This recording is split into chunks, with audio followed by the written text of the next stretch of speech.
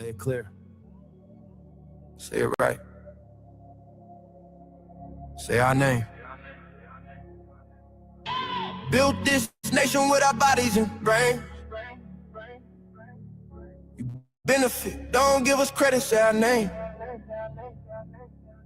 We FBAs, foundational Black Americans. You want us to fight every time you in pain, but when it's time to vote for, silence remains. Yeah. They wanna be us, from the style to the hair, from the lips to the hips, body shaped in our glare. They cross borders, profit off the fight, civil rights paid in blood just to stand in this light. Asia to Africa, you walk through the door, but this land got a history you can't ignore. FBI fought and still fighting today, made room in the system that kept us away. You praise the same power that never chose you, turn your back on the ones that broke chains just to move you. Say we don't know where we come from, that's wild. North to the south, this land raised my child. Built this nation with our bodies and brains. You benefit, don't give us credit, say our name. Say our name, say our name, say our name.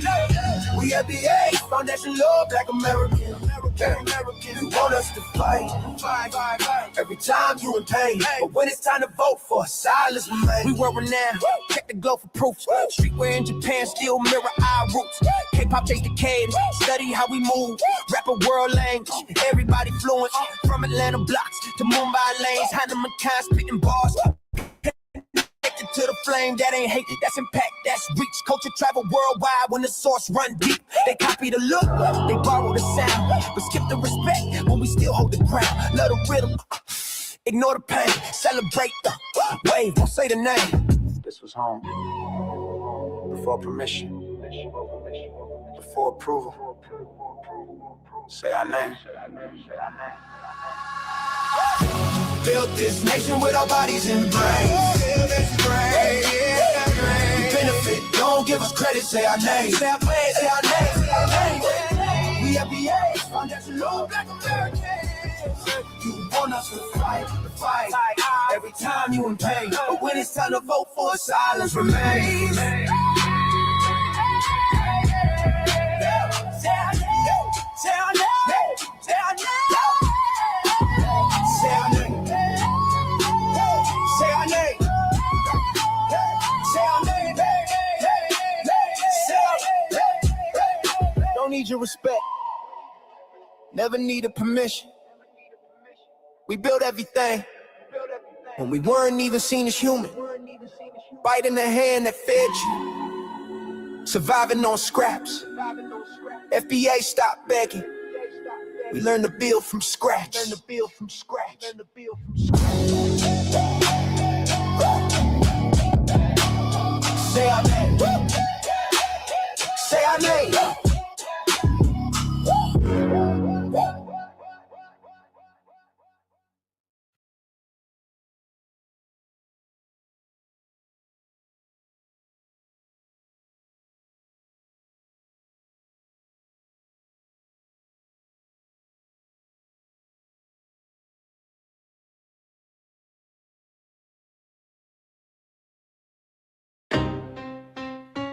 Y'all don't hear us.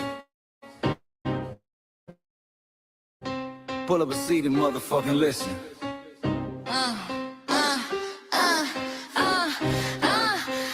Pull up a seat and motherfucking listen.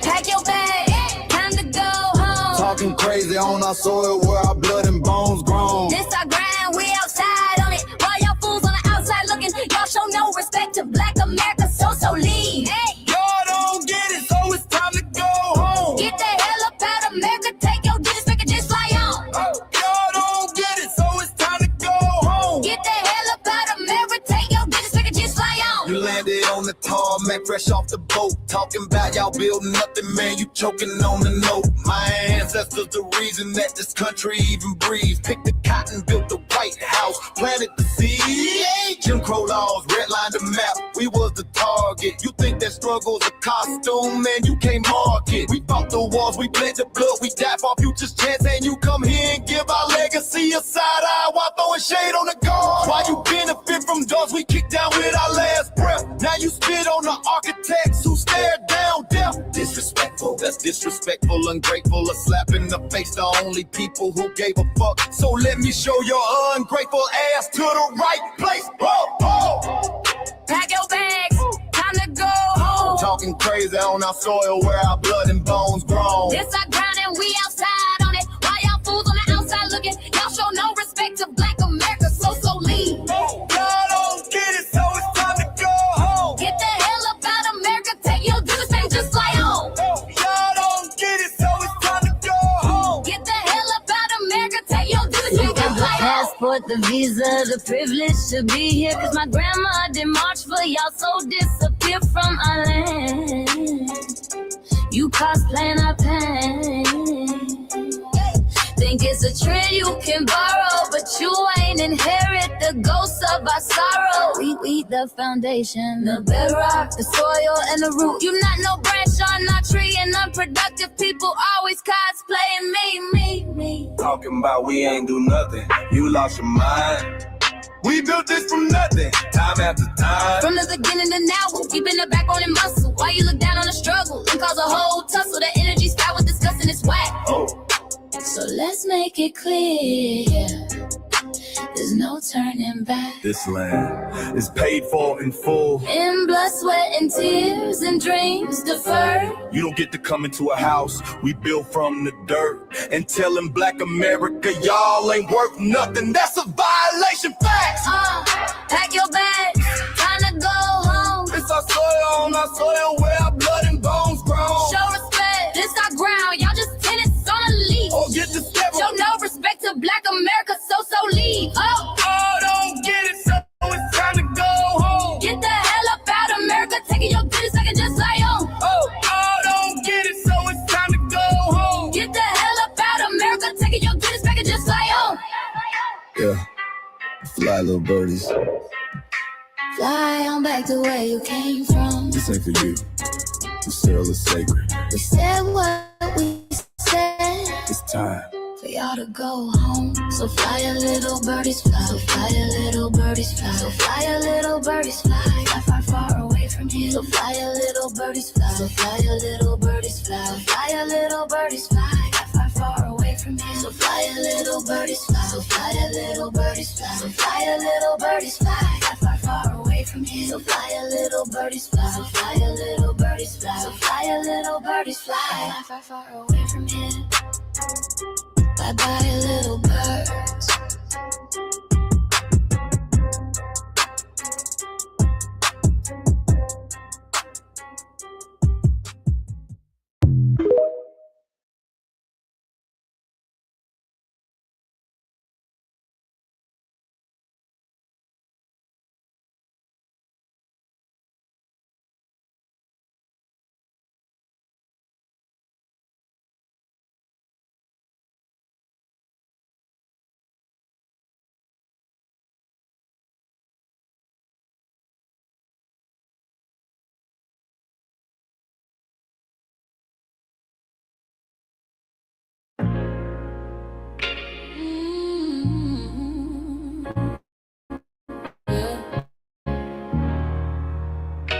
They thought we forgot, but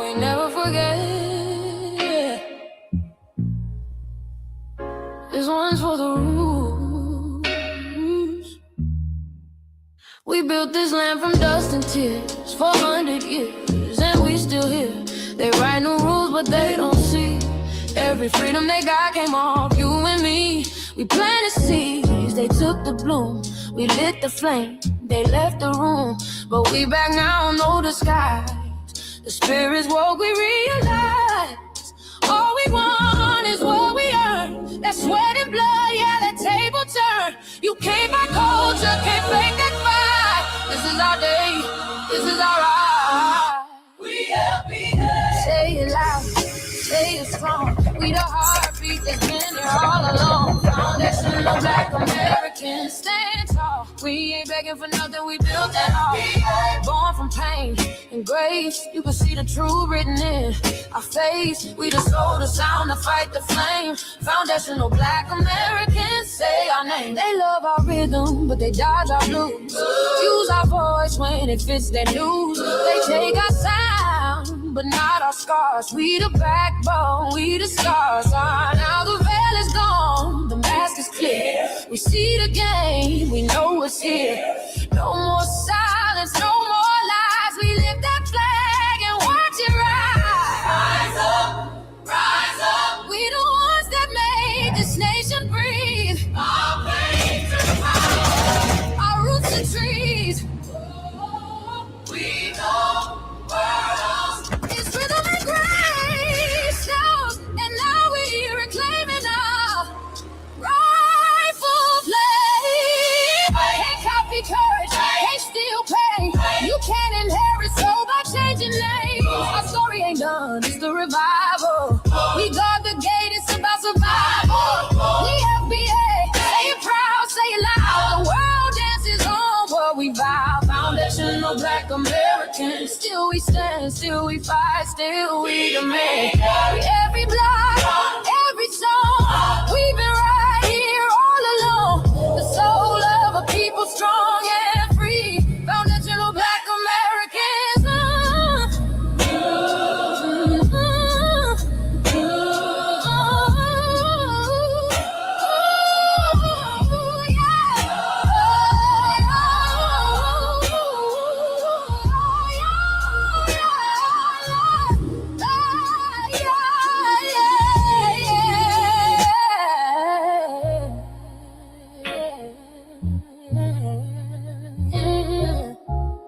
We the first, we the root, we the fire.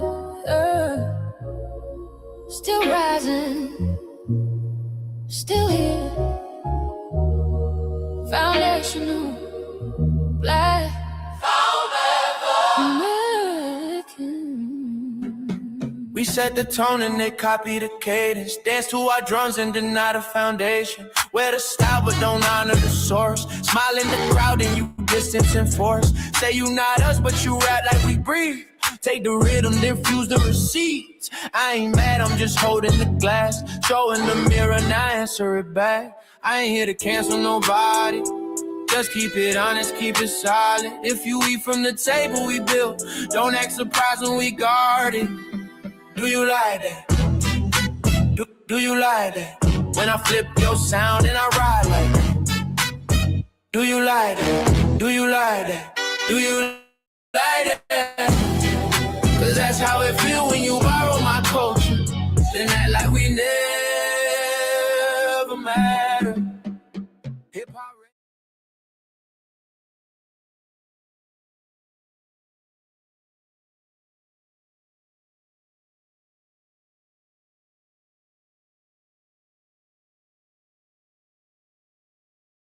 Mike Larry. Now this shit here, it's what I see it is. We're not fighting your battles. We're not carrying your fear. We're not lending our history to people who erased us while we were here.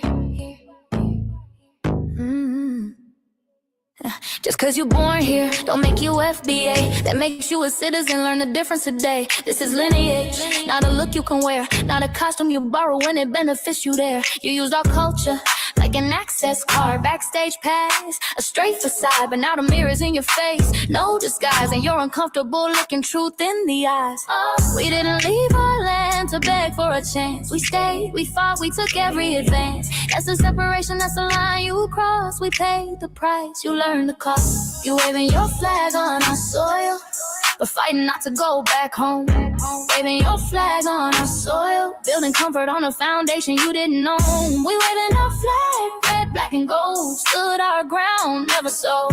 You waving your flag on our soil, scared to build what you claim you love. Our humor, our style, the way we move, the smoothness, the sound, the things we prove. Music we birth, language we shape, innovation forged under constant escape. Warrior spirit means stay and defend, not flee your land and rewrite the end. You call it success, but don't confuse the two. East came after what we went through.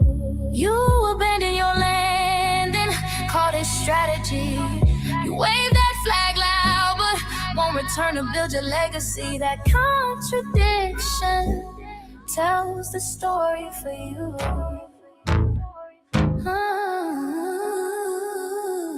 You waving your flag on our soil, we're fighting not to go back home. We waving ours where we were forged, every inch earned, every brick known. We can't be deported, and that truth changes everything. We can't be deported, and that truth changes everything. We know who we are, and now we see who you are too. Just because y'all born here doesn't make you FBA at all. It makes you an American citizen.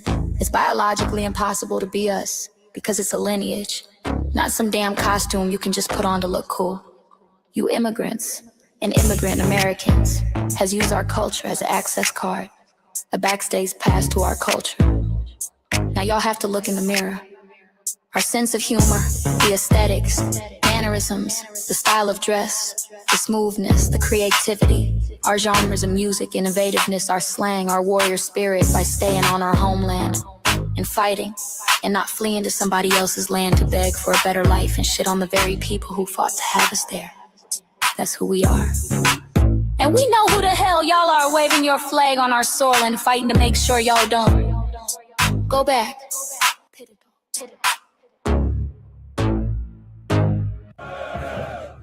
You can't leech off our culture anymore. Beat it!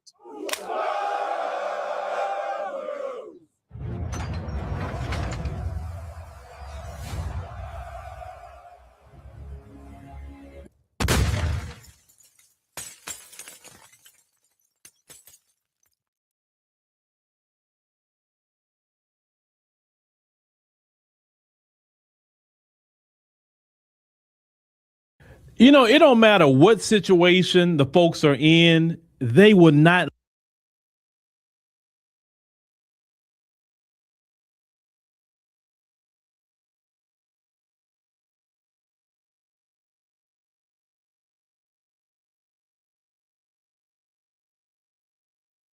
Mike Larry, man, you did it again. We really making history. Let's go. Do you like that? Do you like that? Flip your sound, how you like that? Do you like that? Do you like that? Say it loud, don't walk it back. Do you like that? Do you like that? You grew up mimicking us, now y'all switch it up. Turn the carbon copy, y'all ain't black, what the fuck? It's funny y'all connecting to our culture like it's Wi-Fi. Surfing on our waves of our culture, no more agua. Still in my culture for all these years. Look how time flies, all these colonizers in disguise. Hate y'all still, hate us outside. Study doctor, vampires, the blood of our guilt. They copy the flavor, sip the juice. Love the results, hate the truth. Who? Do you like that? Do you like that? Do you like that? Flip your sound, how you like that? Do you like that? Democratic shields, talking points, the road they fill. Fish and chips, agent on the mic, judging FBAs, but ain't you half white? Talk Talking like you one of us, we need a pool face. The agent type with a prune face. Like 50 and Jim, it's a cold game. Throwing stones cause we build our own lane. I'm joking, kinda, but I mean, smile calm, pressure intact.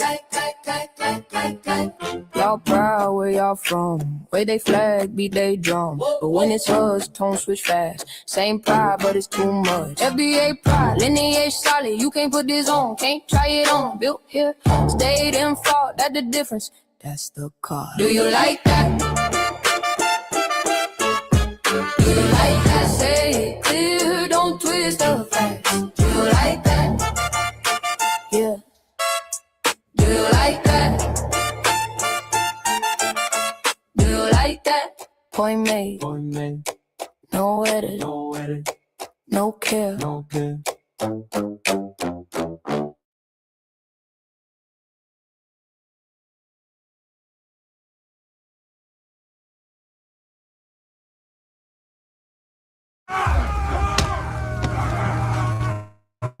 You know, erasing history is something that you have to do when it comes to conquest, domination, and destroying a people. If people knew who they were, what they were, and what they were capable of in the past, they will understand what they have a possibility or a likelihood of doing in the future.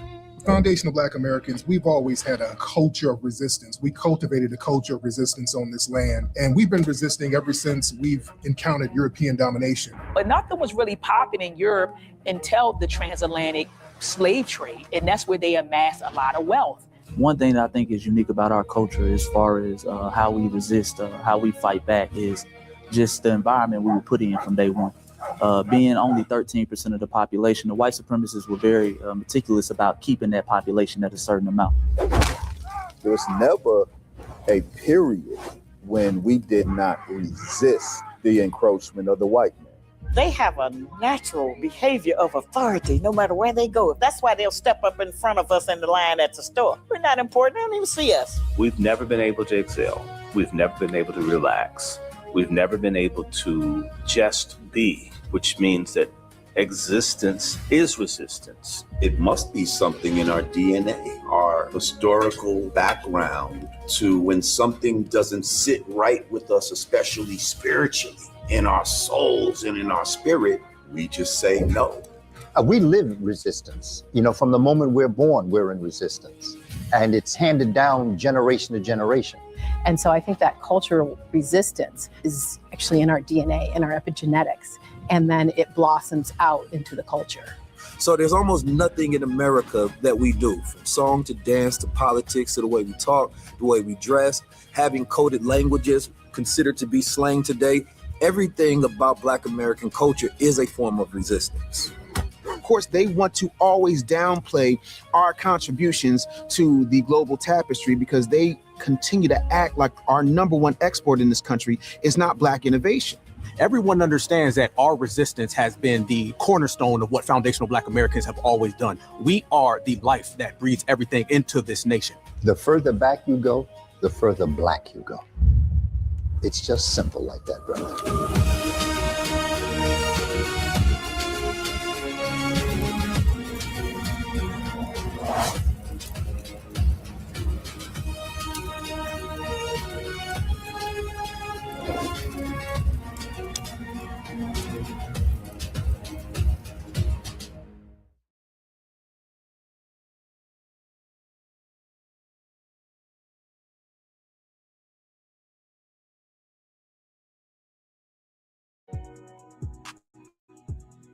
Introducing the B1 Rolodex, the easiest way to search for and support FBA and B1 businesses.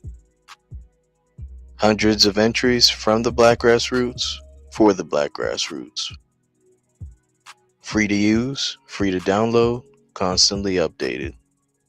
Trouble navigating the document? Try using the map version.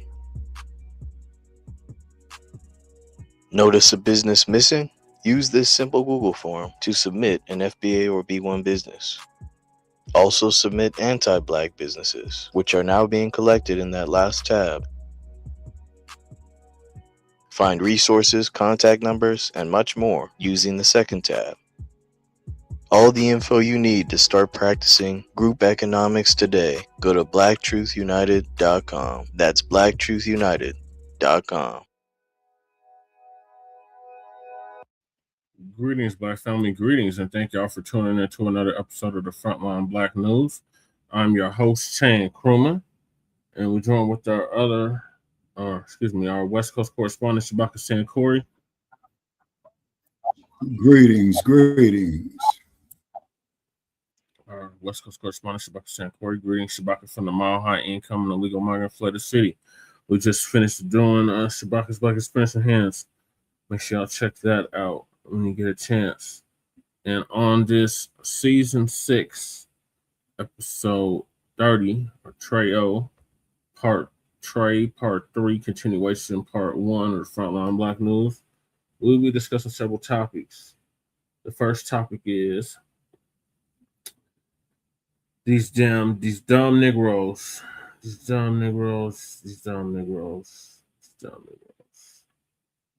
It's really bad, Shabaka. When can we get a cure for cooning, Shabaka? It's just ridiculous. I mean, man, now that, sir, is a very, very unique disease within itself. So the first topic is being a smart, dumb Negro.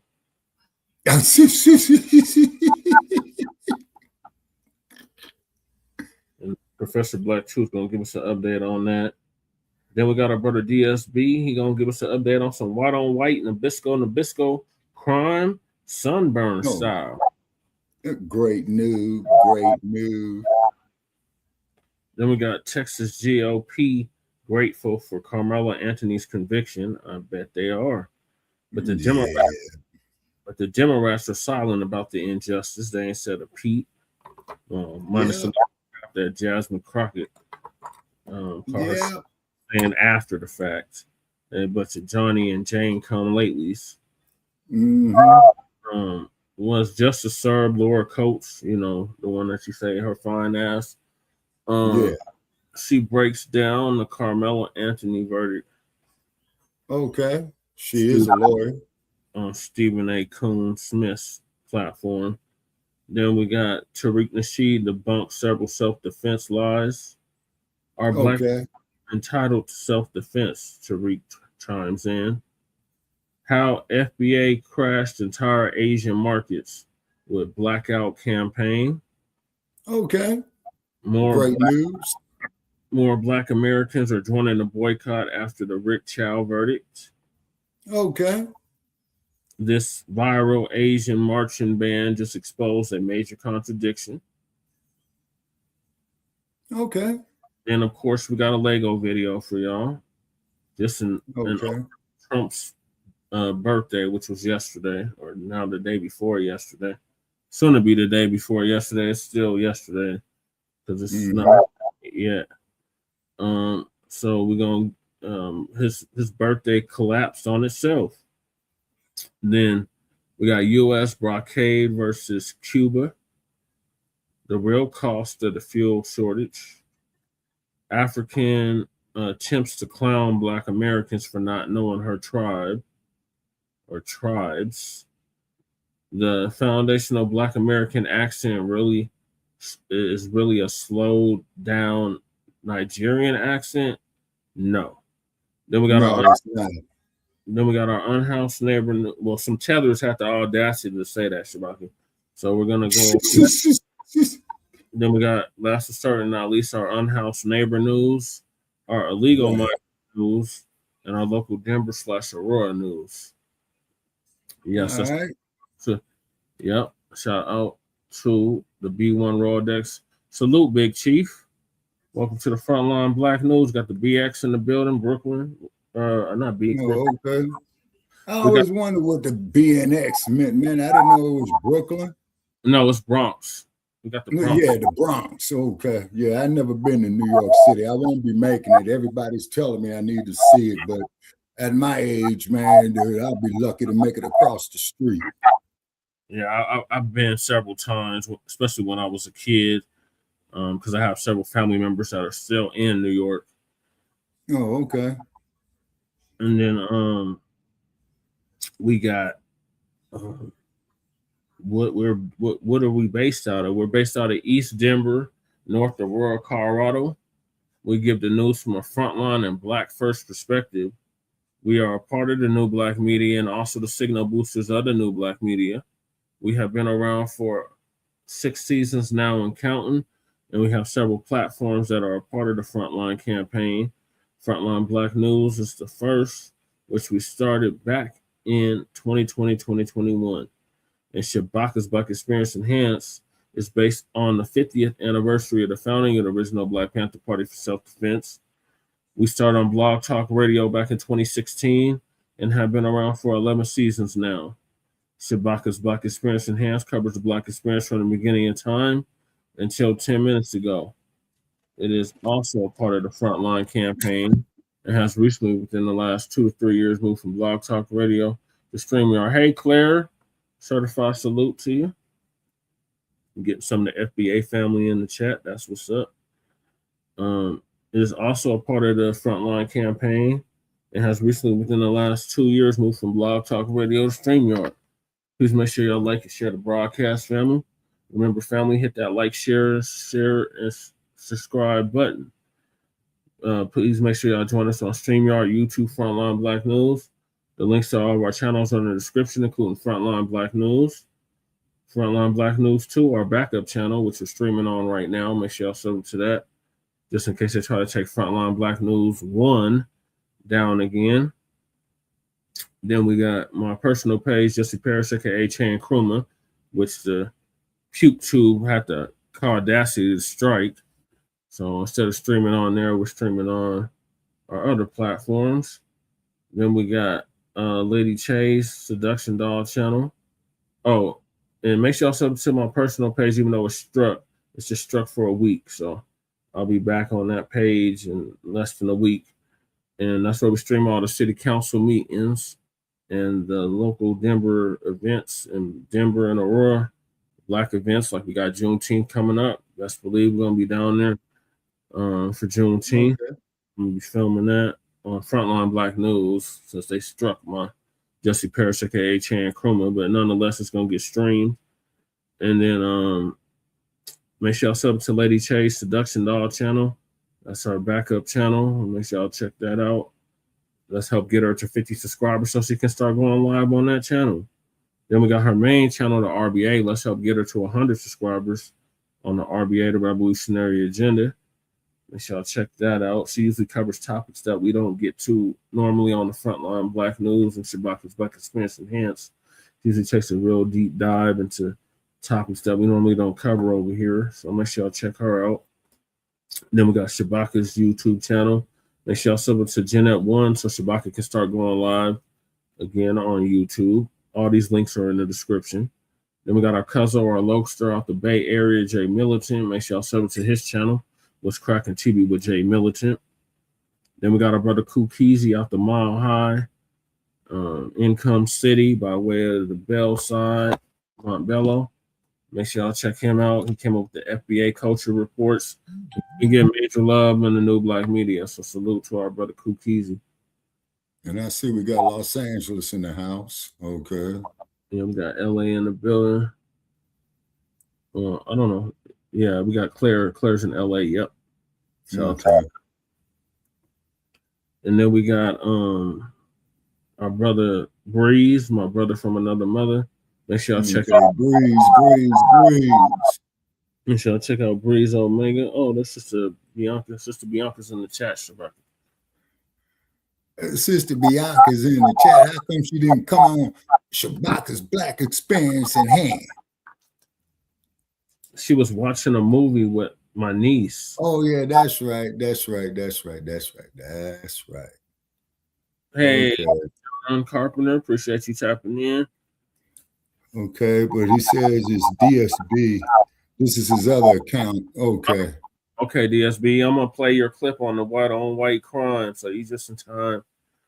Need more of it. Need more of white on white crime. We got DSB in the building under his other account. Salute DSB. Then we got so make sure you check out Breeze Omega. He's our brother that's in Virginia by way of Hempstead, Long Island. He just surpassed 1,000 subscribers. So salute to Breeze. He was live earlier Unfortunately, I wasn't able to tap in. Then we got our brother Church of Black Power, who's now in Houston, Texas, but he's originally from Watts, California, Jordan Downs to be exact, and is now in Texas. And we pray that he stays above, keeps his head above water, because they got flooding going on down there, and there's a possible tropical storm forming right now as we speak. Wait a minute, tropical storm in Los Angeles? Texas, Shabaka. Oh, Texas. Okay. Houston, Texas. Then we got our brother Torian Rain Reloaded. Make sure y'all check him out. He's been around for a decade plus. And he put Lisa Cabrera on as well. So make sure y'all check out our brother Torian. And then we'll go over to his channel. His link is in the description. Make sure y'all check out Black Alpha Network. It was live earlier. I got a little piece of his stream. I'm going to go back and listen to it after I'm done here. And then make sure y'all check out Afro Elite. Shout out to Afro Elite. And then also make sure y'all check out Black Truth United, a brother who came up with the B1 Rolodex, which is a modern day green book for FBA and B1 businesses alike. And a link to submit your business to the Rolodex is in the description. And the link to the Rolodex itself is in the description. Then we got the Freedman Reparations Party. She said she's going to try to make the next show, Shabaki. Okay, that'll be next Tuesday, man. Okay. But however, though, is that Bianca? Yeah, that's Bianca, Shabaki. Okay. All right. Well, we could do for Bianca. Okay.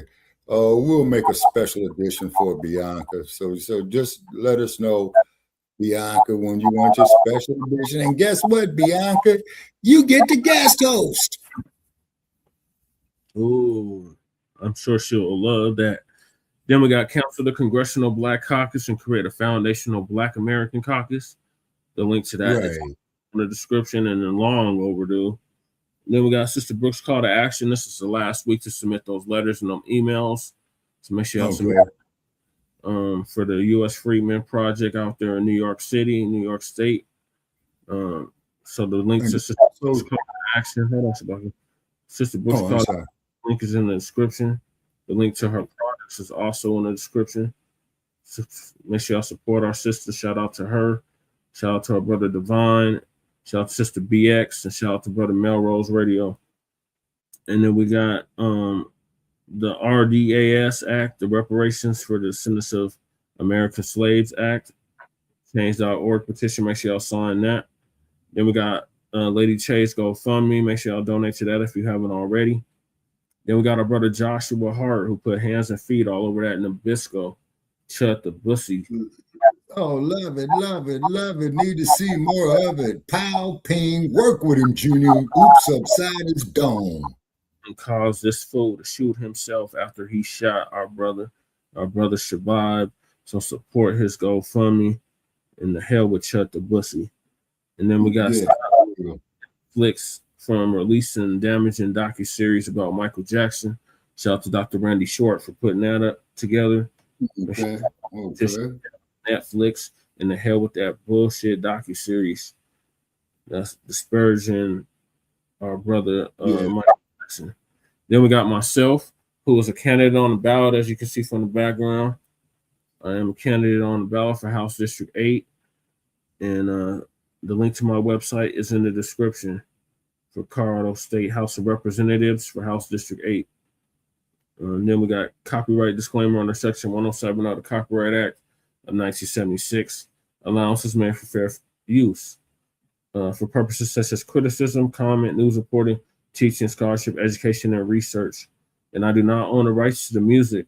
And if you don't understand racism and white supremacy, which is the only racism that exists on this planet, everything else that you think you understand, if you don't understand racism and white supremacy, what it is and how it works, everything else that you think you understand will only confuse you in all 9 or 10 areas of human and people activity. And that is economics, that's education, that's entertainment, that is labor, that is law, that is politics, that is religion, that is sex, and that is war. And some say health and nutrition. In all 9 or 10 areas of human and people activity. And that was by Mr. Neely Fuller Jr., who transitioned last year at the age of 95.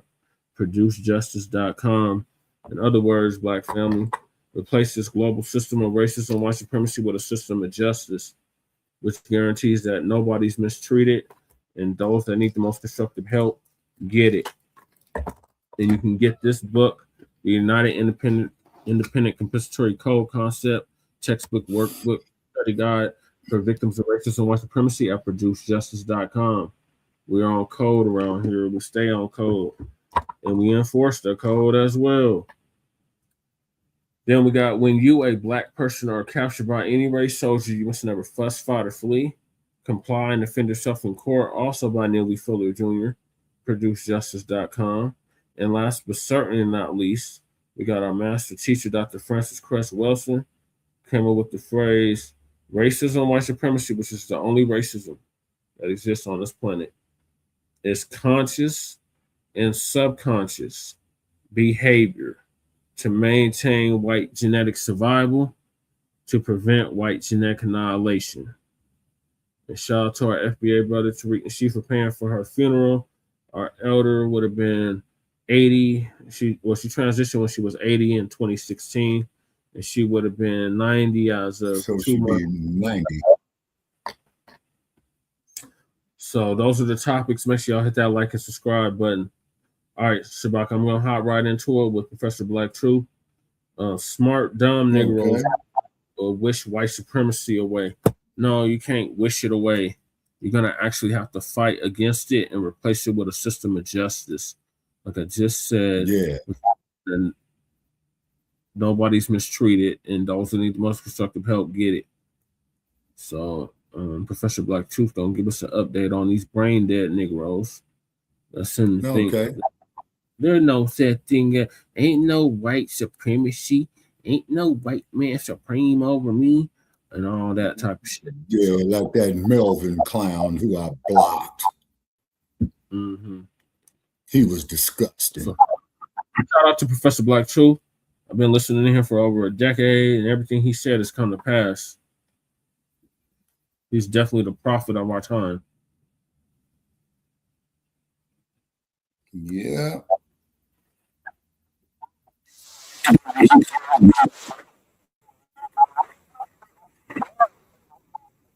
A lot of black folks choose to operate in the world, you see that it's true. Family and fellow soldiers, I'm the professor, and this is the moment of truth. You know, Brother Tariq has often talked about what he calls the smart, dumb Negro, and while that may seem like a contradiction in terms, when you look at how a lot of black folks choose to operate in the world, you see that it's true. You see, cowardice comes in many forms. It comes in physical cowardice, but it also comes in the form of intellectual cowardice. And with the smart, dumb Negro, you get an odd combination of the two. Smart, dumb Negroes tend to come in a couple of different varieties, the first being the most obvious, the street dude who can barely string together a coherent sentence and talks like a reform school dropout. He's a dummy desperately trying to sound smart, but he's not fooling anyone. The second type, however, of smart, dumb Negro is actually much more insidious, and truth be told, more prevalent than the monosyllabic type. This one might have actually finished middle school, and in some rare cases, they might actually pretend to have something resembling an education.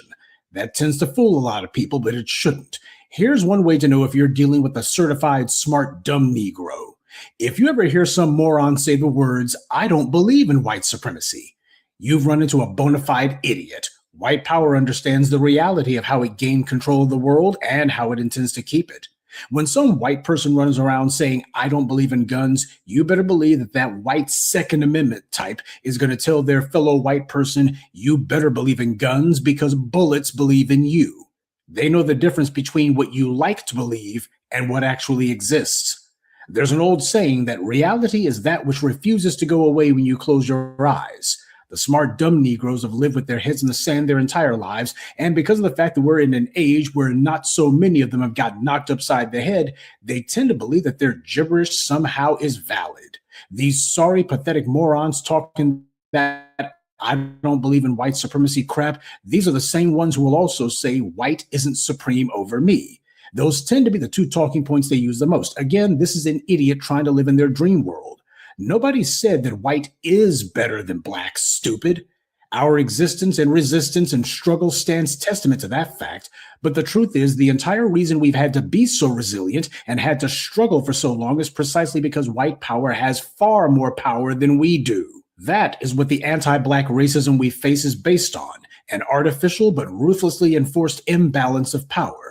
But some Negroes smoke some weed, and it's usually the potheads who talk this stupidity, or some moron who thinks that he has a particular business, or worse, a degree, and they think that this somehow means that they're so above it. Paul Mooney talked about that. The smart, dumb Negroes who, when it comes to racism, they just insist that they're just so above it.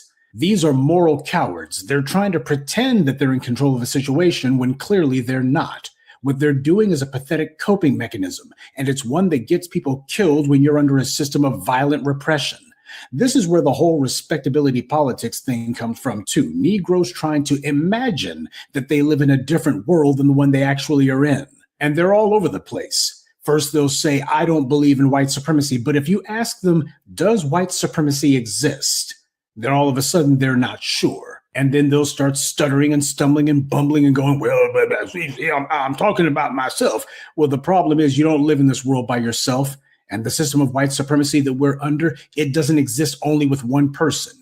It is global. These same individuals, when asked whether or not they believe racism exists, do they believe in that? They'll say, oh, yeah, I believe that racism exists. Yes, but do you understand that racism is not just something that exists in a vacuum? Individuals like this are useless when it comes to Black empowerment. They shouldn't open their mouths about it at all. When people are in the streets protesting injustice, these same individuals will simultaneously pay lip service to those protesters and say that they've basically got a point, while at the same time denying the very evil social order that they're fighting against. So let me make this clear to the worthless, smart, dumb Negroes out there. White people are not supreme in value over Black people, and nobody except the white supremacists have ever said that. The problem you need to stop being in denial about is that we live in a world that's governed by inherent human value. The world we live in doesn't recognize inherent human value because it's controlled by a satanic, demonic ideology of white supremacy. Now, if you're some brain-dead clown who needs for someone to officially roll back the 13th, 14th, and 15th Amendments before you're ready to finally admit to the pig-simple reality that you live under white supremacy, then you're too dumb to learn anything. A lot of smart, dumb Negroes are the kind who have convinced themselves that they've got some sort of in with white society. That's usually where it begins. Typically, these are individuals who are seeking interracial sexual access. Maybe they run a particular business that's dependent on white people for their revenue. They have certain associations with white society. Or perhaps their children got into this or that private school or this or that college or university. That's usually where this delusion stems from. When someone says something stupid like, I don't believe in white supremacy, that's a person whose brain has most likely never worked to begin with. It's simply a fact. Neely Fuller outlined 9 major arenas of human activity, and white supremacy controls them all. Economics, education, entertainment, labor, law, politics, religion, sex, and war. You know, children and the mentally impaired are supposed to be the only ones who actually try to live in a dream world.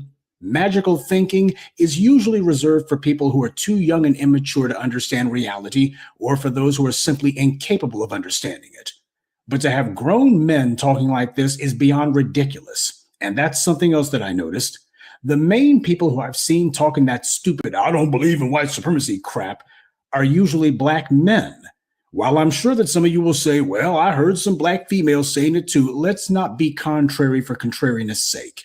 The main ones who you see denying white supremacy's existence and denying that they live under it, saying, oh, white supremacy ain't supreme to me, is usually some Black male who's saying that. And that's because men in particular cannot stomach having to be under someone else's power.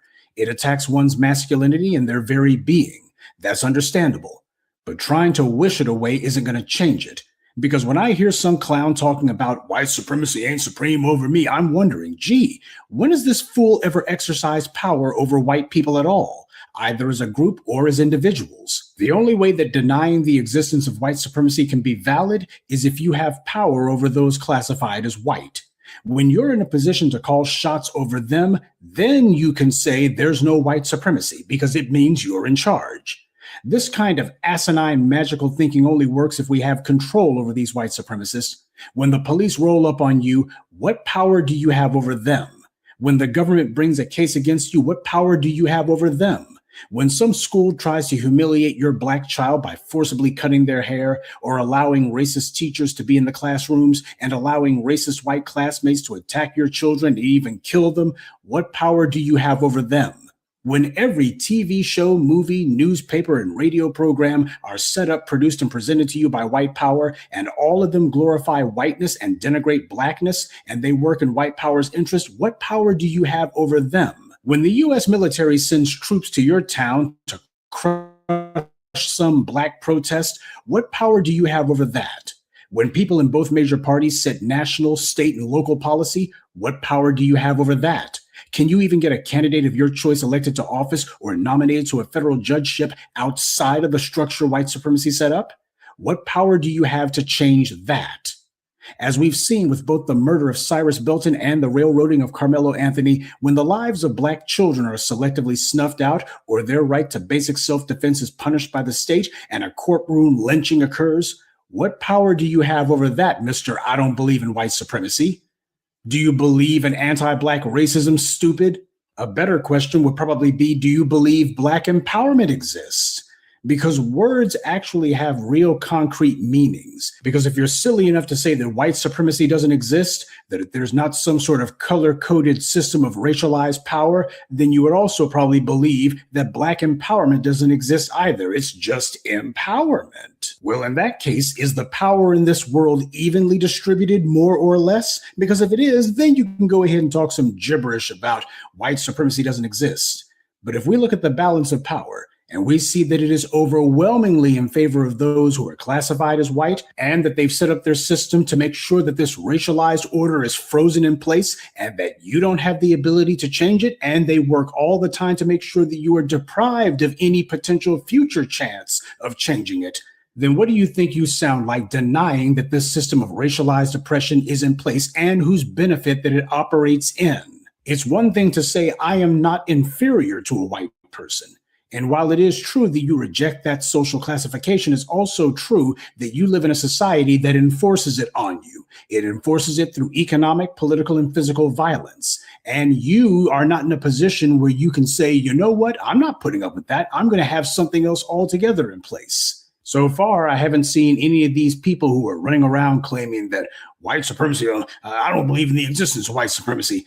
I don't see any of them doing anything that's actually putting something in place to change it. Hell, they won't even admit that the problem exists. So no, Mr. White ain't supreme over me. The system of white supremacy is supreme over you because white power is in charge. We damn sure aren't. And you know, especially as black men, we do ourselves no favors by denying reality.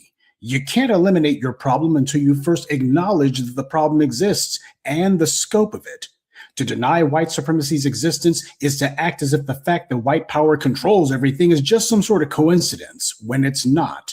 No group of people in human history ever freed themselves from a totalitarian regime by telling themselves lies like, well, that dictator, he ain't supreme over me. Too many black people in general and black men in specific try to sound smart while being plumb dumb. This is how we wind up with so many fools who try to claim that they're educated, and yet they talk like Oswald Bates. Morons trying to live in some alternate reality that only exists in their own heads. We can't afford fools like that. Show me someone who claims white supremacy doesn't exist, and I'll show you someone who's willing to say that racism doesn't exist either. Hell, I'll show you someone who says we are our own worst enemy. Well, they do have a point about that. The bootlick, the tether, and the fool who denies reality, they are our worst internal enemies. Nobody ever denied their way out of a bad situation. But do people who deny reality want to change it? Of course not. When you deny a problem exists, that also absolves you of the responsibility to have to confront the problem, much less to defeat it. And if you happen to be an intellectual or spiritual coward, yeah, that's exactly the stance you'd want to take. That way, you never have to fight the enemy. You never have to risk anything. Yeah, let those people who are in the streets, let them be the ones who are taking the risk. Let those people who are online raising hell about these issues, let them be the ones to put in the work. I'm just going to be so above it. I'm so above it. From the relative safety and comfort that was afforded to them by the very people who they're fighting against. Even at this late date, with white supremacy firmly on the march, you got people who are out here pretending that it doesn't even exist. You want to know why it is that chattel slavery lasted for so long, and why it is that the civil rights movement had such a hard time getting the support of the black masses?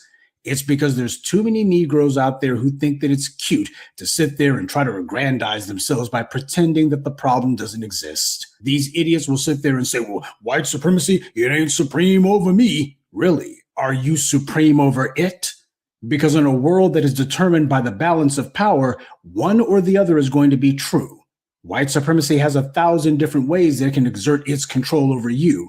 Can you exert any control over it? Fools who talk that kind of gibberish, they think they can take refuge in some magical land of make-believe. They want to have one foot partially in the real world and the other foot in their own mouths. Good day and be one.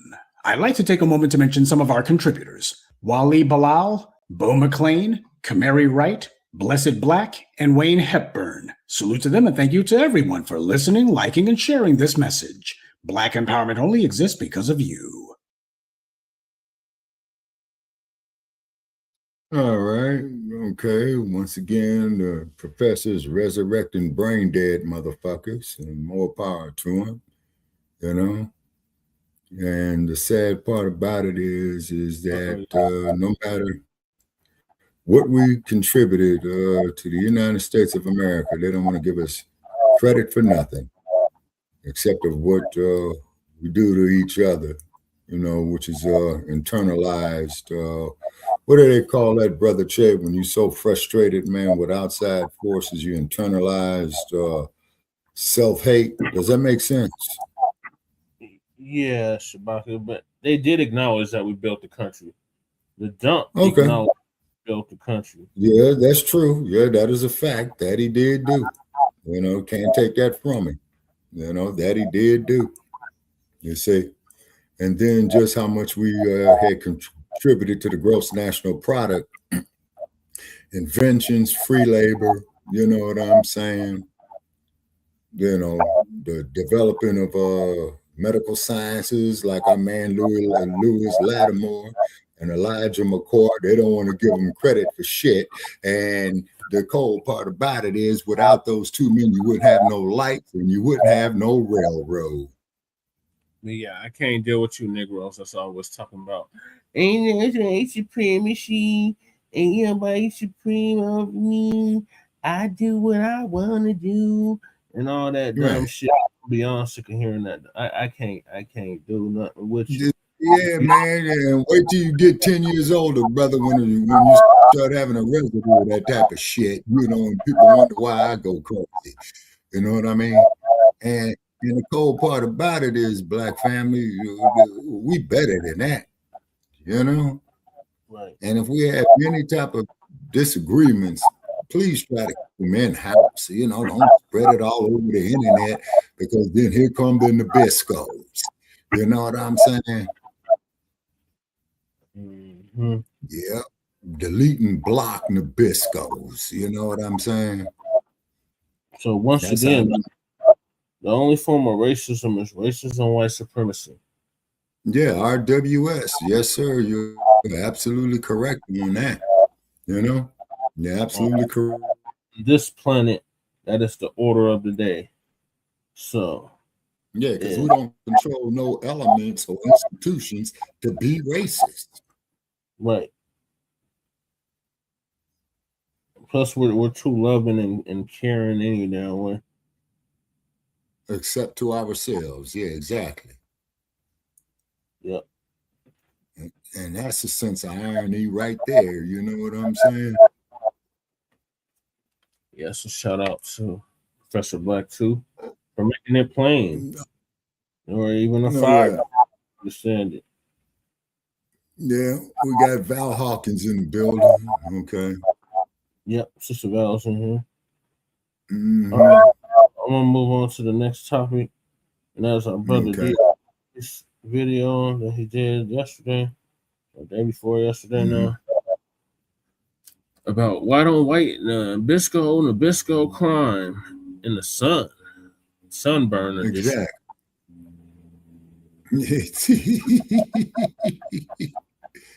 The sunburn Shalom, edition. family.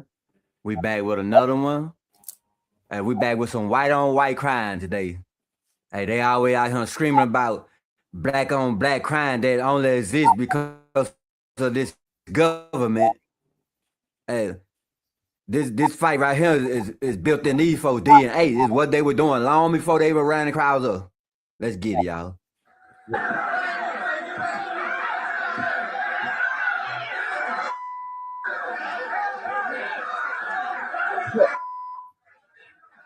A large fight caught on camera. Boy, they out there brawling. I'm talking about sunburning out, boy. Some whooping their ass and they out there whooping each other ass. Is now under investigation in Calhoun County. That's great Sheriff's news. Office sent us this video of that incident that happened over the weekend on the Congaree River, leaving multiple people injured. WS reporter Lena Allen shares this update on the case. Brothers and sisters, hey, this is why y'all don't go to them events right there. Hey, had one of y'all been at them events, hey, y'all would have been the target of their anger. See, one of there, they had to all knock each other around as they were doing when they was in the cave. But that's a story for another day. The sandbar on the Congaree River here. Now, how come they couldn't get one of their folks to report on it? In Calhoun County is a popular spot And that lady, her forehead looking kind of suspect. for events and summer gatherings. Hey, but you can't never tell the spirit though. It's all in the spirit. But an annual event this past weekend turned into chaos on the Congaree. Shit, that was chaos on the Congolese. Investigators counting up. Look at everybody out there, red boy. Sun tan their ass up, and they out there tearing ass up. Tearing each other ass up. Upwards of 20 people involved. Look at that, man. Look at this sunburn. Nothing but red. They showing their true color, red. Yeah. In a fight Saturday afternoon. Well, you know, the injuries were. Hey, you can look at this guy here and tell brothers and sisters, this is the type of dude you do not want to run a crowd right here. One of these small towners right here. Stay clear of Thomas. What they said? Thomas, I can't make out their last name. Goddamn Thomas. Yeah, y'all stay away from Thomas. Thomas like he'll pin some shit on you, boy, and you ain't did nothing. Thomas Summers. It looks like it says Summers. Says at least 3 Right. people were injured in the fight, suffering from swollen eyes. Look at that sunburn. That mother, that's so burnt up, boy. He got a shine on his back. Right. Even head. Told y'all they're gonna be a sizzle this summer. And these people still out here trying to enjoy the sun. Nah, enjoying our sun, you never been able to do it in that way, but you sure enough ain't gonna be able to do it now. Right. Yeah. Sun angry. To see that many people swinging and fighting, it could have been really, really bad. Shit, it is bad out there. Look at the sunburn. It's bad out there. They out there fighting like wild animal too, boy. That's DNA showing. And I'm sure there are injuries to people that we have. Wild animal. It's normal for these folks, y'all. And he's sitting up there acting like it ain't normal. It's normal. Hey, CNN and Fox, how come y'all ain't showing it? Y'all love showing them when we out there brawling. Yeah, they are. Right. Heard about. That's just the nature of that type beast. Yeah, that's the nature of y'all, the beast. Tell me that's the nature of the type beast. You talking about yourself, dumbass. Yeah, he was The accurate. fight broke Yeah, out he was during the accurate. Sparkleberry Duck Run, an annual event that draws in people from near and Near and far. far, allowing them to set up tents and Well, duck that's it, boats along family. the river. Shalom. But to unclear Yeah, they drunk enough to fight. Yeah, drunk enough to fight. Yeah. Shout out to our brother DSB. Thank you for giving us that update on that white on white crime. Oh yeah, we need to see more of it. Right. Yeah, he has a sister. Yeah, go ahead. Our brother has a YouTube channel. Make sure y'all check out our brother DSB. He's on YouTube as well. He be dropping all kinds of white on white Nabisco videos. Oh yeah. Oh yeah. Oh yeah. Now All we right. got Sister Demetria K out of Yeah. H-Town in Great State, Texas. Down there, Governor Bud. thoughts and prayers to her and all the rest of the family that's down there in Houston. That's Yeah. flooding. They're expecting like 2 feet of rain. Ooh, shit. So hopefully they're all right. So Sister Demetria K gonna give us an update. I think this is from the ancestors too, that flooding. Because right after that Karmelo Anthony verdict, it come out. So that's right. The Texas GOP, meaning the Republicans, are grateful for Karmelo Anthony's conviction. But the Democrats who want us to get our booties and souls to the polls are sad about it in this midterm season. I thought they was hold their seats, you know. They wanted our police to boycott college sports. They wanted us to boycott Target, and they nothing about our brother Karmelo Anthony. So right. Demetria K gonna give us an update on that. Okay. By now, you have all heard the news that 19-year-old Karmelo Anthony was sentenced to 35 years after being convicted of first-degree murder of Austin Metcalf, who was 17 years old at the time in 2025 when they got into a very heated altercation at a track meet in Frisco, Texas. Now, of course, there was a big, giant racial divide where Black folks were hoping that he would be found not guilty. But once he was found not guilty, of course, we were hoping, okay, maybe they'll take it easy on him because the jury could have sentenced him anywhere between 5 and 99 years. But again, they chose 35. Now, it should be said that he can, try to parole out at the 50% mark of his time. But of course, an appeal will be filed. So hopefully he'll be successful with that. Now, on the white side, they were very happy. Some of them wanted him to, go past the 99 years and a whole bunch of other horrible things. But I saw a post from the Texas GOP, and this is what it said. A year ago, Karmelo Anthony murdered 17-year-old Austin Metcalf during a Frisco ISD track meet. This was a senseless and heartbreaking tragedy that shook Texans across our state. While I am glad to hear that Karmelo Anthony has been convicted by a Collin County jury, no verdict can restore the life that was taken, nor can it fully ease the grief endured by Austin's twin brother Hunter, his family, friends, and classmates. We continue to mourn the loss of a young life taken far too soon. The jury's verdict affirms what Austin's family has known since the tragic day. Karmelo Anthony committed a brutal and unjustifiable act that stole the life of an innocent young man. I commend the jurors, prosecutors, law enforcement officers, and witnesses who fulfilled their duties in the pursuit of justice for Austin and his family.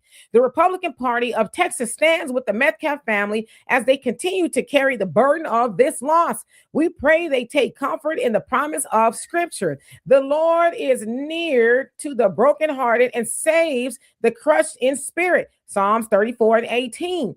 And we further pray that God's presence, comfort, and peace remain with the Metcalf family and all those affected by this tragedy. May Austin's memory forever be a blessing, and may we continue working to build a state where every family can feel safe and secure. Again, that was the Texas GOP sending that notice and letter out to Austin's family. Again, RIP to him, and letting them know that they speak for Texans. I don't think they speak for all Texans, but that's to be expected, right? Republicans, especially in Texas, mostly white, and that's just how they get down. But I want to know, where is the Democratic Party's letter?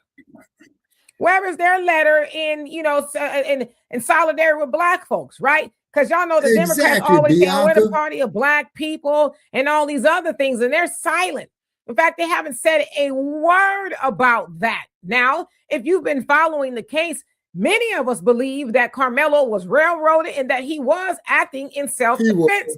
But see, even with the GOP and their, recollection of things, they standing on business about, oh yeah, we're glad that he's, put away and this, that, and the other. And didn't mention the fact that Austin went up to Karmelo and was bullying him along with his twin brother, Hunter. They left all of that out, right? They didn't add in that, oh yeah, he should have been minding his business. And for the Texans out there, let this be a lesson to keep your hands off of Black people, right? And that you do not own Black people. But back to the Democratic Party, where is your letter? Where is anybody to say anything about this? You hear Black folks, crying out and saying this is an injustice. But see, y'all don't care about Black folks. You only care about illegal immigration and a whole host of other things that have nothing to do with us. But I tell y'all what, had that been an illegal immigrant that happened to all of them and their mama, and Obama would have came out and had something to say. But when it's Black people, they are silent. While the GOP is running around praising, putting the boy away for 35 years, again, on a self-defense claim, which most people, somebody with some sense, would say, yeah, that was self-defense because we're in the stand your ground state, right? That's what Texas is. But we also know, had it been the other way around, Karmelo, if he was white, it wouldn't have been a thing. He wouldn't have even been charged. If it was Austin, but we know what we're dealing with. We're not surprised. And I'm not surprised that the Democrats shut mouth about this, but wow, I know they've seen the statement. And to this point, I haven't seen them say anything. And I'm not going to hold my breath because they're not, right? So Black folks, while they're telling you to, do this and do that and feel this and feel that and boycott this and boycott that, stand on business about that. You see what they not standing on business on. And that's putting away a child that was defending himself for 35 years as the GOP running around praising the verdict. Shame on it all. So anyway, y'all let me know what you think of that. And for more insightful commentary, please subscribe to this channel and my channel. And like and subscribe to Frontline Black News. All right, thank you, Sister Demetria K. And like Sister B said, innocent my ass. Him and Hunter thought they was going to punk him back into the rain and effed around and found out exactly. And that man had every right to come out of that rain because they tried to talk that shit. He was in the opposing team's tent. If that there was at the school whose tent that was, they would have had a point, but they were in a city park. That means it's open to the fucking general public. Exactly. That's what that means. That part. But they didn't have the intellectual capacity to understand that. So that fucking judge needs to be disbarred. That goddamn prosecutor needs to be disbarred. The damn bailiff needs to be disbarred. Yep. All that shit. That wasn't nothing but a fucking conspiracy against that young man. Yeah, and that's a sundown town too. Frisco. Right. Exactly. And isn't conspiracy a felony, sir? Yep. Uh-huh. Yeah, that's what I thought. I once read, to quote Dr. King. Yeah. Yep, it's definitely a felony. Once read. Mm-hmm. So yeah, the whole damn system's guilty. But we're gonna get our brother gonna get exonerated. We ain't giving up hope on our brother. He gonna get out. And I hope he sues them motherfuckers, man, for $1 billion and break that goddamn state. Right. And I did post this show on the episode. I think it was the episode they took down, Shabaka. I showed all the information you want to write Karmelo and put money on him. Right. Right. Giving up on our brother, he gonna get exonerated. He gonna be out in no time. Right. Because and I can't emphasize this here enough, brother Che. A person with almost a average in school is not a criminal. Right. You see what I'm saying? So that should be going in his favor right there. He had his whole future, a damn good future ahead of him. Yeah, he did. Would have found a cure for, like you said, AIDS, or I think Sebi did. Yeah, exactly. Cure for cancer. A cure for brain dead motherfuckers. Who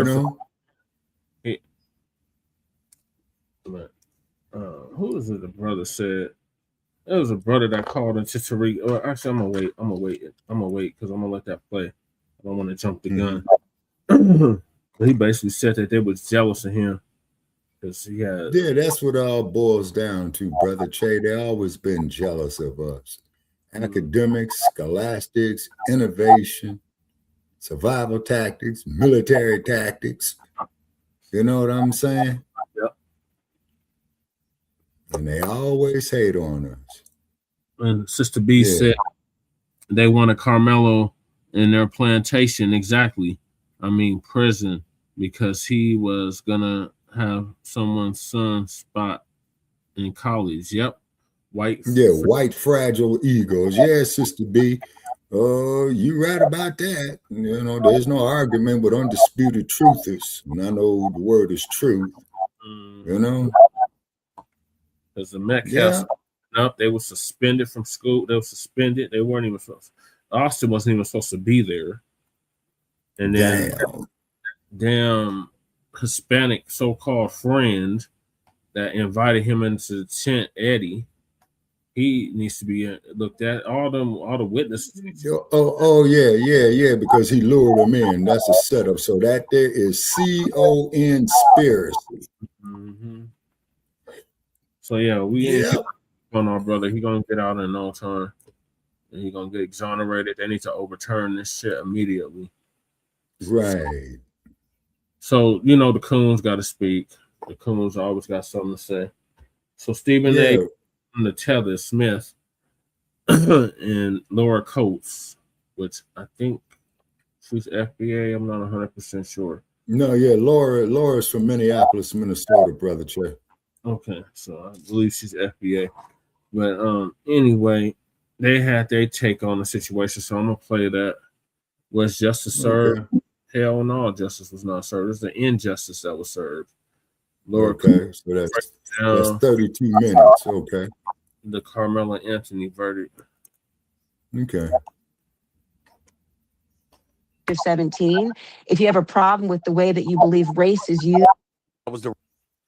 Welcome to the special edition of Straight Shooter with yours truly, Stephen A. Obviously, last week I made a lot of noise because of the position that I took talking about Karmelo Anthony, the teenager that was convicted of first-degree murder.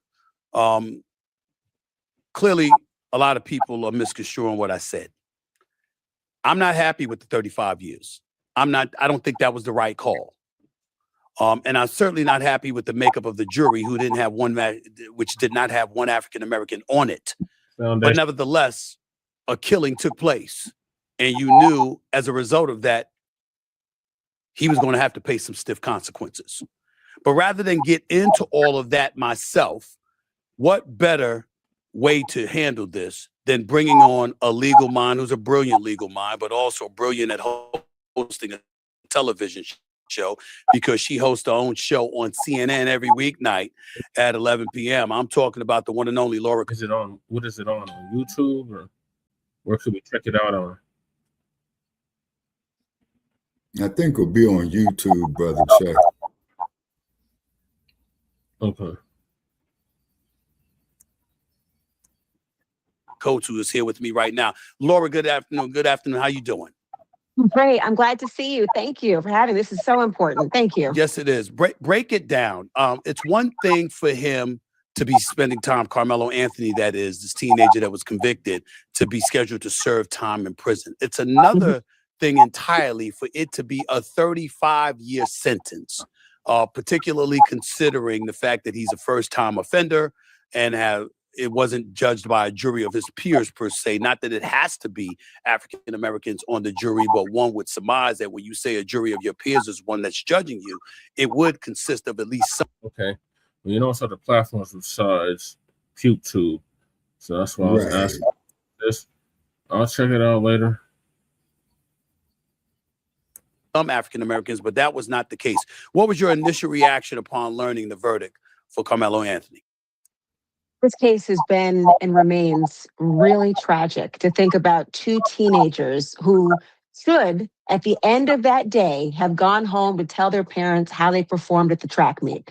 That's all this should have been. There should never have been what transpired. And to think that we are here with both families experiencing a kind of loss that they will never be able to recover truly from, one having lost their son entirely to death, killing, the other who will now spend more than the entirety of the life he's lived right now in prison yet again. My initial reaction to this was, frankly, the word foreseeable.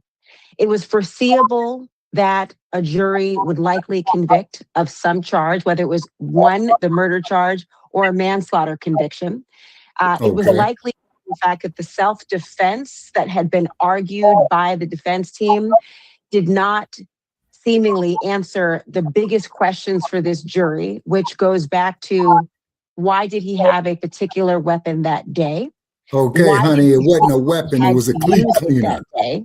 And was there an alternative way that he could have conducted himself to protect his own safety and otherwise?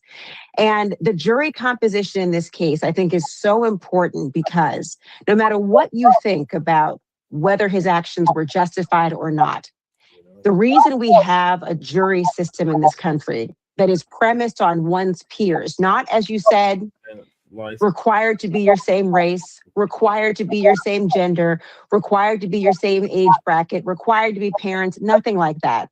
But a jury of people who are going to have an open mind towards the facts as they come in, the evidence as presented, and with an insight into the possibility of being able to put oneself in their shoes.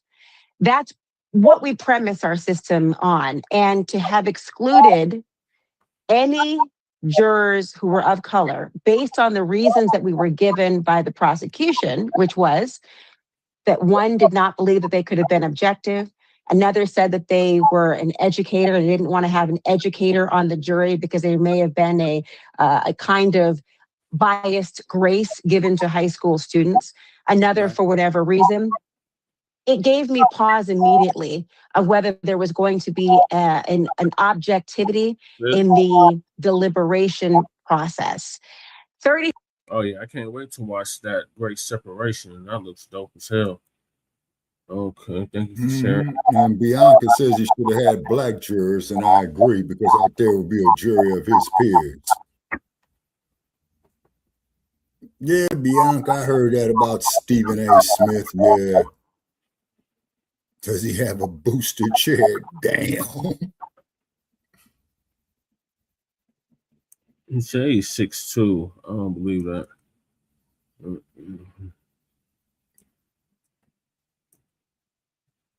He should have had. Yeah, he should have had black jurors. The whole goddamn jury should have been black. That would have been a jury of his peers. Right. In a sundown town, though. This is apparently a sundown town. Well, of course it is, you know. 5 years in particular, Stephen A., is interesting because normally when we have a sentence in this country, it is based on a kind of imagine a chart that has corresponding years and months to the types of crimes you've been convicted of in the past, the behavior you've done in this particular instance. And we use that to align what might be in line with what's fair generally. Fair not meaning an eye for an eye, but fair in the sense of what have we done before? Is it in line with what we do in a situation like this? Because remember, we're a common law state and we're a common law country, which means we use what we have done in the past as guidance to what we do in the future. Okay. And so this jury was able to actually give their own sentence, which doesn't happen across the country, but in Texas it did. And the reason this is so particular is because there have been other cases that have been similarly situated cases, not precise, where there had been less time given when there had been an instance like this. That's one of the things I brought up, the case of Case and Allison. I believe that was the name. Yeah, she's suspect too. Okay, now I got a question. With her being a former prosecutor, they need to ask her if she was the district attorney in that case, which she is qualified to be. Would she have filed charges of murder one? No, he's not gonna ask that. It's like I said, Coons has something to say. So yeah, yeah.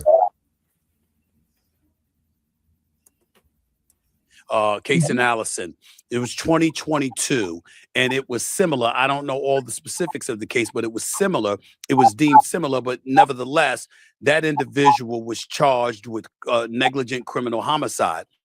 as opposed to first-degree murder. And the difference is, whereas Karmelo Anthony was expecting to hear a sentence anywhere, the sentence could be anywhere from 5 years to life. In the case of criminal negligent homicide, well, that carries a 2 to 20 year or 2 to 20 year sentence. And one was wondering, how come that wasn't accorded to Karmelo Anthony? Do we know the reasons behind that compared to a case analysis? The discretion of the prosecutors reigns supreme. They have within their disposal the ability to decide whether or not they want to present certain charges or not. They gave this jury more than one option. They had the murder. They also had manslaughter. Manslaughter, think about these two distinctions. You think about murder, normally it's either premeditated, it's intentional, it's an intentional killing. You think about manslaughter, it's the idea of you acted in a certain way that had a reckless or different disregard for the life of another person that resulted in their death. So they had those two available to them. The judge is within that judge's disposal to be able to allow the jury to decide either of those things. This jury said the higher charge was the appropriate one. Now, what could have turned the page for them would have been a presentation of what they were calling passion, sudden passion. Normally that phrase is used for someone who, like, you walk in on your wife and she's sleeping with your best friend and you lose your mind. That's the heat of passion crime that people think about normally speaking. Right. This was, they were trying to present it as the heat of passion, the sudden passion as in self-defense. That the circumstances were such that the tension was so thick that this person was kill or be killed.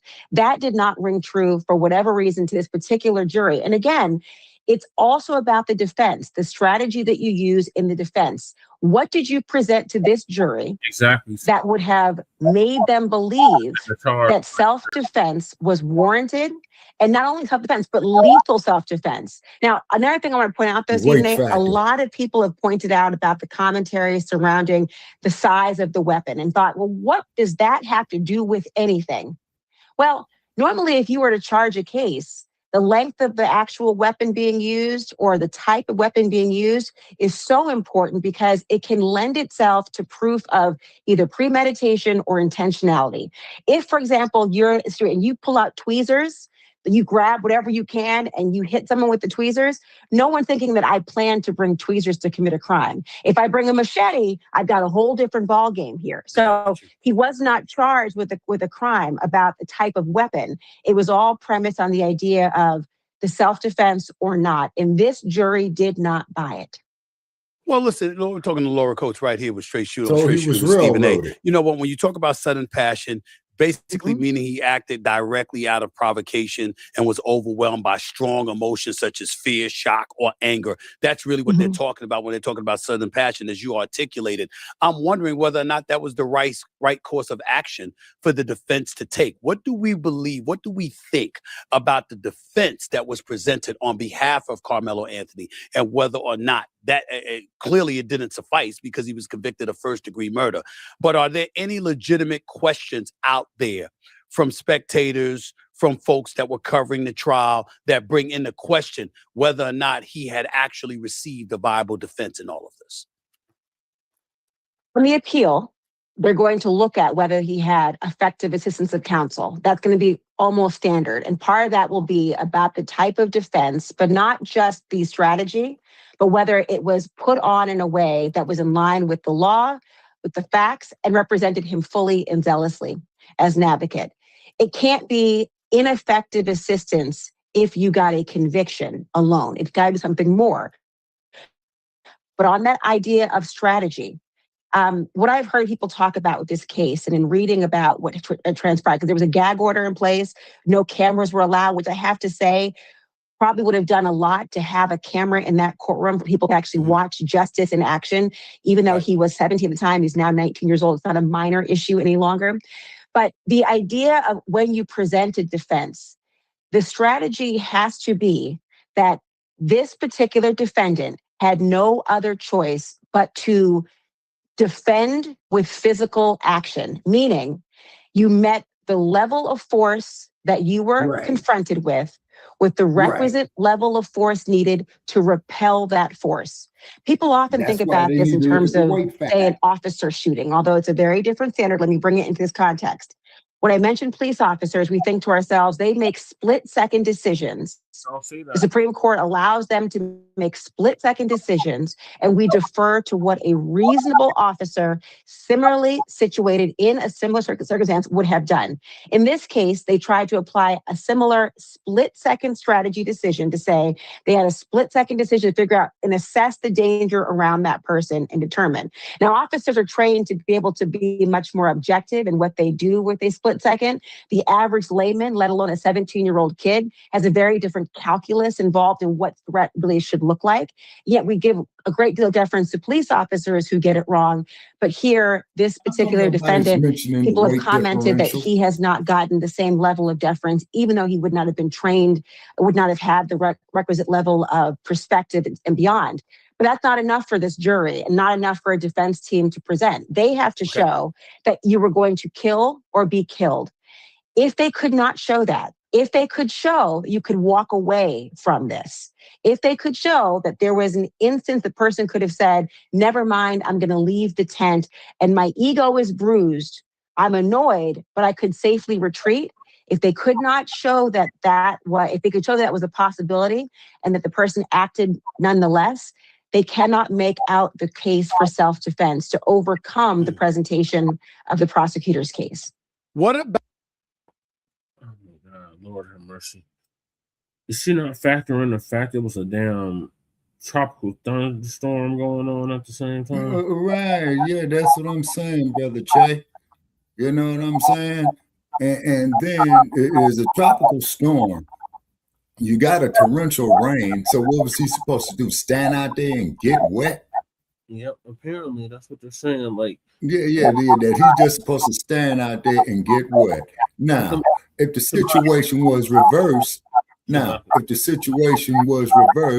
they would have acquitted Metcalf, and then they would mention, well, how come the nigga didn't let me come up there and get up out the rain? You see, that's that white privilege shit. Mm-hmm. And that's that Jim Crow shit. Yeah, of course, Brother Che. That's what I mean by the white privilege / Jim Crow shit. You see what I mean? What I mean is when a white person was coming down the street, especially a white man, and it was raining or there was water on the ground, you had to jump in the middle of the street. Yeah. And let them pass. Yeah. You couldn't laugh at them, otherwise you have to put your head in the damn barrel. Yeah. I've heard of that. You couldn't look at them or their women, or they call it eyeballing. Yeah, exactly. But yet, though, you get these damn Nabisco men up there using reckless eyeballing on black women. And then they had the Casual Killing Act going all the way back to the 1600s. Yes, sir. In the state of Virginia. But it wasn't just Virginia. It started in Virginia, but they had it all. Okay, then it spread out. Okay. But the Casual Killing Act said that you could kill a black person or a black child if you weren't correcting them. Yeah. That still sets the precedence. Mm-hmm. Centuries later. Yeah, it's in the ethos, which is a group psychology. If I'm right about that, Brother Che. It's in addition, it's in the ethos, but it's right. That's the precedence for the law. Right. Yeah. Mm-hmm. Yeah, and Bianca saying it was pouring rain and everyone was seeking shelter. How was he supposed to walk away? It was wrong trying to instigate or bully him out of the tent. And what that logic there is inescapable. Right. You see what I'm saying? Exactly. But this is the trip about these damn kangaroo ass courts. And these cones. You hear these cones? Yeah. You said she's an attorney herself, right? Yeah, she's a former federal prosecutor. Yes, so she's a former attorney. So she knows the damn law, or should know the law. Yeah, right. She's a doctor. What's that there? A doctorate of jurisprudence, I believe. Yeah, jurisprudence. Yeah. Yeah. Well, Laura, I'm disappointed in you. So that kind of gives me tethered vibes, but I'm gonna continue. Jim Crow is their fragile egos in writing. Yep. That's exactly what it is. That they can enforce. And they have the military force to back it up. Right. You see? And then about the judge choosing not to allow cameras inside the courtroom. You just alluded to that. You just brought that up. I certainly was going to bring that up. This is one of those cases where if there's no cameras in the courtroom, you're at the mercy of the judge, and the lawyers and their interpretation of what transpired.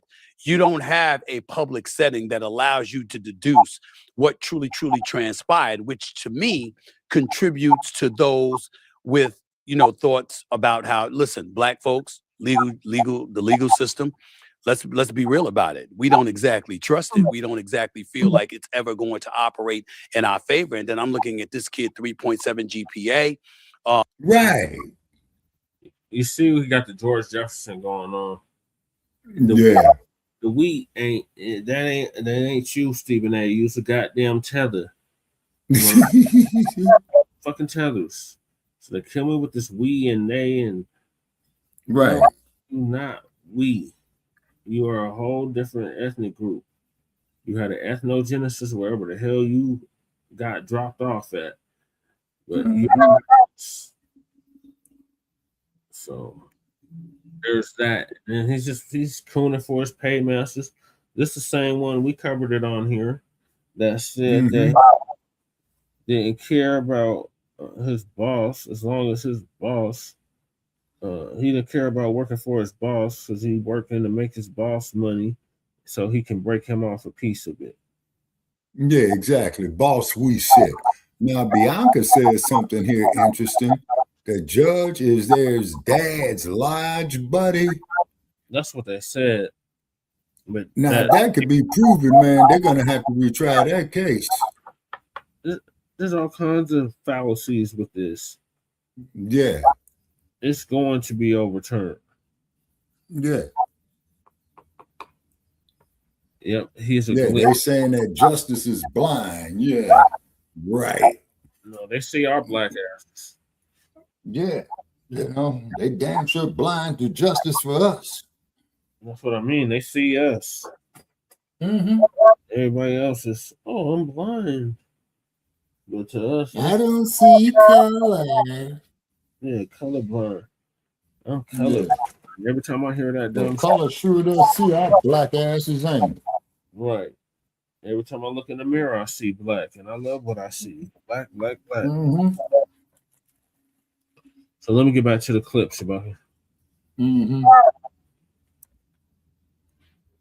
Captain of the football and the track team, working a part-time, working an after-school job at the Foot Locker, had no criminal record whatsoever. This is his first offense. I can understand, the angst and the disgust on the part of supporters of Karmelo Anthony, but then in the same breath, I'm thinking about the father of Mr. Metcalf, whose son was killed. His son ain't never coming back. His son is dead. Yeah, so it's a hard position to take. And I think cameras in that courtroom would have helped, like you said. It was the judge justified in making that kind of decision? Or is it completely at the discretion of the judge and there's not a damn thing we could do about it? The damn thing you could do about it. What the judge has discretion. It's not mandated by law to have those cameras in the courtroom. Therefore, it is the discretion. And I think the judge thought, and I'm giving grace here because I don't know the mindset of the judge, but many judges I speak to, when they're asked about whether to have a camera in the courtroom or not, and they have the discretion, they will say they try to avoid what they believe would be a spectacle of people being in the courtroom or trying to have the court of public opinion infiltrate the justice system, and they're trying to prevent a circus. Now, what happens, though, when you've got a very, very impassioned court of public opinion who wants desperately to understand what happened, the absence of transparency and daylight into that, it only creates further mistrust. And the pacing of a trial, because we're very used to in our criminal justice system hearing about somebody committing a crime in 2022. being charged a year later, having a trial after that, not within the last year, it all coming to fruition and being done. And not only that, That's Laura, part of it. excuse me for interjecting, not only that, Laura, how about the verdict coming down, the guilty verdict, and then within hours, he gets sentenced to 35 years. They didn't even wait a day before sentencing him to 35 years. It makes you think of that Kangaroo phrase, court. judge, jury, and executioner. Although obviously he is not eligible for the death penalty. He was 17 at the time. They did not pursue capital punishment in this case. But this all fuels that mistrust that is all already very much there. Now, in the courtroom, they did not try to address the racial issues, but it was the quintessential element in the room. We know that a history in America, one of the reasons you have what's called the Batson case, which is the Supreme Court case, essentially says you cannot use race as a reason to strike a juror. And that's what I was talking about, the case law and the precedent. So this violated the Batson. So it's going to take a year or two, hopefully a few months or sooner, for it to reach the Supreme Court and them to overturn this, because it's clearly in violation of that Supreme Court ruling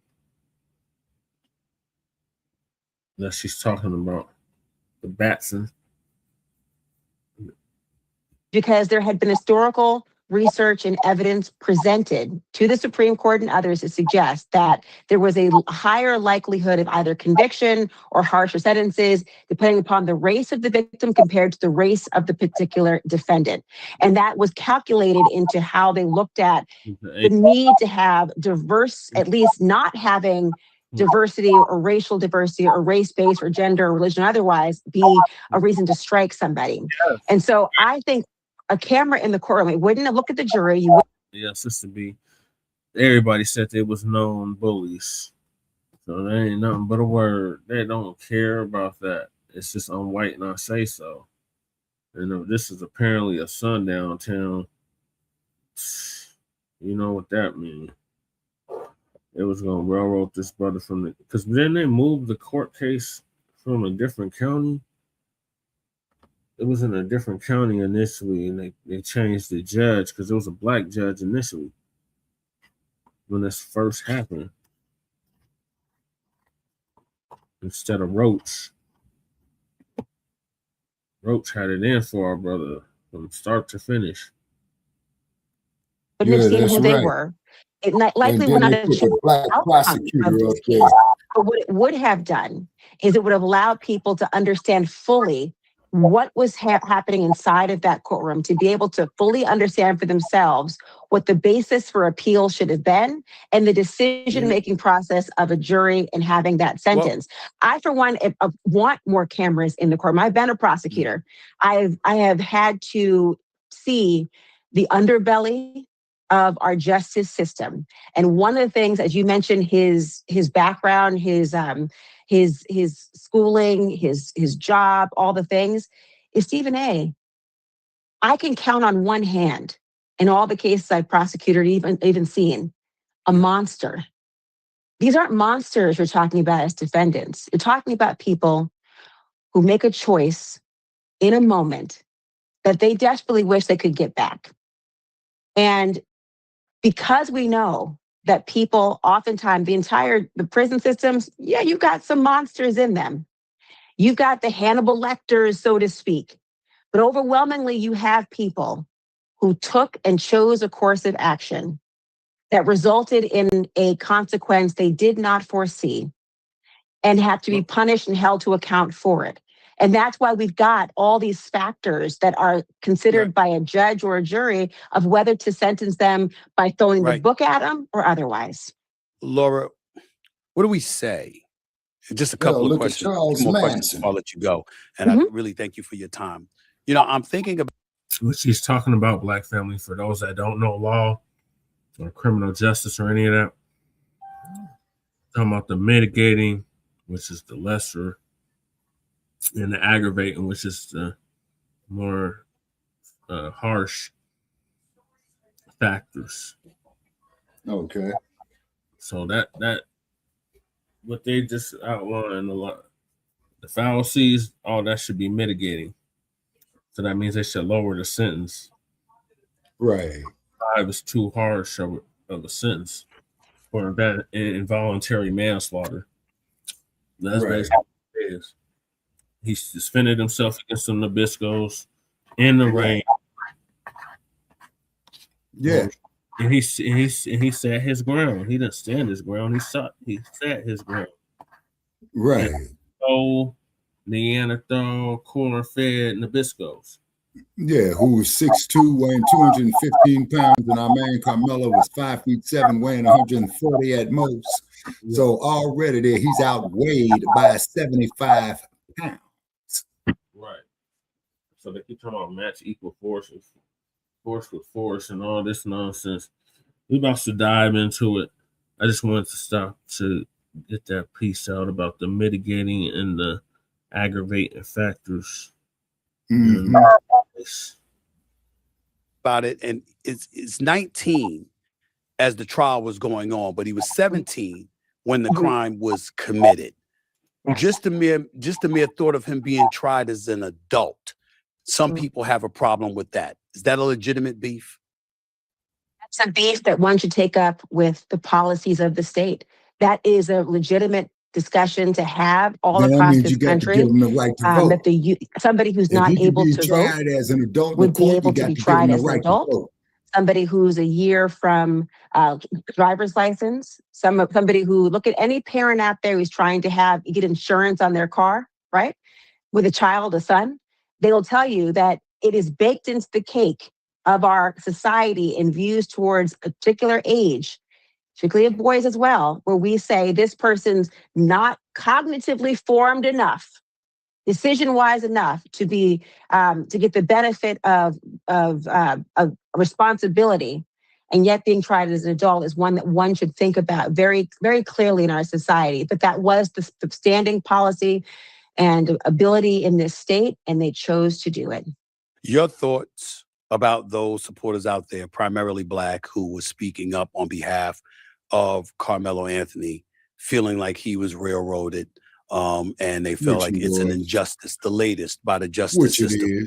What do you say to those folks right now? Not just as a former prosecutor, but as a Black woman who's hosting a national television show. The jury's still out if she's a Black woman, but anyway, these damn raccoons kill me with this nonsense. Yeah.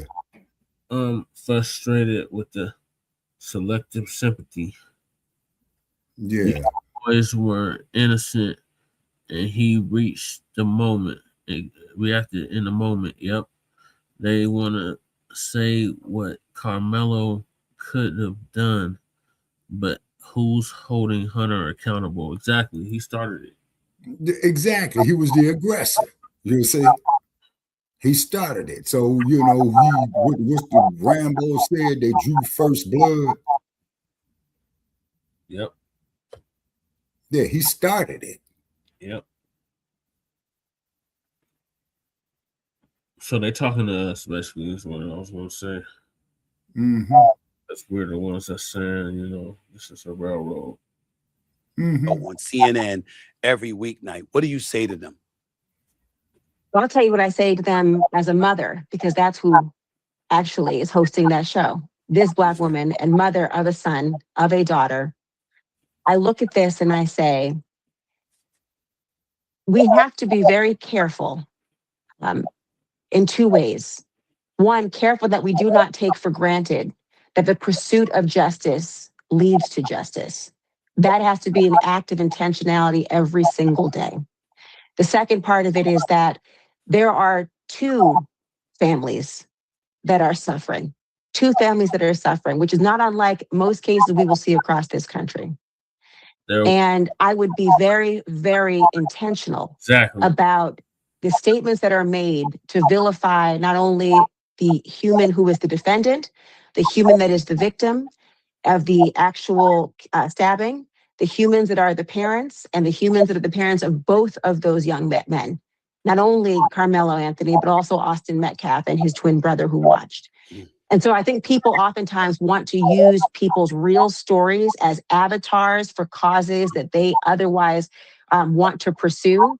But when you forget about the human aspect of it, you will ultimately fail in understanding what has actually transpired. And I would just finally say that if you have a problem, and I understand the problem people have, if you have a problem with not having cameras in the courtroom, with not having judges on benches that will perhaps look at, if they are elected judges, and do an upward or downward departure from what a jury has found. If you have a problem with somebody being tried as an adult at the age of 17, if you have a problem with the way that you believe race is used in this country, and it is, in ways that are not intended by what society believes is right, then you do have some power in your feet and in the ballot box. And you do have some power in not sitting on the sidelines complaining into your latte. You can do something about it. And the number one way to do something about it is to make sure the people who represent those who are in positions of power and authority, and those who are vulnerable and can be victimized by a system, that if you want to be a champion for something, be a champion for changing the system, not the champion for complaining about it without more. Any issue? 2 more questions for you before I let you get on that. Complaining about it, bitch. No. Lauren Stephen, a fucking weirdo. I'm sorry, I had to push out through this madness. Out of here.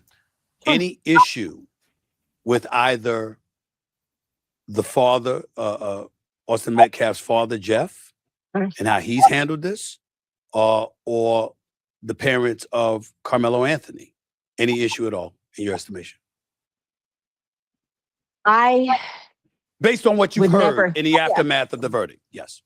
You know, when I have watched the interviews of both sets of parents, my heart absolutely breaks, because they will be judged. They are being judged. Their parenting being judged. The choice of their children on full display. Both sides being raked over the coals for what people look at to see and judge them as parents, and who they raised them to be. I look at that with great sympathy and empathy for both sets of parents, because they are hurting, and that hurt won't go away. I, as a mother, cannot imagine having to answer for, defend, or address the actions of my child. And knowing full well that I would go to bat for them no matter what, whether they were in this world still or not. So both parents I look at with a level of empathy, sympathy, and objectivity, and don't judge them as grieving parents. But what I do not like, and I hope will not happen, is that either will contribute to a climate where, without more, people put the cart before the horse. I want everyone to see the full transcript. I want them to see all the basis for the appeals. I want them to have the opportunity to have the justice appellate process go forward, because there is an opportunity, there is a chance with that Batson challenge, the one about the number of jurors who were struck who were of color, for that to have an impact on how the appellate court views this situation, whether it might be overturned as a conviction and retried in the future. And if that's the case, due process requires that there be a fairness for that defendant if he's retried, a fairness for the victim if the family goes through this trial again.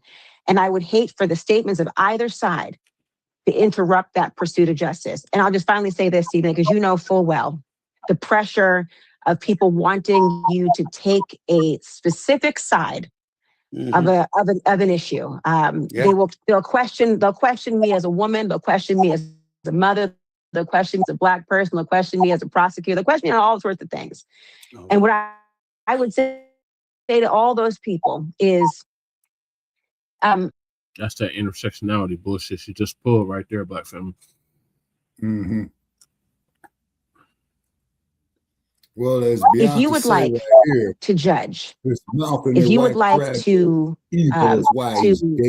use this young man or Austin Metcalf or Karmelo Anthony as an avatar for the... I missed it, Shabaka. What it okay, Bianca says his mouth and their white fragile ego is why he's dead, and that is a fact.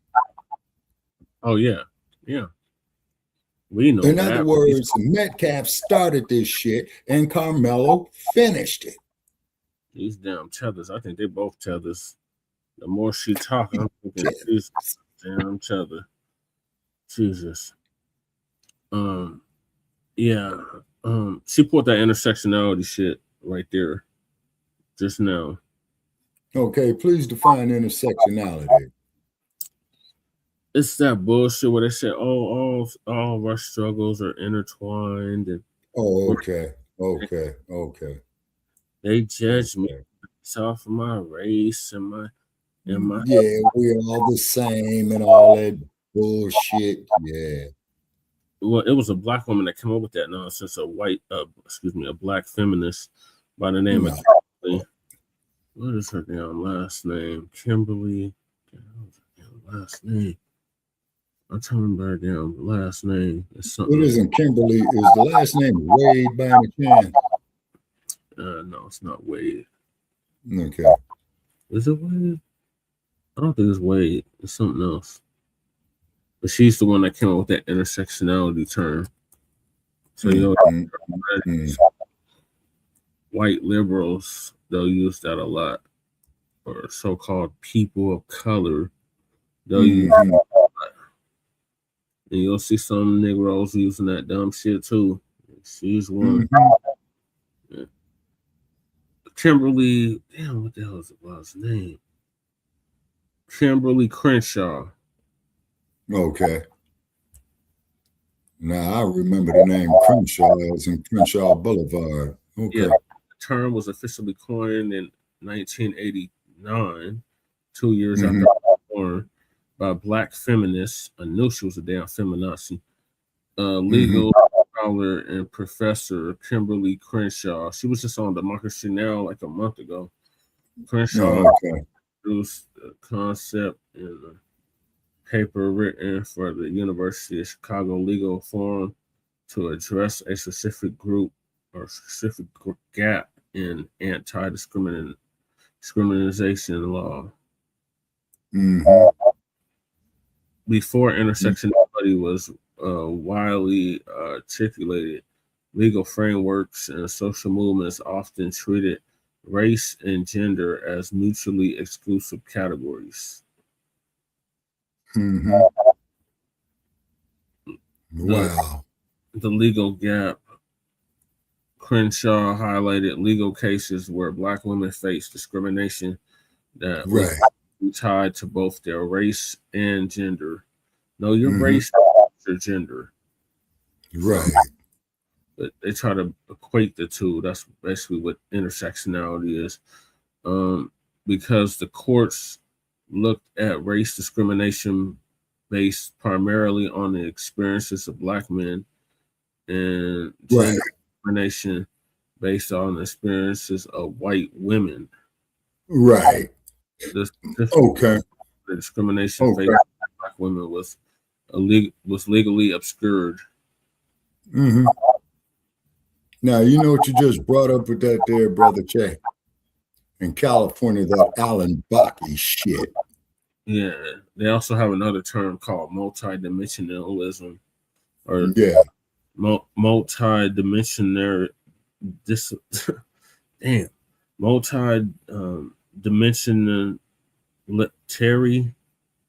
dimensionalitary. I think that's how you say it. Dimensionalitary. Human experience cannot be reduced to a single label. That's why you talk about I'm more than just this. This, and this. A person is never just a worker, or just a woman, or just a person with a disability. They are all things at once. That's what this multidimensional shit is. Context and power. Intersectionality is inherently tied to how institutional power operates. It examines how laws, policies, state systems, and cultural norms privilege certain combinations of identities while marginalizing others. It's that broad ambiguous language. Rejection of addiction approach. Intersectionality is not simply about adding identity markers together or like a math equation. Race plus gender equals double disadvantage. Instead, that the interaction of those identities creates an entirely distinct and qualitative. You got quantitative and you got qualitative experience. And I'm not gonna read the rest of this bullshit, but to hell with that shit. But she just tried to pull that, y'all. Fight that is and still will be, then do it with the conscience that is required of a child. 19 still a child in my mind, or the 19-year-old that is not there. Do it with the conscience of knowing these people are not your playthings. Right. These people are not just chess pieces for you to make a point. There are human beings right now who are in jail cells all across the country and in grave sites all across this country who don't deserve to be your playthings. Last question, piggybacking right off of that.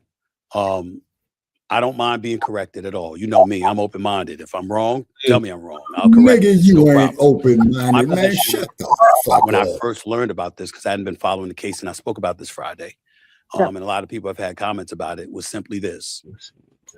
My heart goes out to Karmelo Anthony because he's been sentenced to 35 years and isn't eligible for parole before 17 years have been served, unless he's successful on an appeal. His life has been essentially destroyed. But he's still alive. And Austin Metcalf is not.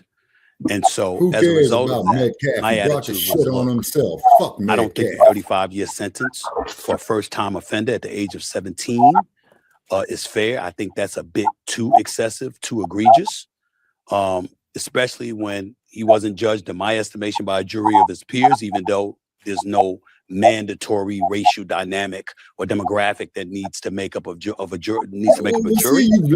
the other side to it, I quoted his father. His father was saying, everybody thinks about it as grief. It's grief. He said, you know what it is? It's rage. That's what it is. And essentially what he was saying is that I sent my son to a track meet and he never came home. And you've got to take that into consideration as well. So I don't like the 35-year sentence. And I think that needs to be probed to some degree. But in the same breath, a kid was killed. And all that happened prior to that was a shove. And because of that, he was killed. And there's no getting around that. And you have a lot of folks out there that have been in an uproar in regards to that. Have I said anything wrong? Hell yeah, you said half the shit you in my said was estimation, wrong. based on the facts that came in, said anything that the prosecution did not present to a jury and allow them to judge. And I think in what is important here, I myself am a track mom, right? I have been at track meets. My kids track and AAU and all the different things that they do. And you watch people's tempers flare at events, and you watch kids jostle each other, and you watch shoves happen, and you watch parents get too involved, all those things that happen. But that kid should have come home. And the idea of murder, the idea of a stabbing, the idea of believing that one put hands on me and I had to make a decision to kill someone because I thought I would be killed. People have a right to judge that based on the perspective that they have and what they believe should have been done. And I am so sad that that choice was made that day, because both of those young men, they ought to be home right now. They ought to be thinking about college. They ought to be thinking about work. They ought to be thinking about girls. They ought to be thinking about wherever their love interests are. They ought to be thinking about whether they want to go see a movie this weekend. They should not be looking at one, a identical twin losing his brother in front of him, or a young 17-year-old, now 19, head shaven in an adult prison. That shouldn't have happened. But as much as people want to suggest that there are no consequences for the actions that are taken, that is wrong. There are consequences to the actions and the choices we all make. That was one of the hardest things I had to deal with as a prosecutor, Stephen A. Because I told you, I didn't deal with monsters. I dealt with human beings who were fallible, who made the wrong choice, who made the wrong decision. And you know what? They were held to account. They were held to account. And as unfair as that may be to people, that is the system that we have. Now, whether you think the amount of time you should spend is wrong, take issue with it. The parole board is going to take issue with it in about 15 to 17 years. The appellate court is going to take issue with it very, very soon. And think about whether it was the appropriate decision to even have him tried and have those different jury instructions read to give two options, whether it was wrong for the prosecutor to make any statements they may have made at trial, whether the sentencing was wrong, whether the jury composition is wrong. All those things come into play. But if you are of the mindset that when a wrong is done, somebody ought to be held to account, whether it's in politics, whether it's an adult, whether it's a trial judge, whether it's a traffic violation, then you have to be consistent that accountability is the result. And I think at the end of the day, Stephen A., the reason my heart hurts is because I know why people are torn. I mean, you're looking at a Black woman, I know why people think about the justice system. But what about the 17-year-old who was also killed? What would justice look like for him? And what would have been the demand for justice had it been the reverse? Had it been a Black 17-year-old killed by a white 17-year-old? What would the communities have demanded then? And whether or not justice, people believe, would have been served, what is the demand you would have made? And then what is the reason you would have made that demand? And I hear you. When my kids come home from track meets, when it's raining and they've got the tents out, when I'm sitting next to them and some kid wants to go under a tent and sit there and be free from the rain, both kids should have come home. I cannot imagine getting that call.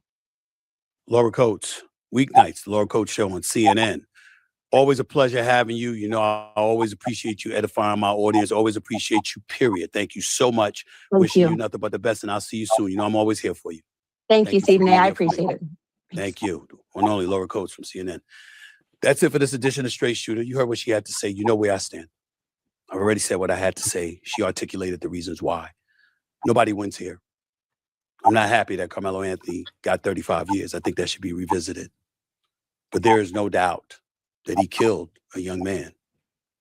In self-defense, Stephen. It was unnecessary. In self-defense. Metcalf was the aggressor. One's not going home because he's going to jail. Found out and fuck Metcalf and let that motherfucker be worm food. Blame his goddamn parents not ever coming home. Right. Man, miss me with this house niggerism shit. That's the reality. That's that cool. No matter which way you want to slice it. Featherism. That's it for this edition of Straight Shooter. I'll holler at y'all Wednesday night. Sirius XM, POTUS Radio, channel 124. Nigga, and I will make it a point to miss your sorry ass. And by the way, lose that goddamn suit, man. I wouldn't be caught dead, no shit like that. Right. Like, what the fuck? What is that, Yeah. bro? I mean, man, and I hate What's up, Sharia? How are you, bro?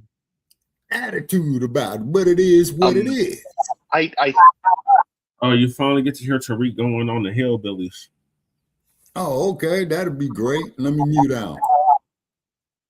I think you're missing a key point. Number one, being shoved, that's not an assault that warrants a lethal response. That being shoved doesn't mean you can stab somebody, because that was the extent of the assault that took place. The fact of the matter is, he, in the first place, showed up to a sporting event with a weapon. Let's slow down. Let's take it. It was a cleat cleaner. He's at a track meet. Why is Daniel Penny being paraded around as a hero if lethal force does not warrant that type of action? Because he was making lethal threats to people on the train. He was actually, it could be argued, he did pose a threat to the lives of people on that train. He was running around saying, I'm not afraid to go back to jail. I'll kill somebody. That's different. Oh, really? So him not touching nobody, but saying something warranted lethal force. Okay, why did he show up to a sporting event with a knife and then sit under another team's tent, almost waiting to ambush somebody? It's not We're a unpacking knife, what you're saying. motherfucker. It was a So cleat cleaner. you It's just an awful ass justified tool. that Karmelo was in the right. If Daniel Penny was in the right, then Karmelo was in the right based on your logic, right? So was Austin Metcalf walking up to him and being like, "I'm gonna kill you"? He said, "I'm going to kick your ass if you don't move." Okay, did he? Was that actually presented? Where was this exculpatory evidence presented? Because all that's really don't talk over me. He said, "I'm going to kick your ass." He kept telling him to move, which he had no authority. Then put his hands on him and then assaulted him. Oh, good. I agree with you on that, Tariq. Yeah, he was sitting under another team's tent with a knife on his person. Why does he have a knife on his person at a sporting event? What you mean? That's Texas. Everybody drives around with guns. At a high school sporting event? Everybody drives around with that gun. That knife was. So you go to a high school sporting event. That knife wasn't illegal, sir. That wasn't an illegal knife. The knife wasn't illegal, sir. Him sitting there wasn't illegal, sir. Karmelo didn't do anything wrong, sir. Right. It's not illegal to have a weapon on school property. No, it's not. Yeah, it is, though. No, it's actually. You're just wrong there. Name the law. No, it's not illegal. The Gun-Free School Zones Act of 1993. What the f are you talking about? Illegal, sir. That's why they didn't charge him with a weapons charge. It's not illegal. If it were illegal, they would have charged him for having an illegal weapon. It's not illegal. They said it's not illegal. A 3-inch knife is not illegal. Y'all not just gonna make up laws. Y'all want to make up some knife law that don't exist. Y'all want to make up a damn tent law that don't exist. All of that I'm white not say so shit. Yeah, it showcases intent. Oh, what intent? What intent? Intent what? Okay, so you go to a school. So what you say? Are you saying he brought a knife there to knowing that he was going to stab somebody? Is that what the event was not at a school? Possibly, yes. How so? How did he know? Okay, well, I was. How did he know that a person he didn't know Metcalf? So you're saying that he knew through some kind of psychic energy that Metcalf was going to come up to him and put hands on him? Okay, again, yeah, he went. You keep muting me every time I try to outline this. Yeah, he went to this event with a knife on his person. He sat under another team's. That makes no sense, sir. What you're saying is I'm white and I say so. It makes no sense whatsoever that he knew psychically that he was going to get assaulted. So he prepared. He said, "Oh, I had a psychic dream that a couple of big hillbillies are going to come beat me up. So I'm going to stab them when they do." That's what you're saying, sir? Is that what you're saying? What? You're saying that he has no. I think he felt entitled to that seat. It's raining and he went to another team's tent. He was asked. I'm not going to sit here and lie. He was invited.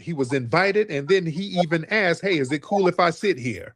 And then Hillbilly McNugget came up to him and tried to punk him out and then assaulted him, sir. Do you think black people should be assaulted by big hillbilly people from your community? Huh? Okay, that's just a lie. You just made that up. He was not invited to the tent. You're just kick that motherfucker off your show, Tariq. That motherfucker wouldn't have been up here on that shit. Invited. Okay. I'm not gonna sit here. Thank you. You just. Yeah, exactly. Okay. Thank you, Tariq. Kick his ass off the show. It was established that he was invited to the tent. The Eddie dude invited him. Okay, yeah. These white supremacists just think they're gonna sit up here and lie. And then try to lie about Daniel Penny, talking about Jordan Neely was threatening all the people on the train. No, he wasn't. He didn't touch anybody. He threatened them with what? He didn't have no weapon. If Daniel Penny is a hero for self-defense and nobody touched him, he used lethal force against a person who didn't touch anybody. Then Karmelo is just as heroic, right? Y'all not going to run from that. You're not going to run from that. Let's get Chesimard in here. That's our great sister, Sada Shakur. Yes, indeed. Chestermart, hop on in. Hey. Charleston White talking crazy about you. No, and don't care. He always tries to bring my name up, and I don't care. I don't care. It's a clout chase. It's a clout chase. It's a clout chase. He said some egregious shit on the members of the lineage. I don't know if you caught it. This shit was crazy. Okay. Yeah. No, it don't matter. It's clout chase. It's a clout chase. That's a damn troll. It don't matter. All right. That's his whole spiel, just to say weird shit for engagement. That's just to say weird shit for engagement. He doesn't really have any other talent. It's just to say weird shit for engagement.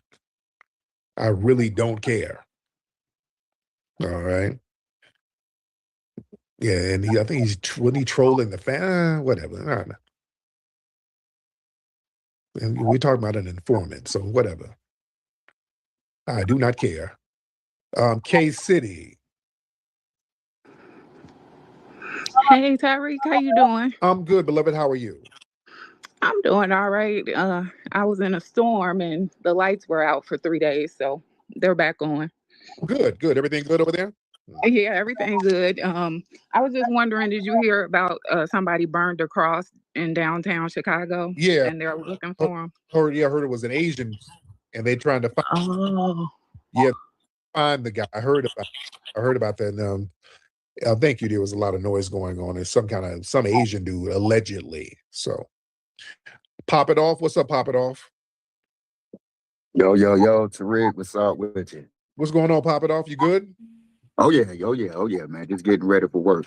But I wanted to just chime in that I find it funny that all these white supremacists keep talking about Karmelo and you know what happened to him with his situation, but they do not bring up it's a white kid that was in Texas that recently got sentenced for 12 years they basically gave him manslaughter for stabbing a Latino kid at school. Then on top of that, when the police went to his house and they found him, they found out that the kid was actually trying to get somebody to come pick him up. They tried to take him to a whole nother county. Then on top of that, they had text him and the Latino kid. They was getting into it. And he actually had text messages saying that he wanted to put the boy in ICU. He wanted to hurt him real bad and all kind of stuff like that. You know what I mean? Yeah. And instead, they say he brutally stabbed him, but instead of him getting 35 years or him getting the death penalty or something like that, he's only getting 10 years and he probably only got to do 6 years and he'll be able to parole out. So I just want to tap on that, chime in on that. I'll leave my plan. So that's why, man, all the black people sitting up here talking about some damn Karmelo, and we know most of them are tethers, but all these black people, he could have went to jail doing that to that poor boy. What the hell you tap dancing for? Grinds Right. TV, what's up, Grinds? What's up, brother Tariq? How you doing? I'm good, man. What's on your mind, brother? You can put that black fist down, Loki. That was Loki that Jay Chestermart, like 2 accounts ago. And this dude is just tragic ass Sicilian trolling, sticking his white nose, his Tariq, in I'd black like to people's discuss the business case again. with you because I have some you already information. did enough trolling. You went in that nigga Charleston White's space the other day. Are you the police? Trolling. Is No, this the you police, Grimes? Are you the you're a police? tragic ass. What are you telling? Ellis Like we could go Islander. around snitching on people, bro? What the f is the Get matter out with of you? here. You just mad because we call your ass out on every time. Anyway, besides that, I just wanted to let you know that first of all. Secondly of all, I was listening on A9 to the person who was hosting that space that had the Metcalf's father in there. And it was all kind of contradictory stuff in there. You know, for you to say as a father that you raised him up to be humble, that's a lie because these were known bullies that you raised. They whoop Right. your ass for either abusing the mother and or their sister or both. And then there's all kind of stuff that, you know, that just dispel easily what he's saying about them being good boys when everybody is saying that they were just known bullies. But I wanted to let you know that. Have a good one. Good looking out, brother. All right, Loki, what's going on, Loki? What's up, man? So, Tariq, have you ever heard of a concept called mens rea or criminal intent or the evil mind? No, what's that? is an element of an action in a trial that needs to be proven if you're going to convict somebody of a crime, right? You can't just have the act.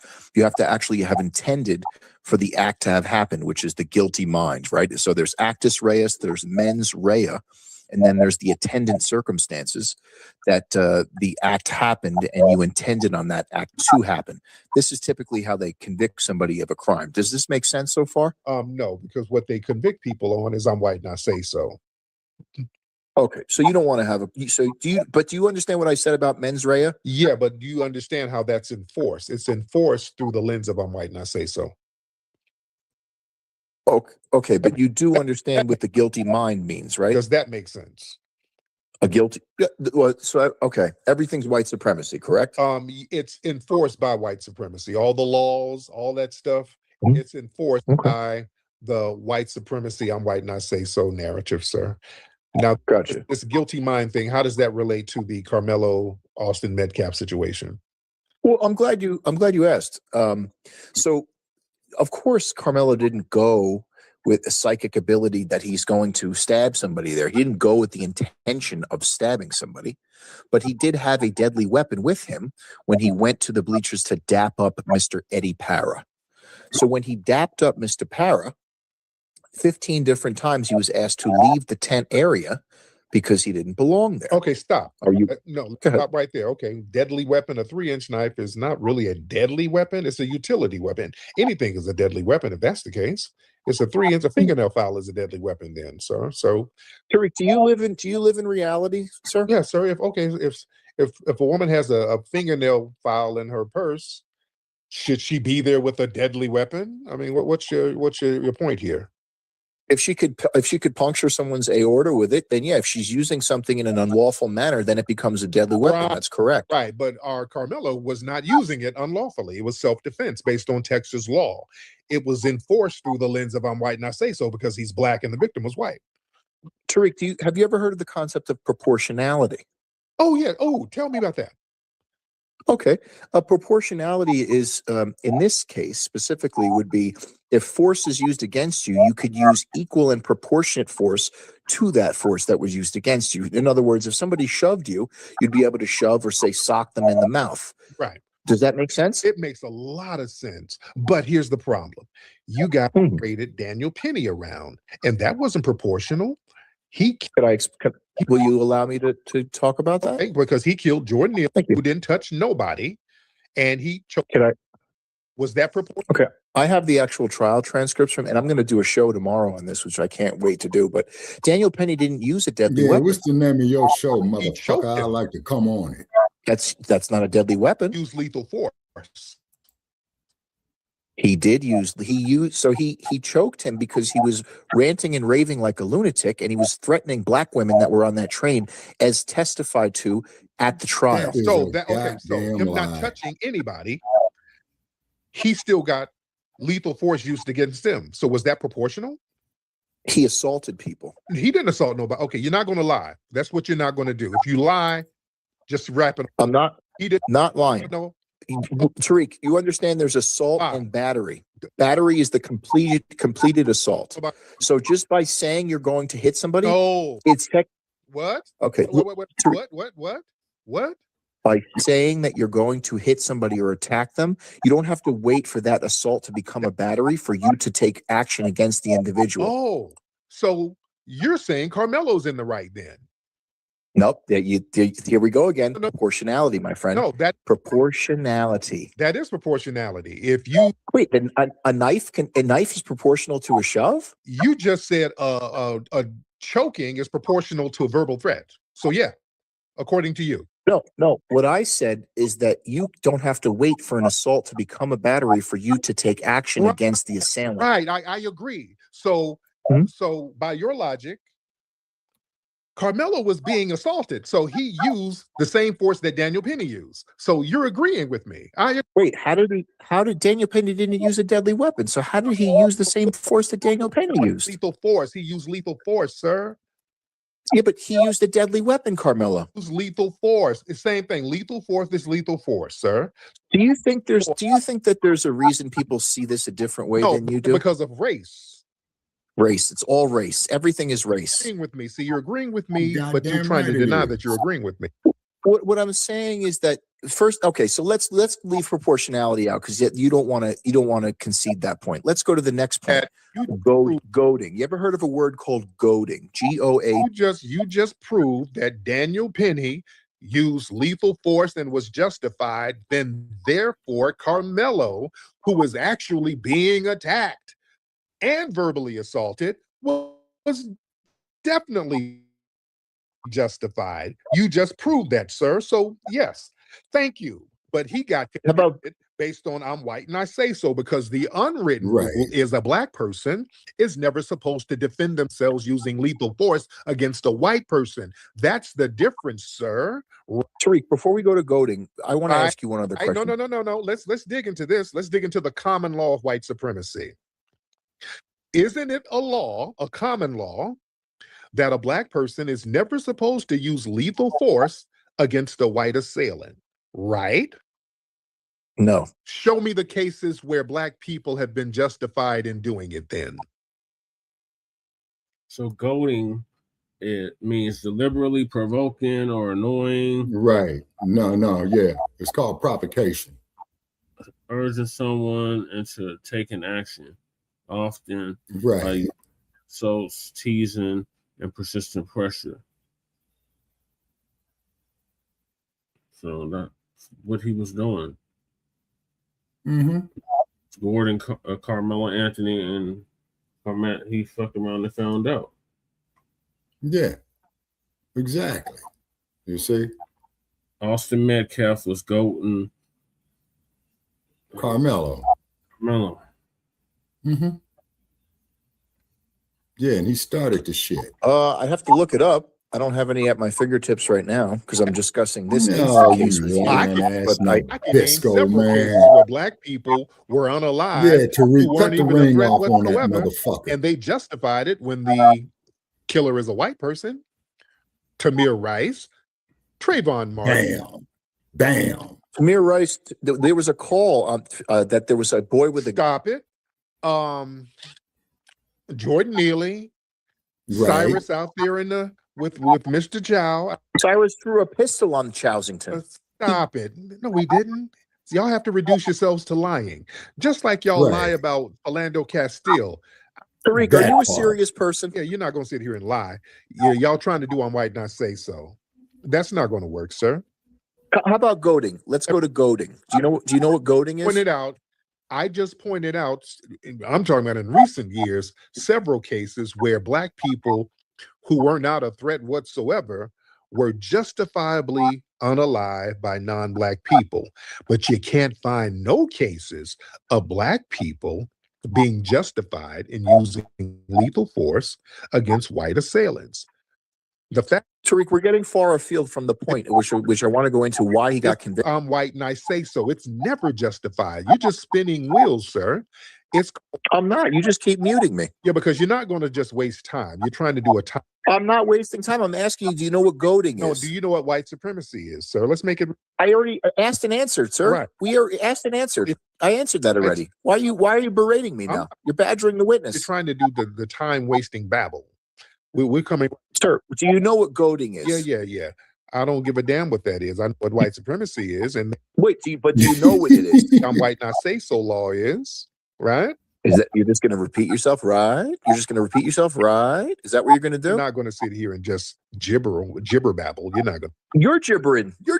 You don't know what to say. I'm asking you a direct question. Do you know what goading is? I don't care because it has nothing to do with anything. Yeah, of course you don't. It doesn't happen. And you are a clown of the highest order. I got to tell you, you are a real clown. Are you really Sicilian? Are you really Sicilian? I am. I'm about that life too. What life are you about, sir? I'm an ADOM, American descendant of mafiosi. Right, sir. You are a no, he ain't. Poor wop. Because if he was, he wouldn't even say that. Had lint in your pockets. Well, how? And look at us now. Dare you denigrate? And look at us now. How dare you denigrate us? And if it weren't for us, you'd be over there in Sicily eating olives, scratching lice out your pubic hairs. How dare you? You don't disrespect us, sir. Come on now. We've helped you out a lot. Okay. So calm down. All right. And when did your family come over here and when they go through Ellis Island? When they get here from Ellis Island? So 1890. 1890. Were they down in New Orleans somewhere? No, we were in New York. New York. There it is. There it is. So listen, even when you guys were committing all that crime, y'all got the benefit of the doubt. Y'all had a criminal culture. Your culture is criminal. That's what you're known for. You're known for organized crime, sir.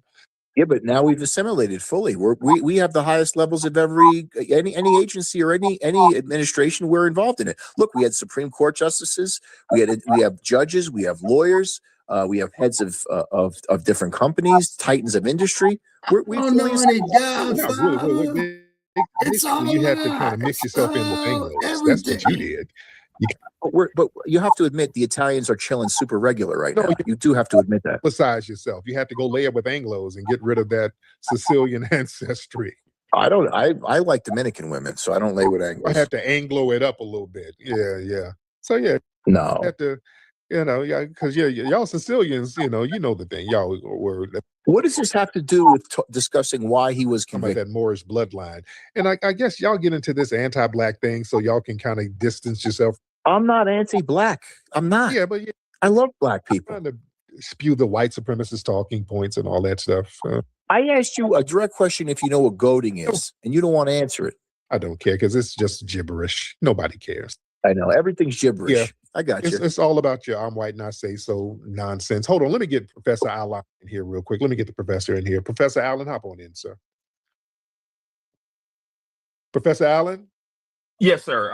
There was a delay. I just want to quickly say sometimes dumb people use big words they don't understand out of context to try to sound smart. And that comes from a deep sense of inferiority. I want to point out that Daniel Penny was a Marine. And according to AI, military personnel can be considered deadly weapons. Yep. Daniel Penny was a infantry sergeant.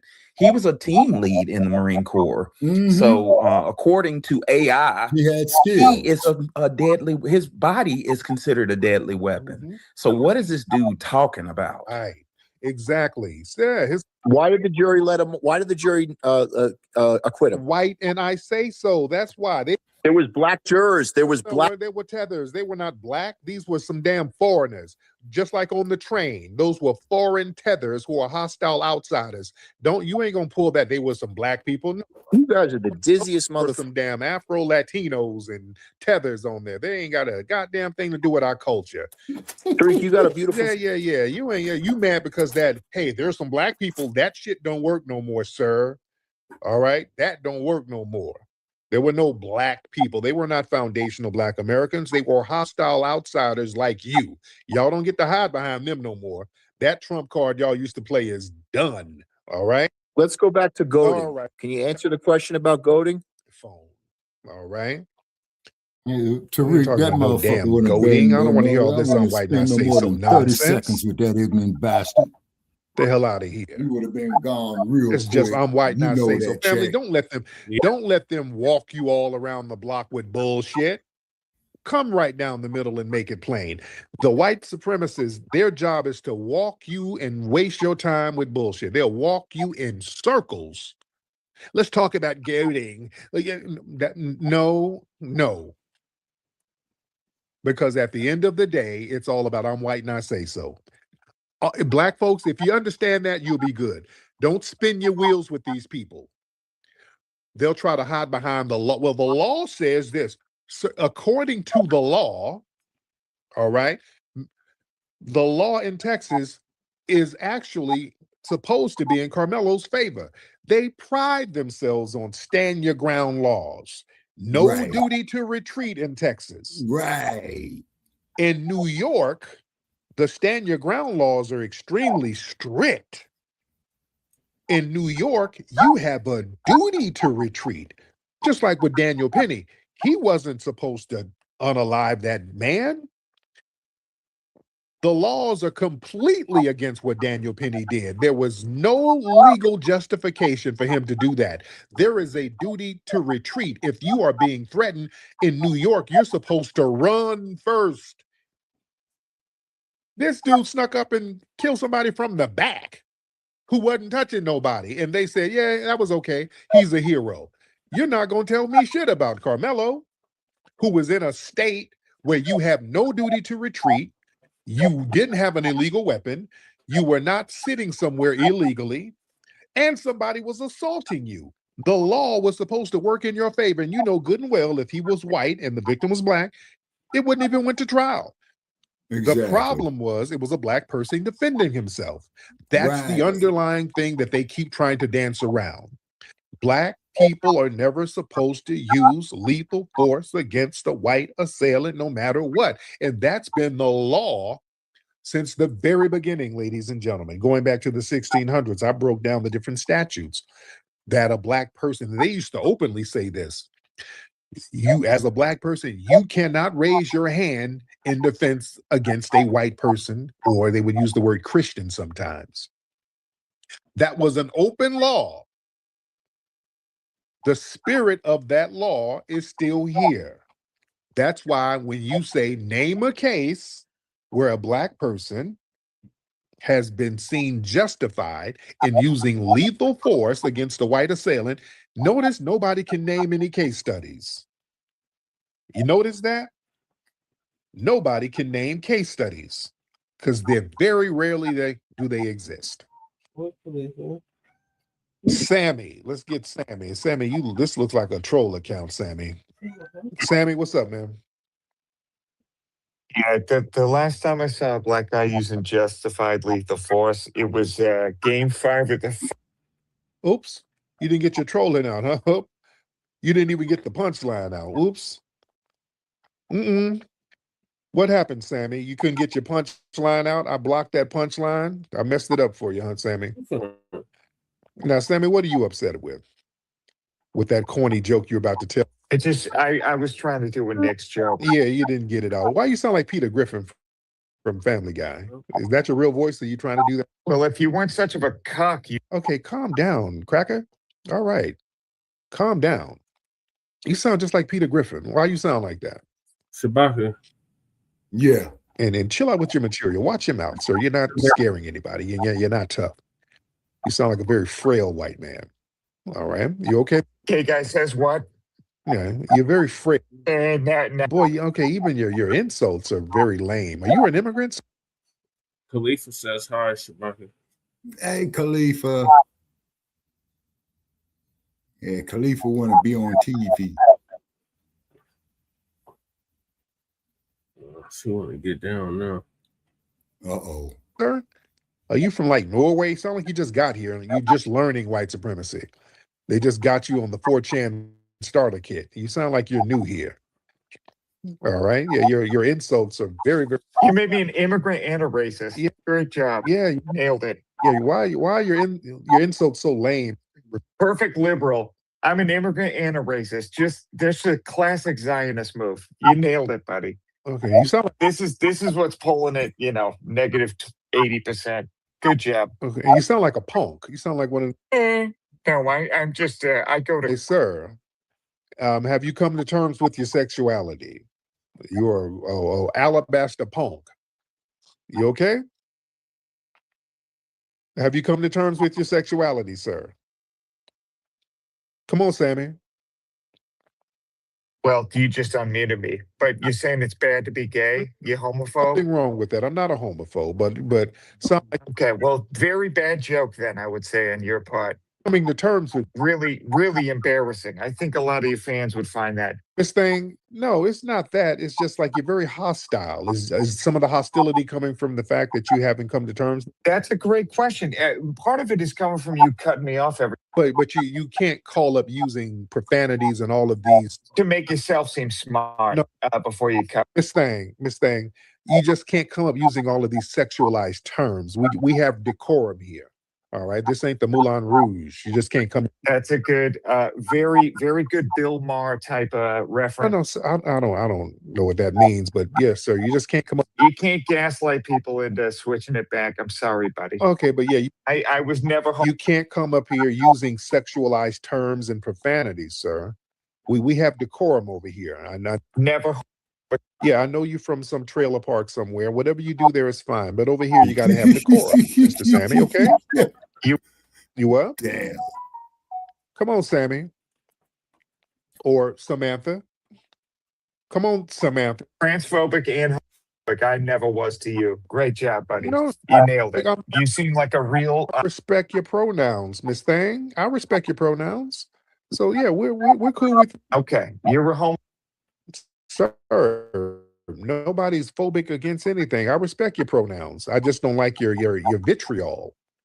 You understand? You just can't be vitriol. If I'd be happy to give you some. You just don't give me a chance. You cut me off every time you do this corny Bill Maher joke. But yeah, you keep using profanity, sir. Can you talk without being a profane pawn?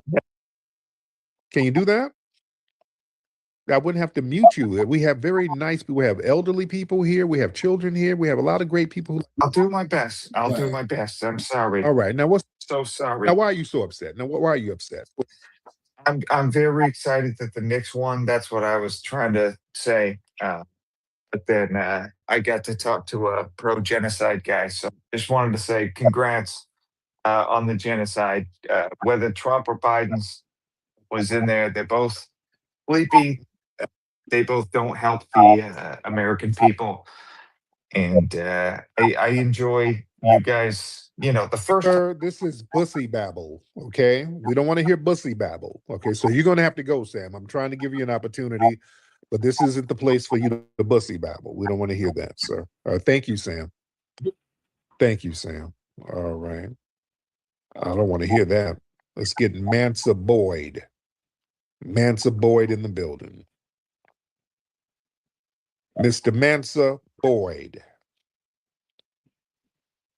Mr. Mansa, let me give you a couple of seconds. And if I don't say hello, there you go. What's up, Mansa?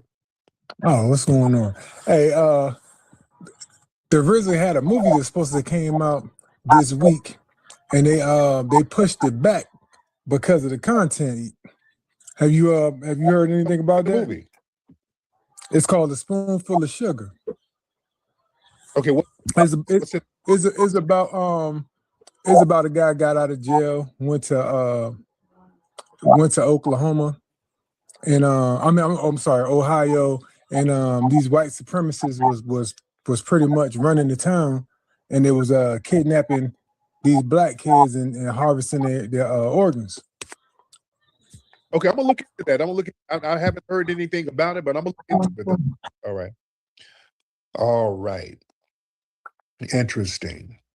All right, family, should we get one more? And Mr. Taz, I don't know what you want, sir. This is the guy in Hawaii talking about he's about to be homeless. Taz, I don't know what you want.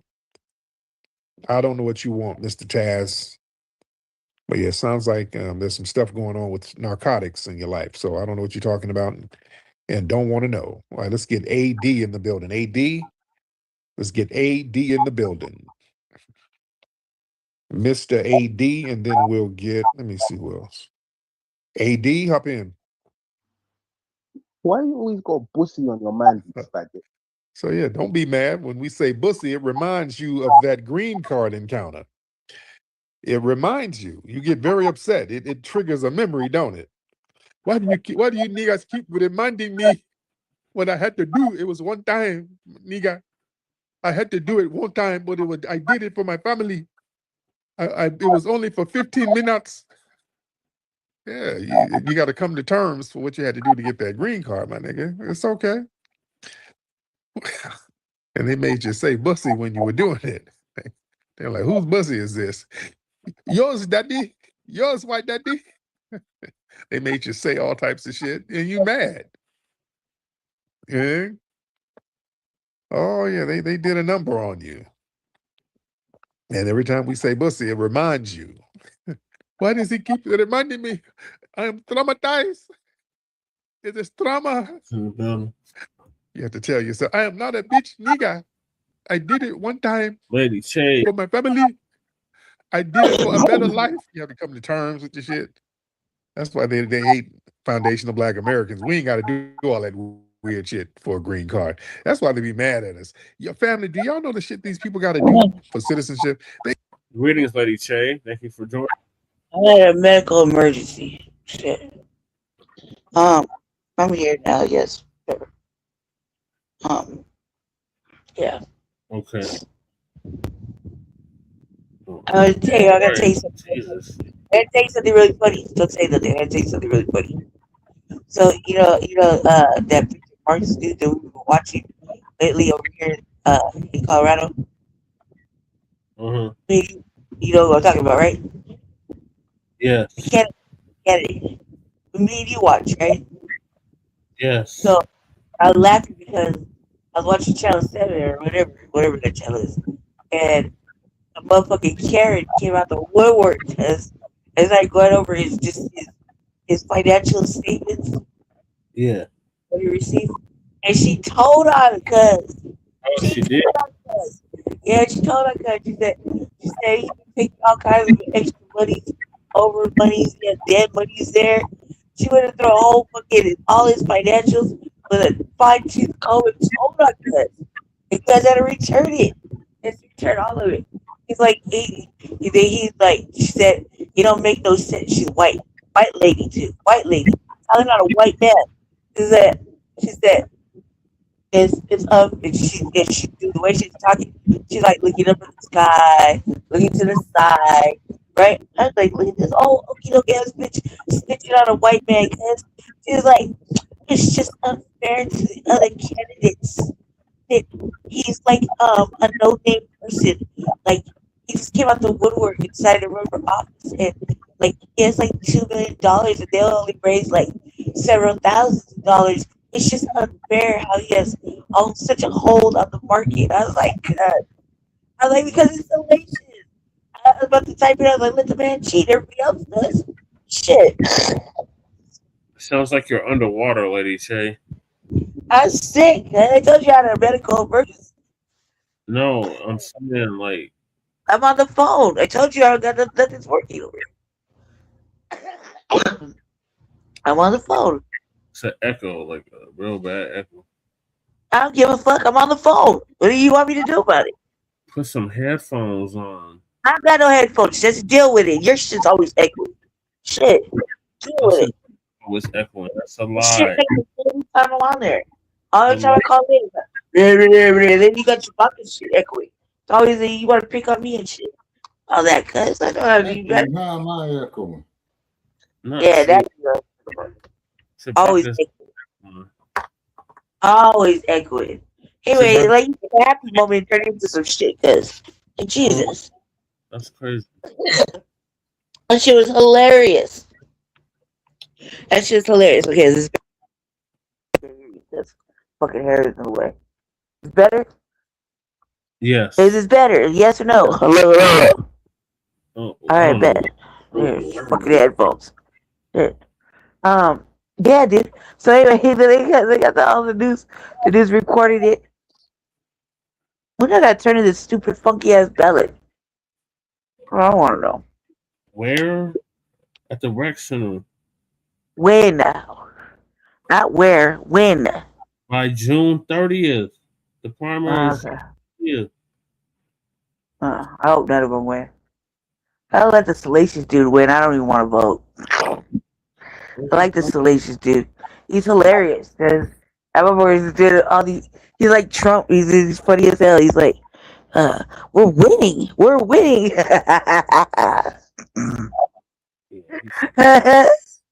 I was like, you sure are, because now you gotta give back $1 million. You sure are winning. That one lady told on cuz she told on him. She was on the news. Her hair was all fucking messy and shit. Bitch could have ran a bush through that fucking straw. Cause she didn't even do that. Okay. She said that she's like, it's not fair to the other candidates who actually participate. Directly. Like that sounds horrible. Like, are you talking directly into the phone? Yeah, I'm doing what you told me to do. You told me to put on fucking headphones. You told me to put on headphones. I put on headphones. What more do you want from me? I'm calling on the phone. I told you I have no nothing going on over here.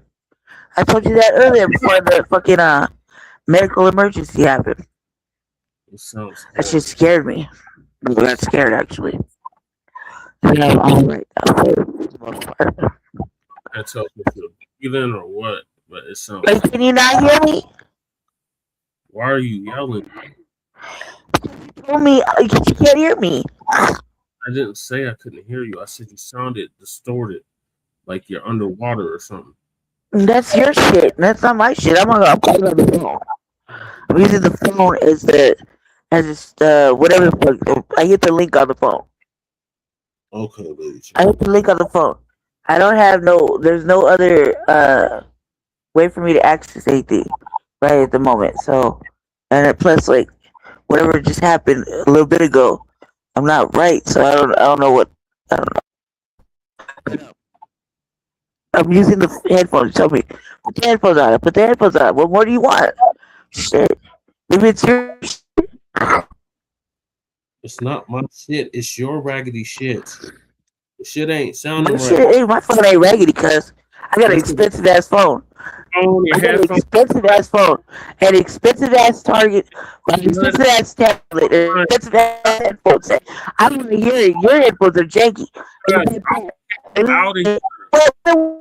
Doing this shit with you, huh? I don't know why you come here trying to steal the phone, trying to act a goddamn fool. I did what you said to do. You said put headphones on. I put headphones on. Randy.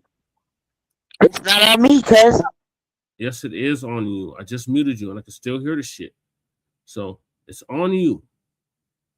So you need to get your acoustics together. Don't mute me, cuz I'm grown. Don't mute me. I didn't come in here to ruin your show. I came in here to participate. So don't mute me, cuz. Don't mute me again. I'll mute you again. Yeah, shit. I behave. Fuck. I just came in here to tell you about fucking Victor Marks. You were in the laughing mood. Underwater, cuz like it's not gonna work, cuz. Just it's not gonna work. We can't understand what you're saying. We can't understand what you're saying. We can't understand you. It's just back in. I'm speaking English. What do you mean? If you stop talking and listen, I will tell you. We can't understand you clearly. It keeps feedbacking, and it sounds like you're like hyperventilating because you're breathing like super freaking hard, and that shit's coming. Yeah, that's true. That's happening. That is happening. So it's a medical emergency. Then why are you at the hospital? If you had a medical emergency, why are you on? So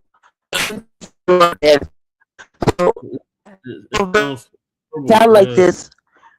I can't even understand. It's like every other word I can't make out. I know. Listen, let me finish my statement. It's gonna sound like that with my voice. It did everything you asked me to do. So, it's just my voice sounds like that. My voice sounds like that. That's all. Why are you up here, like, hey, like, rest your voice, rest your breathing? Because I want to participate. So don't stop me from participating in my own shit. Come on now, go run the show. Run the show, Jesse. I'm going on mute. Run the show. Mute. You sound fucking horrible. I'm going on mute. I'm going on mute.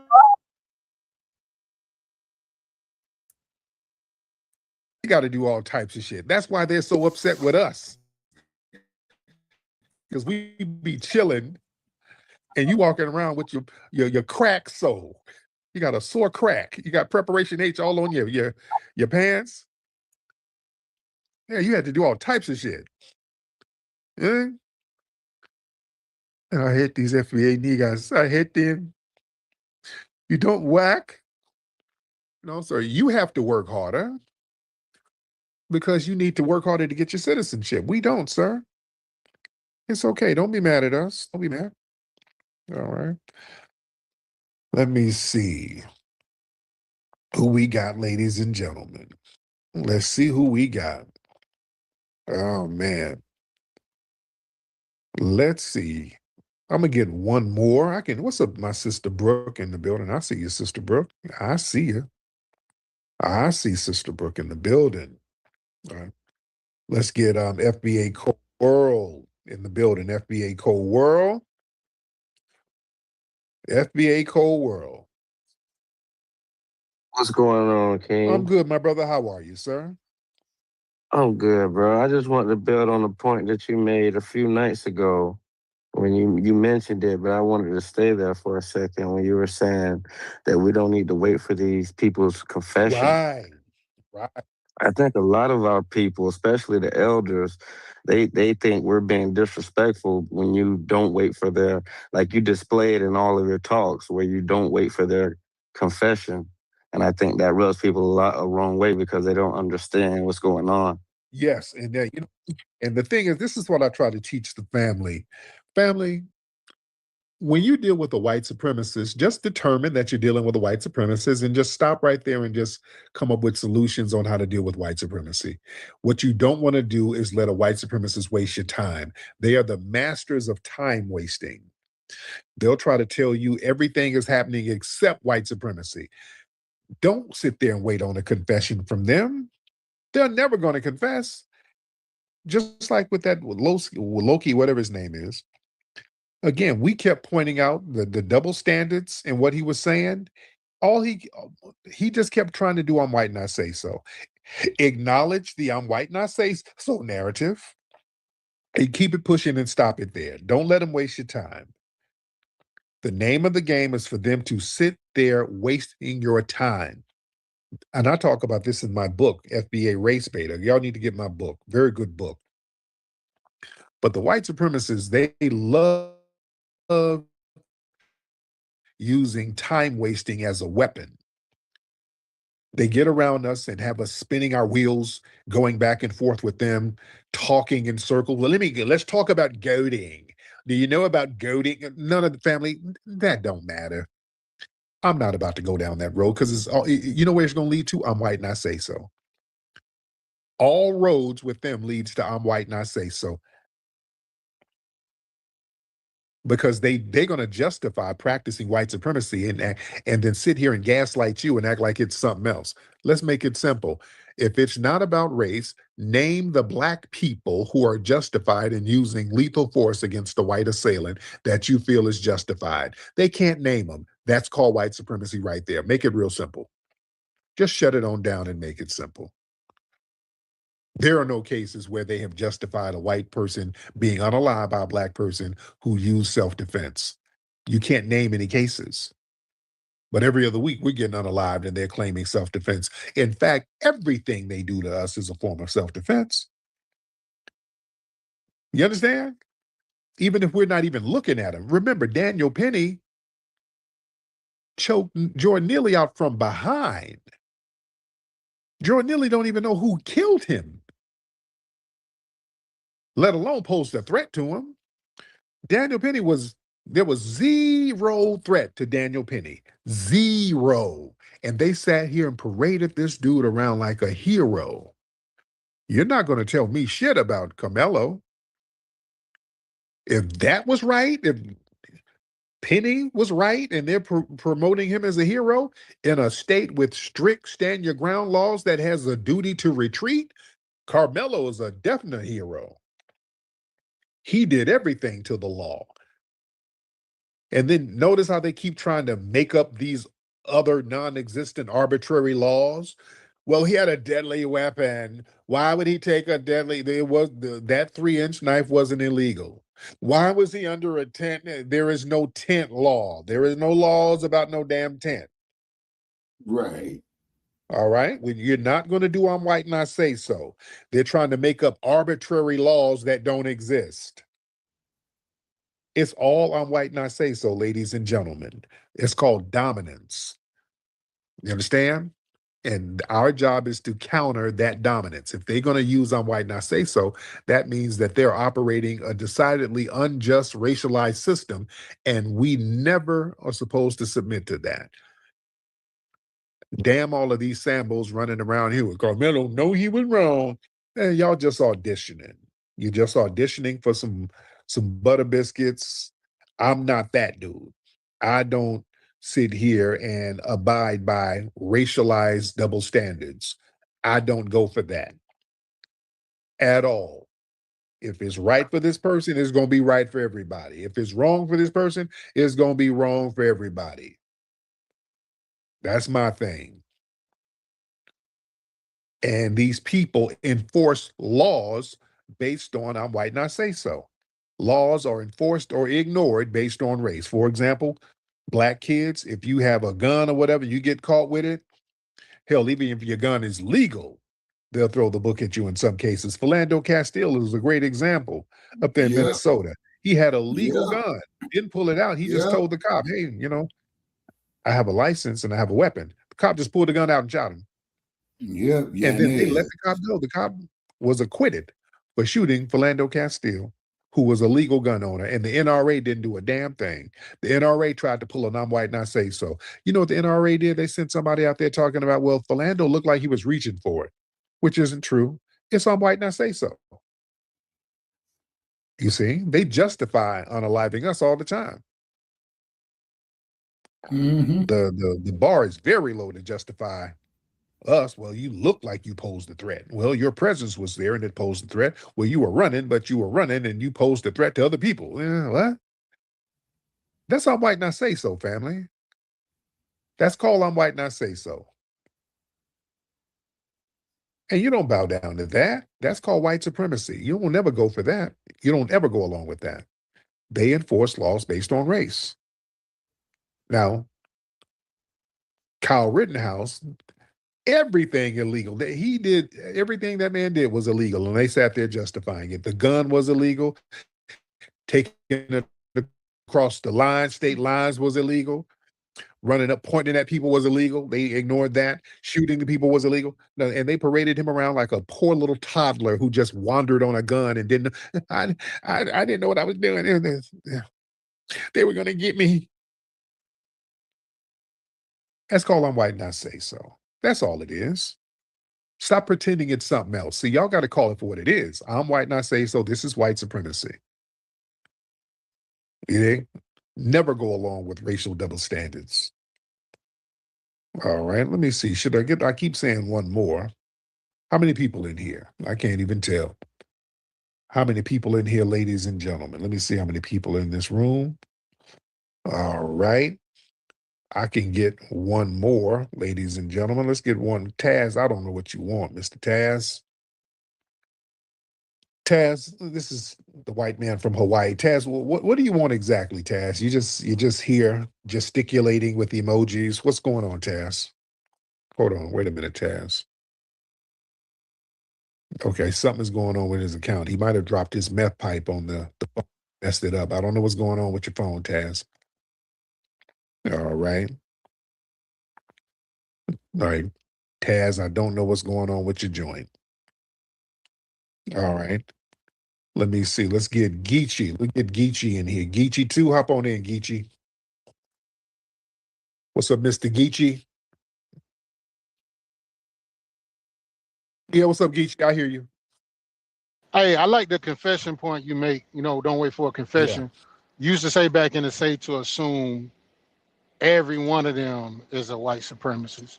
And when it come to Karmelo, man, because I'm a father, I really thought his parents failed him. I thought I always felt that way with everything that was going on. Something they can do more. Speak up. I don't know if he was speaking to the lawyer, what I'm saying, in the manner that we talking tonight and that we all been, what I'm saying, talking over this, like there's certain mistakes. I don't know. But that's the way I felt. Okay, but what I'm saying? All right, thank you, Beth. Thank you. But with respect to the family, they did have a gag order on the family. They had a gag order on everybody.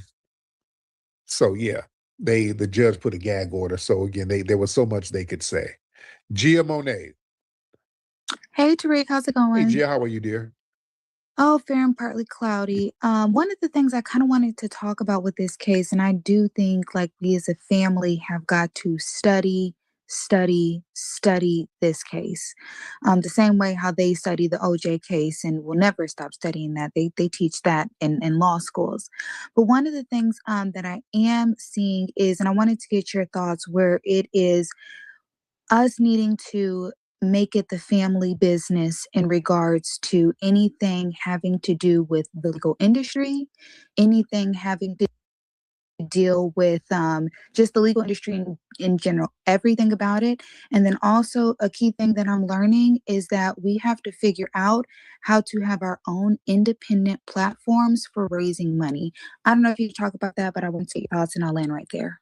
There you go. Yeah, it's a very good point because, some of these gives and goes and all these people are starting to take down these crowdfunding sites. And you got these white supremacist trolls who are really working hard to get those sites shut down. They're on the march right now. So, we do need to have our own platforms for this thing.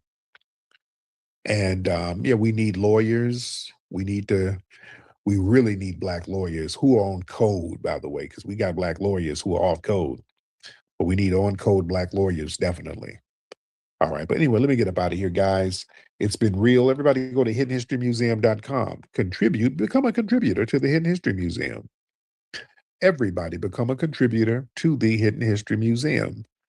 And also get your Rootwork deodorant at rootworkstyle.com. Ladies and gentlemen, all right, I'm up out of here. Papi Akute, Lalavuve to the family. Peace. I'm no longer musty.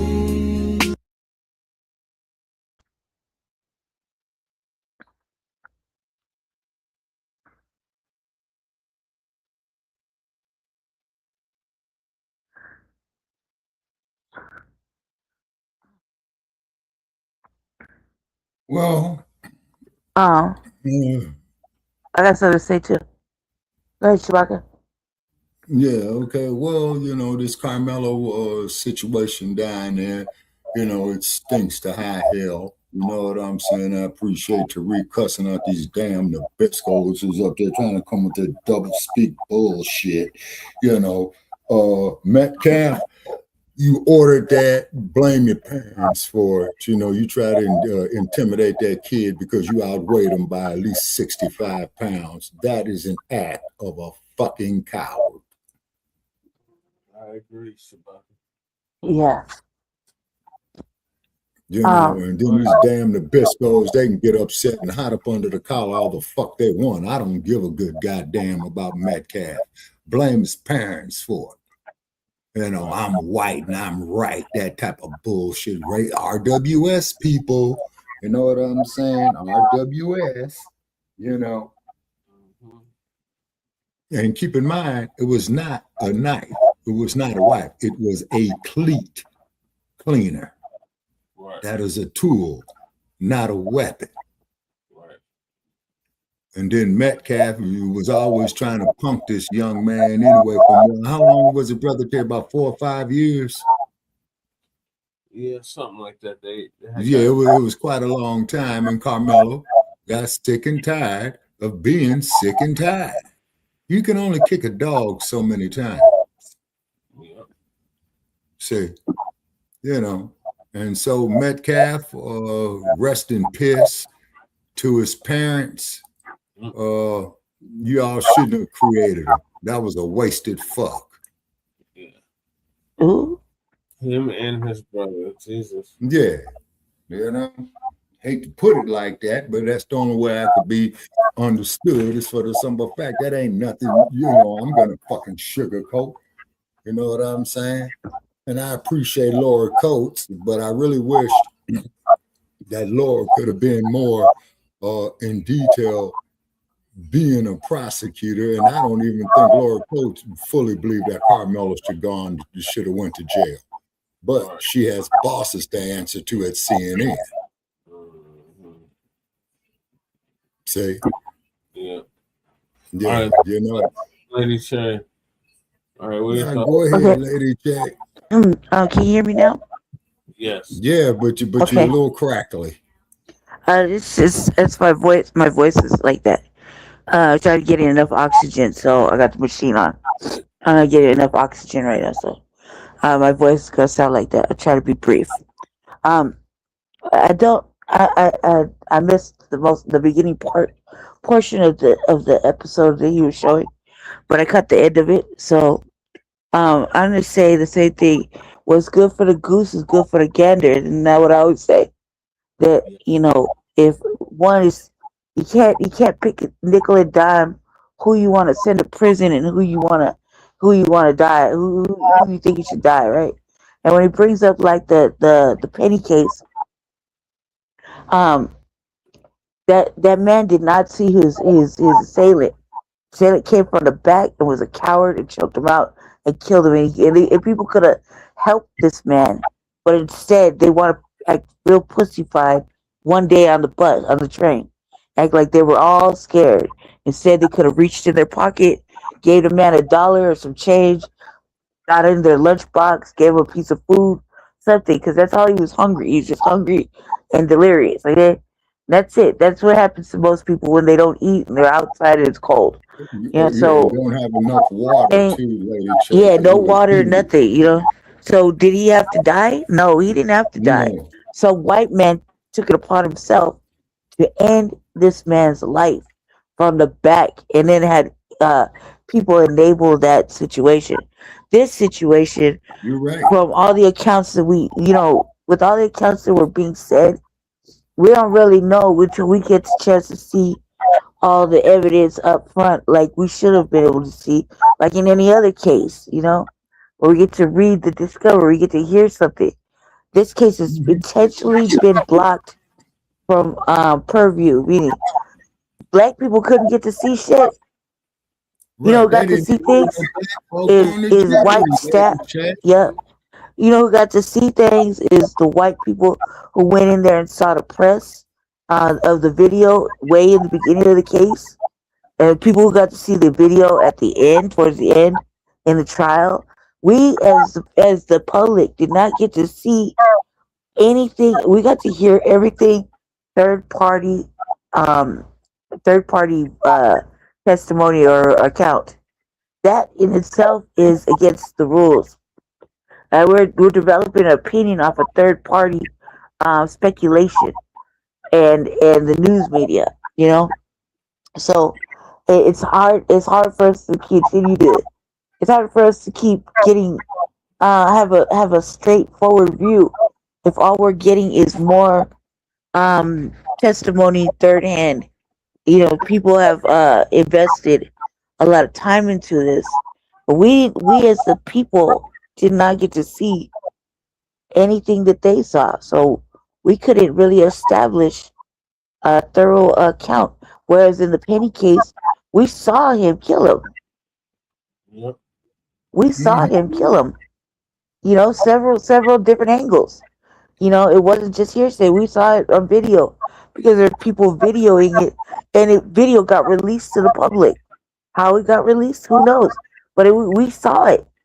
You see what I'm saying? So we had known what that man did, and we know what kind of justice he got off. He got away with it, and racism is paid for.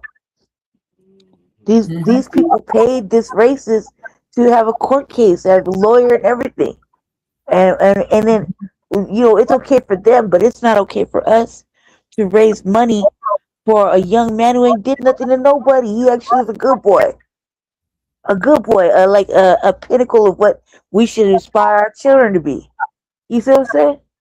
So it's what's good for the goose is good for the gander. If everybody's, like Tariq said, if everybody's uncomfortable, if you're uncomfortable, we're all uncomfortable. You know what I mean? Good. We've been feeling like this. So he's right. That's all I have to say about that. He's right. I'm gonna go back on mute.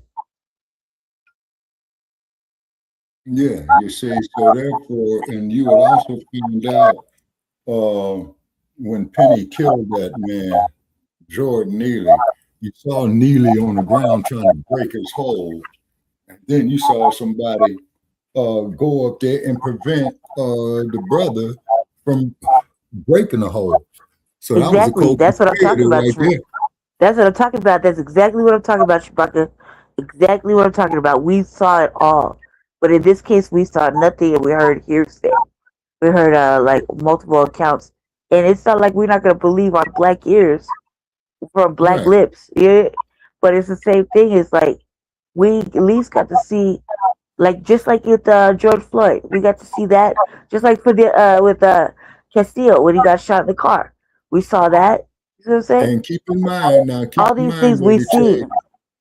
Yeah, now keep in mind, I want to shout out to Diamond Reynolds, Philando's wife, who had, I don't know where she got the strength to record that live, is because I saw her live feed after Yanez had killed Mr. Castile.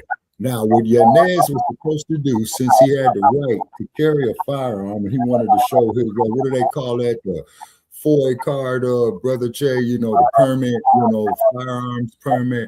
Why didn't Yanez say, okay, man, step out the car, put her, he says, I'm going to handcuff you softly. I'm not going to put the cuffs on tight.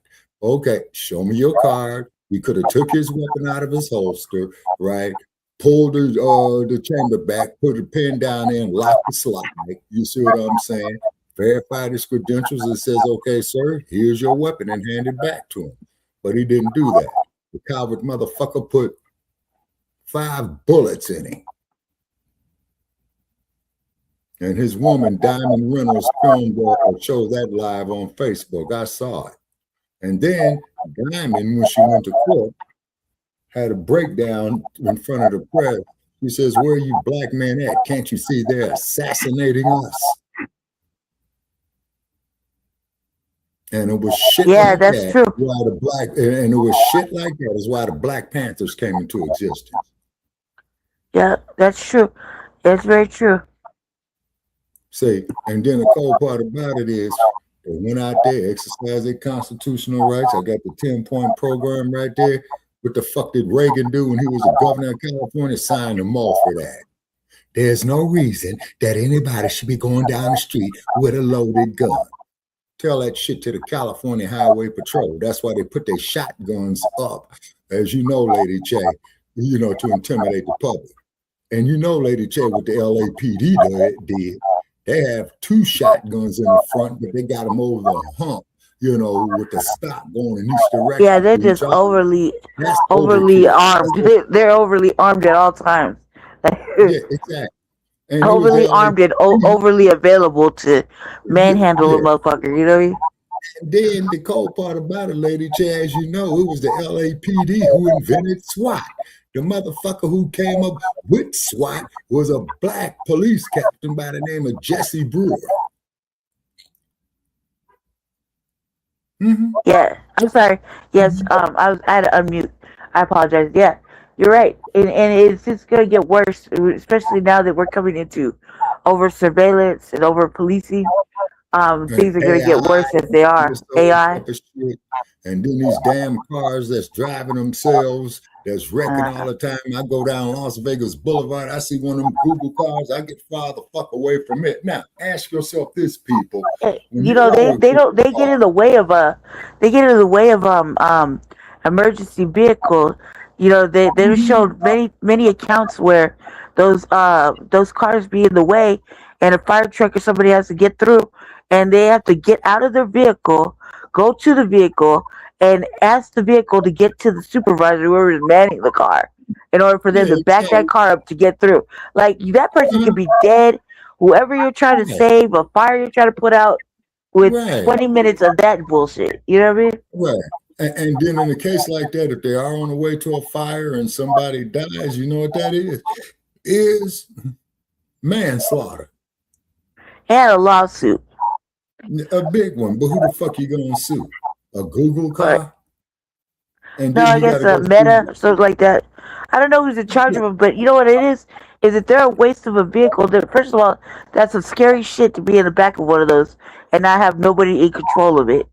Secondly, I think it's like one of those wasted ass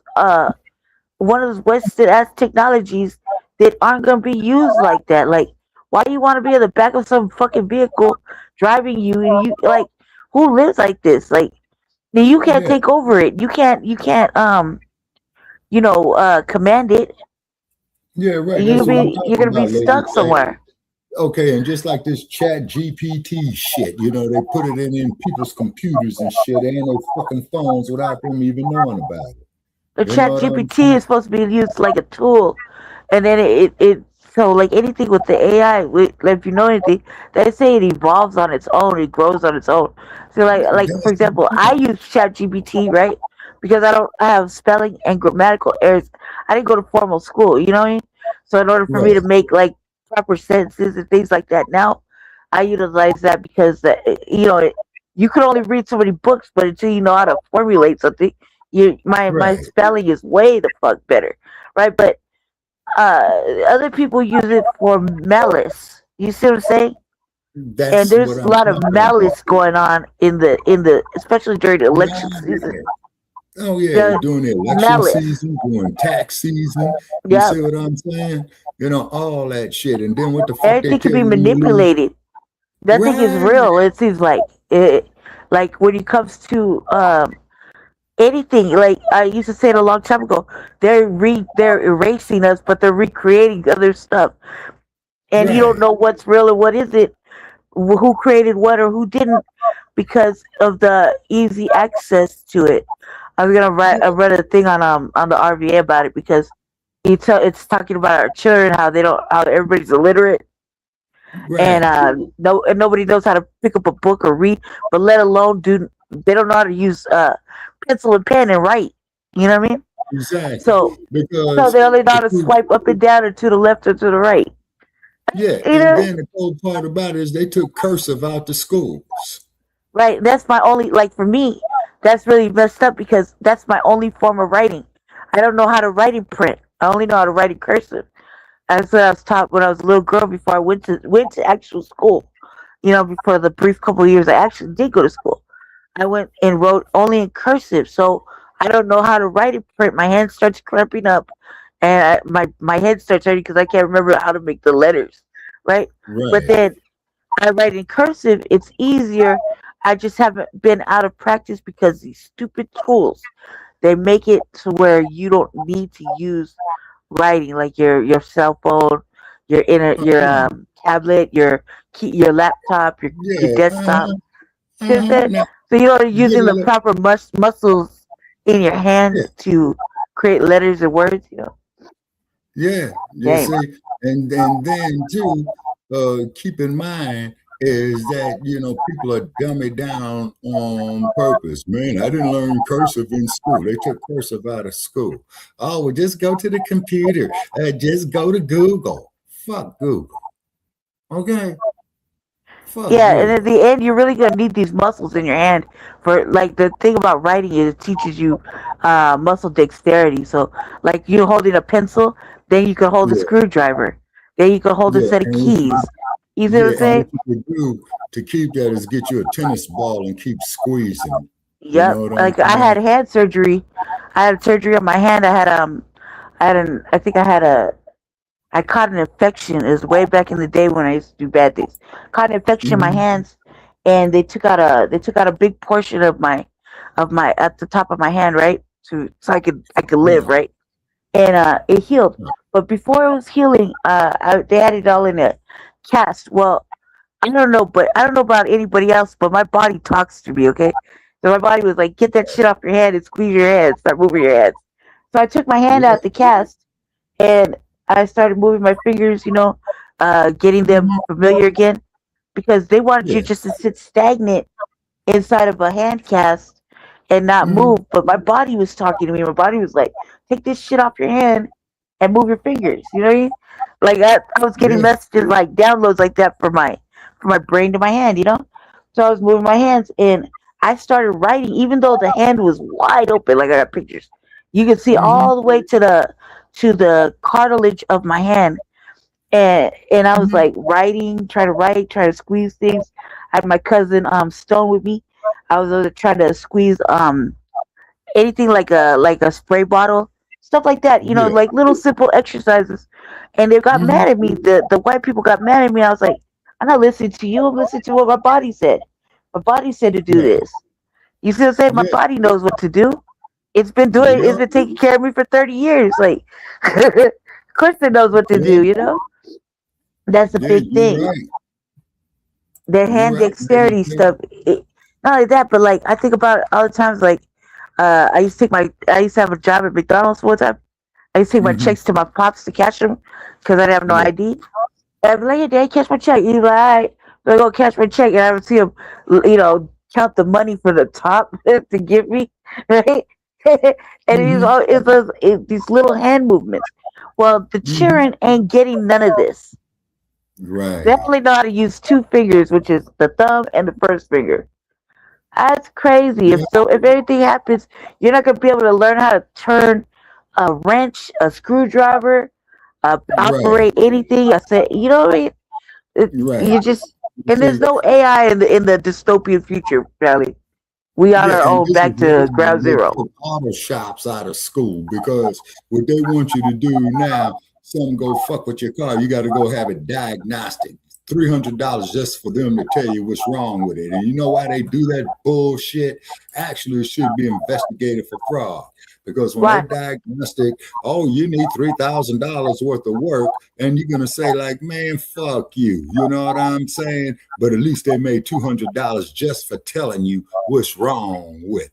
I wish the fuck I could charge a motherfucker $300 to tell them what's wrong with shit that I know of. That's crazy, man. Everybody's so greedy now, and I can kind of see what it is, with why. At the same time, I can't understand where Yeah, the fiscal humanity is of this all. yeah. But yeah, And then on my damn phone, they're gonna say, oh, it's time to do a maintenance check on your car. You know what I text them back? Fuck you. no. You know what I'm saying? And I block. That's what I text them back. Fuck you. You know what I'm But how saying? they know it's time to do the diagnostic check? No, Like but how that's they just know? it though, lady. That's just it though, Lady Che. It's prepackaged bullshit. Okay, and they trying to figure, that they wouldn't go in there and get this sucker again. That's why I don't drive this raggedy ass car I got far. I do not take this motherfucker out the city limits of Las Vegas. Why? Because if it breaks down, I know I ain't got too far to have to tow it to get it back to where I live. Another thing, it's hot as fuck out here. You know what I mean? So Yeah, we're in the and you heat gonna want to wave. be So working on a car in the hot yeah, ass sun too, and you gotta yeah, dig and in I'm your doing pockets for thousands of yeah. dollars. Man, fuck that shit. That's just Yeah, crazy. and that's why I'm putting all antifreeze in the motherfucking the reservoir. It says right there, I'm filling that motherfucker up to the top with antifreeze. You know what I'm saying? I'm Yeah, doing they that should day have and started tomorrow. smoking. Yeah, because suppose if I got to make a mad drive out here to LA or the Bay Area or what have you, and to go to the Bay Area, I got to cross Death Valley. You know how hot it gets in Death Valley, Lady Che? Yeah, I've been there.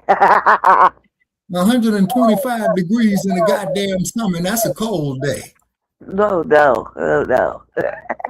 at high noon. You know what I'm saying? Why the hell you think they call it Death Valley? Damn Them sun, crackers couldn't poor survive that motherfucker. shit. Hell no. You know what I'm saying? And I've been arguing with these stupid motherfuckers up here today. Oh, well, we all the same, man. Go sit your ass out in the sun tomorrow at the Las Vegas sign. And you got to leave your sunscreen at home. And then they say, no, man, I can't do that. Then I tell them, what color is a snake's belly? White. Uh-huh. What does a snake's skin do? Shed. Shed. Connect the dots. Well, you arrogant black bastard, blah, blah, blah. Fuck you and your goddamn reparations, like, click. You know what I'm saying? Delete. Like shit, I'm not wrong. You're not Yeah. wrong. You know what I'm saying? And then what they did with these like pages is they opened them up to the general public, because you used to be able to select who you could have on your like page, right? Okay. Yeah. And I'm seeing all these motherfucking Nabiscos up here and shit like that. Ah, fuck you and your reparations. Now you black some bitch and all that. Delete, block. I report the comment. They didn't violate community standards. Yeah, Jesse, what happened with that? Were you able to fix that? Because it was, I think it was on where they took one of the live feeds out. Jesse, were you able to see what happened with that? I believe it was a Nabisco hating on us. I don't know. They rejected my appeal. Oh, Yeah, that's see. Yep. Yeah, they rejected That mine was too. a major a white person felony right there. I like to call it like little misdemeanors that white people do to us. You know what I mean? That's a felony right there. I felt like they took his shit down for no goddamn reason. Because whatever They Something in the don't chat. I like the can't remember. I truth. can't remember, but it wasn't. We didn't open it. And we knew what it was, but we didn't open it. You know what I mean? So I feel like They somebody didn't was like the truth scrutinizing. of what is being said. They don't like the Yeah, they were truth. scrutinizing our companions' conversations and whatnot. What we talking about? Scrutinizing and since And when is keep it in illegal to mind, put a link in the chat? Like when has yeah, that and been a wrong thing? We didn't open it. We knew what it was. We didn't have to open it. Well, not on camera. We look at it later. Because StreamYard is recorded. So if we want to look at something exactly, later, we'll just run the track back on our own time. So yeah. Oh, what is it so illegal that one of your wrenched moderators can put something in the community tab or in the chat, and yeah, somebody goes and scrutinizes it. Like, how is yeah, that illegal? You see what I'm saying? yeah, exactly. You see, as long as you're sitting up here talking about alternative genders, hating on your own people, you all right. You know what I'm saying? You all right. Good for the goose, good for the gander, man. Like some of these podcasters, they talk Mhm. about some horrid of some horrid Morbid stuff. shit. Yeah. Yeah, horrible stuff, and then yet we're talking about normal things like an injustice of some sort, and then they got the testicle audacity to go ahead and Hmm.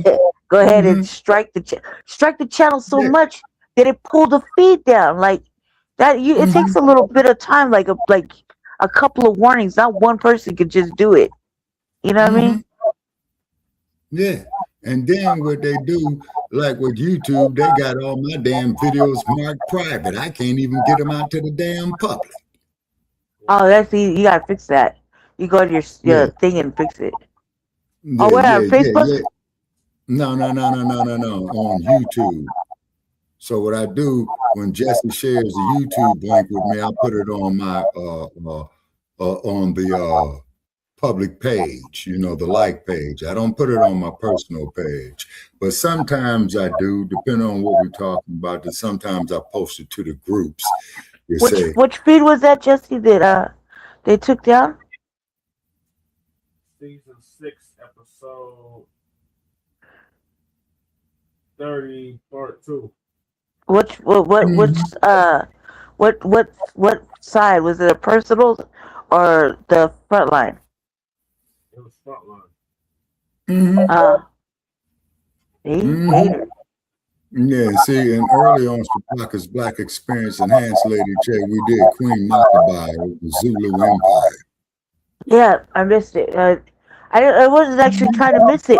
The thing is, No, you can look at the I playback. had eight. You can look, yeah, I you can had look at eight. the play. I had a 2 cup of noodles, or not cup of noodles, 2 top ramens. Mhm. I had a little bit of supper, right? So I was sitting down. I made it back for my little thing. I was sitting down, and I was drinking some Kool-Aid, and all of a sudden, I felt my heart just beating so fast out of my chest for no goddamn reason, and I couldn't I was starting to feel dizzy, and so I had I have an oxygen machine and stuff. And my brother come turn on the oxygen, and I was like, it just dropped me, it just dropped me. Oh, One your minute I had my eyes oxygen open, bottles full. the next minute I was laid out, and the dog was like all in my face, but like all on my arm, whining and shit. And that's when I woke up and jumped on the show. But I had it just dropped me, like it literally. I felt my heart beating so fast out of my chest, and long enough for me to tell my brother something. And I think I told my brother, I said, I don't feel good. Something's wrong. And then all of a sudden it just dropped me, like completely, like everything went black. I wasn't even fully on my bed. I was like halfway on my bed, halfway on my pillow, like still hanging off my bed, and it just like fell out. That's what happened. So when I woke up, I jumped on the show. I couldn't find my it was having some internet issues anyway. And I was texting Mhm. Jesse right when the last text I texted you, that's when I fell Mhm. out. Are you Because I was nearby telling any him, cell towers by any chance? it's a dead zone right here. I'm in the back where my room is. It's definitely a dead zone. Oh, okay. Yeah. I'm in a dead zone. because where I'm at, I got like 3 cell towers, within a quarter mile of me. Dude, right now I can't find the mouse to the actual computer. I've been looking for it this whole time, and I can't find it. But this is that. I don't know what happened. So like that when that happened, I had just finished supper and I was sitting down. I was gonna get on I was telling Jesse I didn't get any notifications for the show for your show, right? I think that's the last thing I said to you, right, Jesse? Yeah, I was telling you I didn't have no notification for the because sometimes they'll come up right where I was sitting right at the computer, right? So it should have came up Shabaka's Black Experience at Heads, blah blah blah. Yeah, The notification would have came up. episode on Queen Maccabee, Yeah. So Yeah. that's what I was waiting for, and I told him I said I'm not getting any notifications for the show, and then that's when I just dropped. The last thing I said, I remember the phone was in my hand, and I was texting Jesse about the notifications that I wasn't getting any, and then I just fell out. Just literally, I literally put the oxygen in my face and took a couple of deep breaths and just bam, I was gone. I was out. And I was like, oh shit, it's about to go down like it always does. You know what I mean? That's what I was thinking. I was like, it's about to go down like it always does. And it's that because I've been in like little miniature comas like at least 7 times. So I was like, oh my god. And I didn't do anything. Like even right now, like I'm sitting here and I'm getting kind of excited. My heart's like fucking racing, and I'm just drinking a Crystal Light. A Crystal Light, everybody. It's not even a Kool-Aid. It's a Crystal Light. Damn. Wow. Yeah. It's Jesse. I was telling Jesse. Jesse understand. Like, I told her what's up. So, it's opposite day for me. Hey, get up here, baby. Come on, big girl. Come here, big one, doggy. Come on, get up here. Come on, big one, doggy. Yeah, lay down now. Lay your big self down. Good girl. Yeah. My chest is hurting. So I'm sorry to interrupt, but carry on with your next topic, Jesse. I'm going back on mute real quick, okay? Okay. Okay. All righty. Also, too, here I'm looking at something here on my cell phone. Gotta get to the next topic. All right.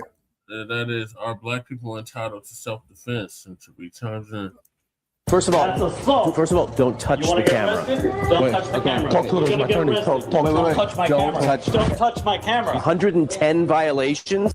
And I want y'all to continue to stay on the. Wait, I don't know if that's the right video. Hold on. Don't you know it's against the law for somebody to take your picture without your permission? Yep. Yep. It sure is, All right, we're in the building, ladies and gentlemen. We are in the building. Round of applause to you. Round of applause to the family. Welcome to the Tap In. Glad to have everybody tuning in, ladies and gentlemen. Can y'all do me a favor? If you can retweet this, that would be absolutely phenomenal. Y'all retweet the space. Let everybody know that we're live right now. And yes, I'm very early. I'm early. I'm in Vegas right now. I'm chilling in Vegas. Sitting up here watching the Vegas Strip, chilling. Really? About to hit a slot machine in a minute after I get a breakfast buffet some damn where. But I'm in Vegas. Shout out to Vegas. That's why I'm up early. And I didn't do my broadcast last night. I was at the slot machines last night, so I didn't get to do the broadcast last night. And a lot of people are like, hey, where the hell are you? I'm up here losing money. But I'm here. I'm here. What's going on, man? Y'all good? Everybody good? Let's chop it up. Let me do a real quick roll call for some of the regulars that's in here. Real quick, I got to bless the room and all that stuff. Okay, hold on. Hold on one second. All right. All right, who do we have? What I don't like doing when I do these early shows, I get text messages because everybody's texting me about different things. Y'all know I run several businesses, so there's always interruptions. But nevertheless, I'm here. I see Sir Mike in the building. I see Ty Powell. I see the prototype. I see Rashonda. I see Morning Dew in Hebrew. I see Soul Food in the building. I see MF Kush in the building. I see KD in the building. Respect to you. Rhonda in the building. Ty. Respect to the family. All right, what I want to talk about, family, because people are still discussing the Karmelo situation. A lot of people are talking in circles. People keep trying to reinterpret the law. People keep trying to redefine what self-defense is. I want people to not let the lice supremacists waste your time with a lot of legal jargon babble, because they love to sit here and babble about reinterpretations of the law, and they will sit up here and go back and forth with you indefinitely. The white supremacists are masters at time-wasting babble. They'll sit here and practice white supremacy, Right. That's and why I then just block these gaslight people. you and babble you in circles, and you're sitting up here babbling about laws with these people. Family, whenever it comes to us defending ourselves using lethal self-defense against a white assailant, that is never justified. Just understand that. And I've talked about this before. Excuse me.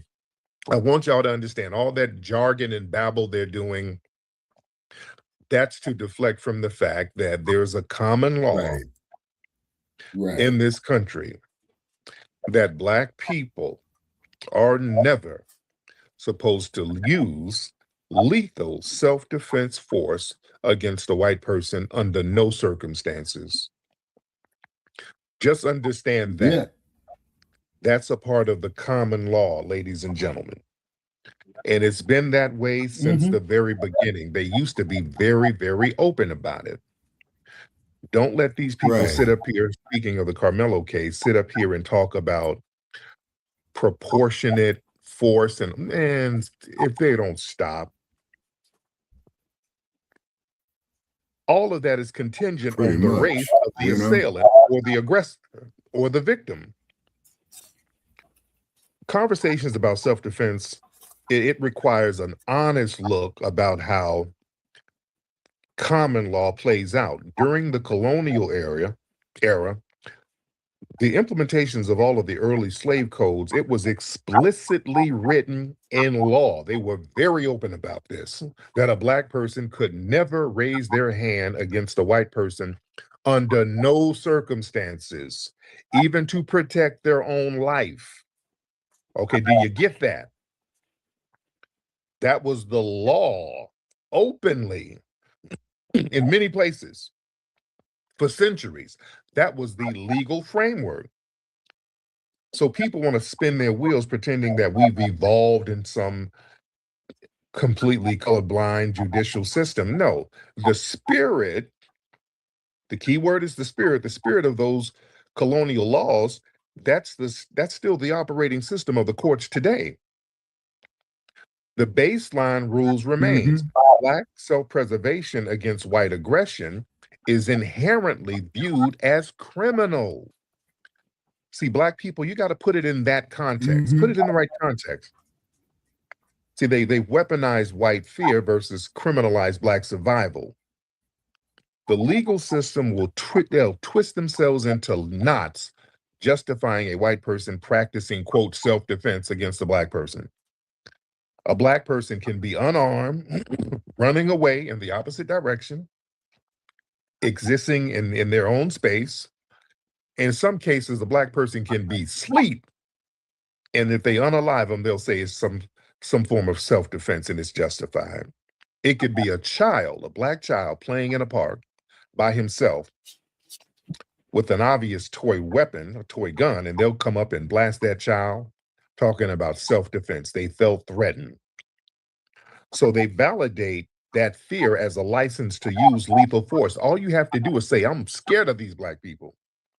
And it's justified. The Black person don't even have to do anything to you. but just the fear of Blacc, which is not really a fear. They just know they can get away with it. So when a Black person like Karmelo Anthony is cornered, outnumbered, and physically assaulted by a white person, his survival instincts is immediately criminalized. White fear is treated as justifiable weapons, while Black fear is treated as an invalid excuse.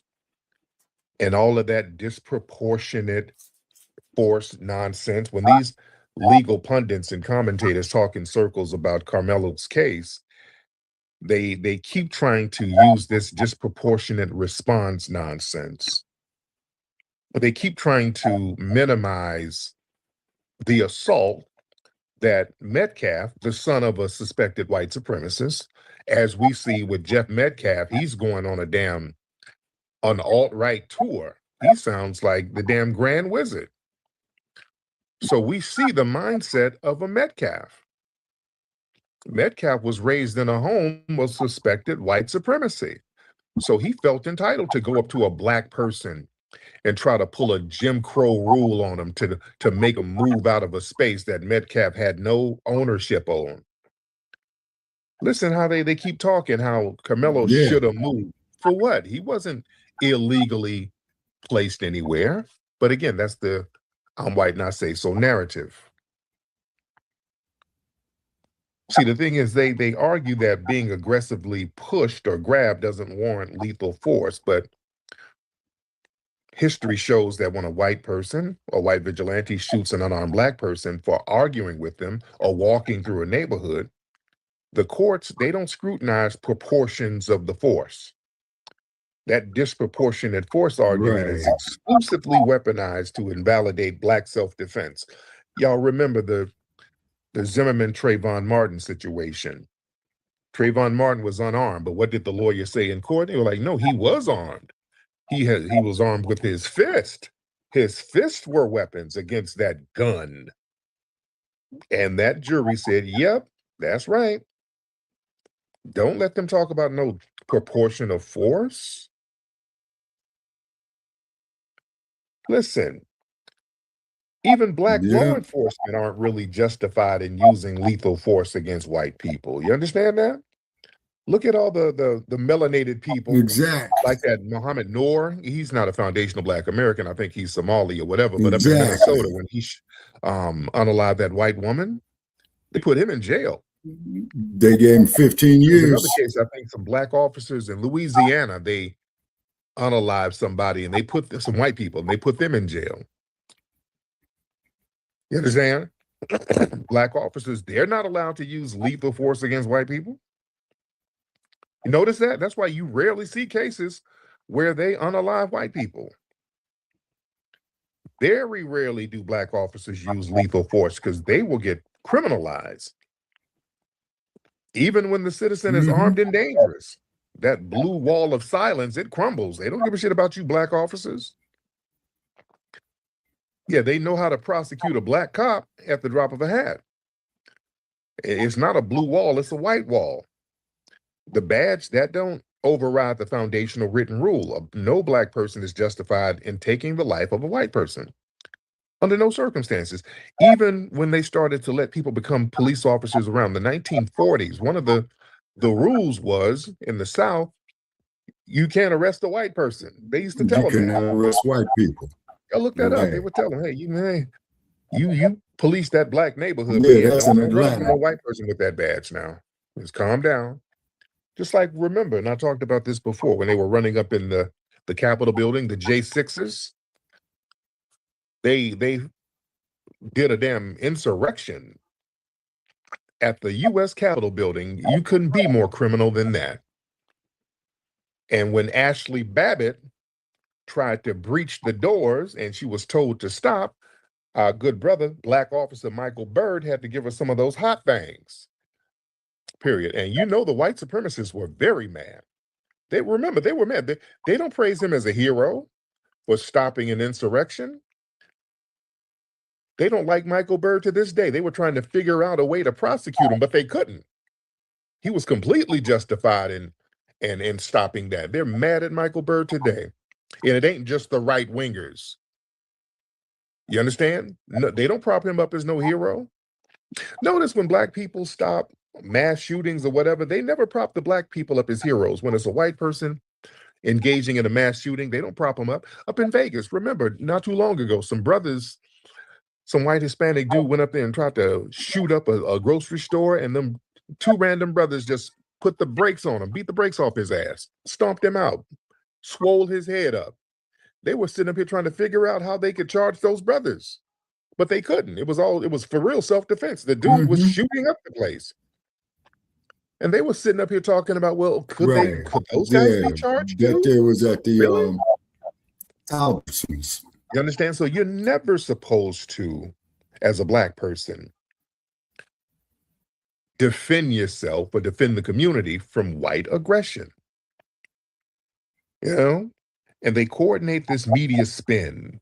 You know, they'll spend hours talking about the weather, the tent, the track meet, the good nature of the white victim, glossing over the fact that a black teenager was physically assaulted first. You understand? They keep the way, if you let these people tell it, they make it seem like Karmelo Anthony was plotting. Listen to how they talk. They make it seem like Karmelo Anthony was premeditated. Why did he take a knife to the track meet? Like he used some kind of psychic energy. Why did he have a knife? Why did he have a weapon in the first place?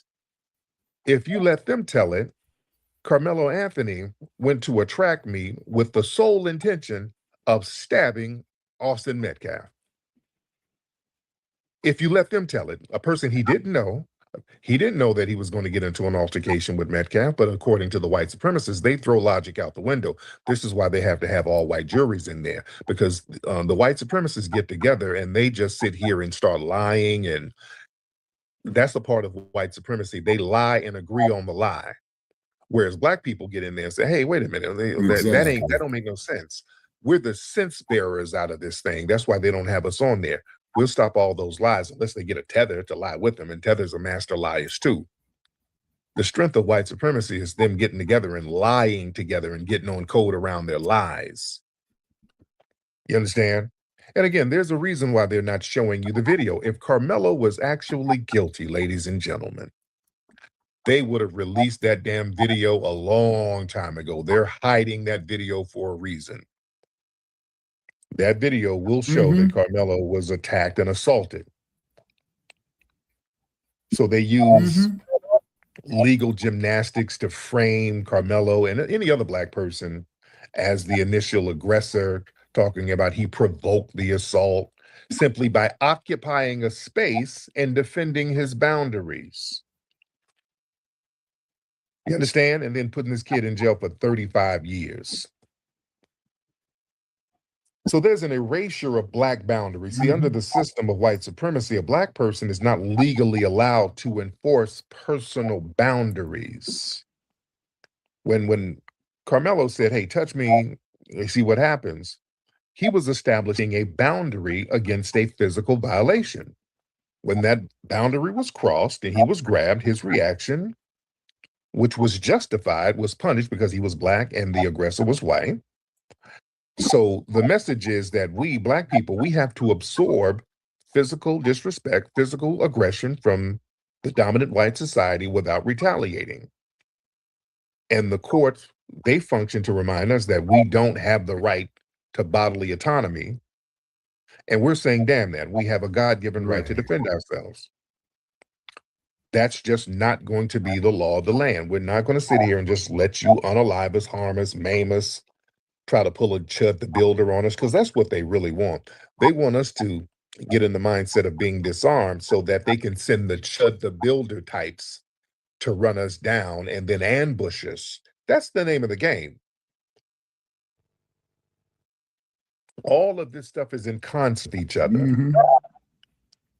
They want us defenseless, and they want us to second guess defending ourselves. So when they send these white supremacist vigilantes out here, we'll be sitting ducks, and that's not going to be the case. For example, in Georgia, I talked about this case before, the white supremacist man who shot up that family reunion. He drove by using the N-word and then They ran him up out of there, and then he came back with an armed body armor and an AR, and then tried to spray up the place, and then a black Marine started busting on him. From what I understand, this white man who sat up here and did this hate crime, if I'm not mistaken, they let that man out on a $5,000 bond. If I'm not mistaken, they let him out on a $5,000 bond, ladies and gentlemen. They're signal boosting messages to these white supremacists that we're going to be very light on you if you do these vigilante attacks. You understand? So we got to get into the mindset of, damn that. You better defend yourself at all cost. Don't second guess defending yourself at all. It's going to be up and all the way up. Who's this? Let's get some people in here. Who is this? Ella Mafia? Ella Mafia, hop on, Ella Mafia. Ella? All right. Ella, unmute your microphone if you can. All right, let me get some of these people in here. Ella, y'all don't make a request if y'all not ready to get up. I don't want to waste time here. Let's get B-Dog. Hello? There you go, Ella. Can you hear me? I can hear you, Ella. Oh, okay, it's L. That's why I didn't know you was talking to me. Okay, what's up, Ella? I was trying to send you something. Did you hear about the police that killed the lady's doodle because she was screaming because she was excited about the Knicks winning the championship? Yeah, I heard. Yeah, tell me about that. What happened? So what I read was that one of her neighbors, I'm not sure what race her neighbors are, but they called because they said they felt like something was going on, but she was just excited her family was over for the championship. And so when the police came to their house, I guess her dog ran out or whatever, and then the police shot and killed the dog. And I have a doodle myself, and doodles are very nice dogs. They're not even aggressive, no nothing, and they just shot and killed her dog. Yeah, I saw a little clip of that. That's very unfortunate. Yeah, these people. But yeah, and the dog is a little black dog, so they like, oh God, it's a Negro. Oh God, so yeah, they're shooting anything black. They shot a black dog. These people have lost their minds. They're losing their minds. They're losing their damn minds, ladies and gentlemen. Yeah, but I heard about that, and that's very unfortunate. Smooth, what's up, Smooth? What's up, Flex? Yeah, man, they playing hopscotch with the law. 1 minute, as you think of Tulsa, Oklahoma, where we was kicking up their ass, they dropped a bomb on Americans. They dropped a bomb on their own people, and I don't think nobody went to jail for that. It's been other cases like I think the dude's name is Kendrick Jenkins. Kendrick Jenkins. It was the same situation. If you think about it, I don't know if y'all seen the documentary. He got beat up by 2 football players, and they put him in a mat. And they still closed that case. They know exactly what happened.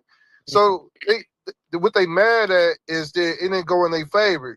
I got these saying like, why didn't he fight? He did fight. It went in his favor. He ain't dead. Yeah. He ain't dropped, But I just want to throw that out there, man. Shout out to Flex. Respect to you. Yes, indeed. Oh, yeah, the Sambos are Samboing it up, boy. The Sambos are really, really campaigning. All these Sambos out here trying to cape for the Metcalfs while Jeff Metcalf is out here spewing every racial epithet and watermelon felon. This man is out here sounding like Richard damn Spencer, and you Sambos are trying to cape for that. What y'all think you're going to get, a golden butter biscuit? What you think you're going to get? Y'all not getting nothing from these white supremacists? You idiots. Now, I know most of you are tethers doing all that, so we know you get down, but y'all not going to get nothing out these people. They don't give a shit about you. They don't. Be easy. What's up, Be Easy? Yeah, you damn right about that. Yes, sir. What's going on with him? Hey, thank you for standing on business because, yeah, it's a lot of buttermilk biscuits going around with the Karmelo Anthony case, so I'll be concise and precise.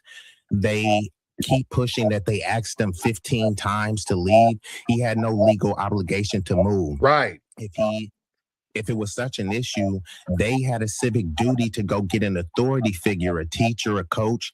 Austin and his gang of goons tried to take matters into their own hands, which means the brother Karmelo Anthony had to take self-defense in his own hands.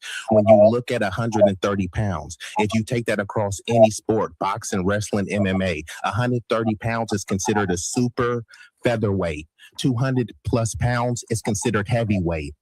So Karmelo had a feckless defense where they didn't argue the disparity of force. Didn't I just say that? Doctrine where it says that situations where individuals face an attacker or a significant physical or tactical advantage, it justifies the use of deadly force even against unarmed assailants.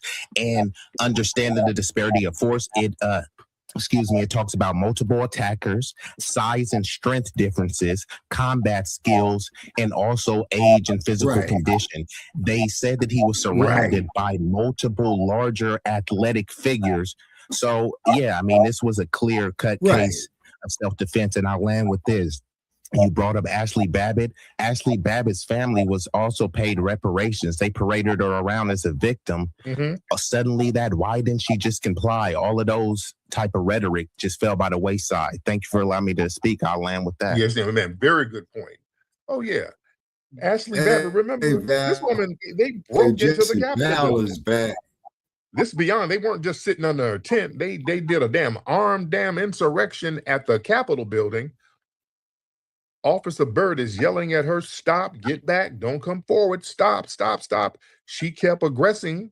He gave her those hot things, and they sat up here and acted like she was a damn victim. Black self-defense don't exist against white assailants under no circumstances. Family, that's what you have to understand. And we have to understand, damn that. We're not going to go for that. You're not going to get some kind of royal immunity to just harm us anytime you feel like it. No, we have to say enough is enough. I don't give a damn about these Sambos out here with Karmelo shows. He should have just thought. He should have put his, man, shut up, Sambo. Stop it. These are people auditioning for damn butter biscuits. Stop it. B-Dog, what's up, B-Dog? What's up, Ricc? How you doing, man? Good, brother. How are you? Pretty good, pretty good.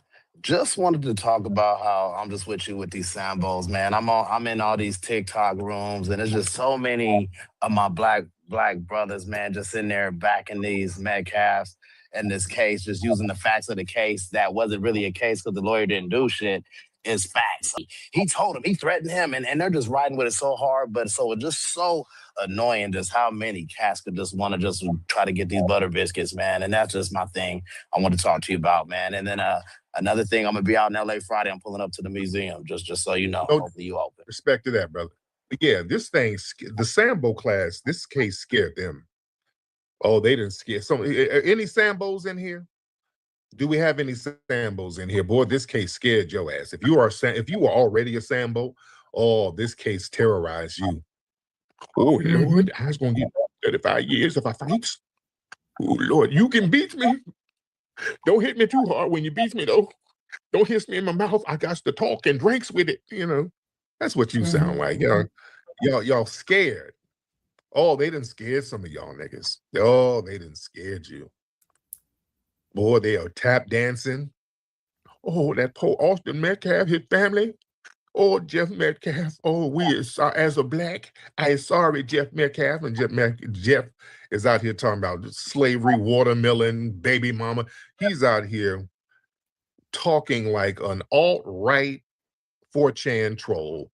Oh, man, God, y'all hear this knocking on my door? These maids here in Vegas. Hold on, man. Hold on. Hey, Brother Che, you still with us? Hello? Yes, come back later, please. All right. I'm sorry, guys. These late-ass Vegas maids, they're supposed to come early. I told them to come back. All right. Amira Gold. Hop on, Amira Gold. Hey, Brother Che, you still with us? Amira Gold. Or Amira or Amira Gold. Are you in here? All right. Amira Gold ain't saying nothing, so I get you back. Okay, One, check. let's get Mr. One in here. Mr. One. Okay. How you doing? I'm good. One, how are you? Doing all right. I just first, when I think about this, the whole Carmelo Anthony, this is a big thing when it comes down to black men raising their children for the last 400 years. How they want to put their hands on us. They want us perpetually. Mm-hmm.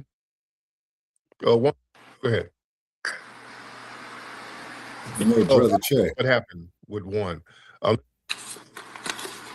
What's up? 916, Mr. 916. Yeah, can you hear me? I can hear you. Okay, Val says. All right, yeah, man. I just want to point out, Hey, when you're touching on the Sambos right now, the cold part about it is, okay, ladies and gentlemen. Okay, please keep listening to family, with no disrespect to them feed at all. that we're doing right it, now. it just seems like Okay, they're I'm more going to similar bed. to the Officer I'm in Tatum's or pain just again. Whitlocks and stuff, just as far as Okay, how, Che, if you hear this, man, from I'll what give we've you a heard, call how they tomorrow. move, you know what I'm I think saying? you went to sleep. They moved out, the Okay. hood, they went with the, Now, they went to ladies the and suburbs, you know gentlemen, what I'm this is saying? He season surrounded himself 6, with some episode 30, multicultural part 3, friends or whatever you want to say. continuation, He let his guard part down 1 of and Frontline he Black ended up like News. this. And the fact that they're just Okay. kind of throwing him under the bus is cold to me because he doesn't have any background like he old dog or nothing. You know what I'm saying? This kid's good in school. Right, yeah, he was Family a got a great background. 3.75 And student. that He's crowd supposed should to be be a student. more supporting him A versus just background kind like of that, throwing ain't him under the nobody bus. gonna be You know out what there I'm saying? trying to start no shit. They're All right, trying to get educated. And I don't know. People keep saying about the family that bought a house and a car, and I don't. Some of those are a lot of the white supremacists are saying that. I don't think the family did all that. I don't think it's like a big money grab for the family. They're not a hood family. I think people are just saying stuff to try to discredit the family. So, unfortunately, there's been a lot of vultures around the family. Right. Trying to low-key sabotage him, but that's a whole different thing. Owen Code, Pan-African. Hey, what's up, Tariq? What's going on, man? How are you? Oh, good, good. I'm so glad you're on Twitter. Yes. Away from that TikTok begging ass platform.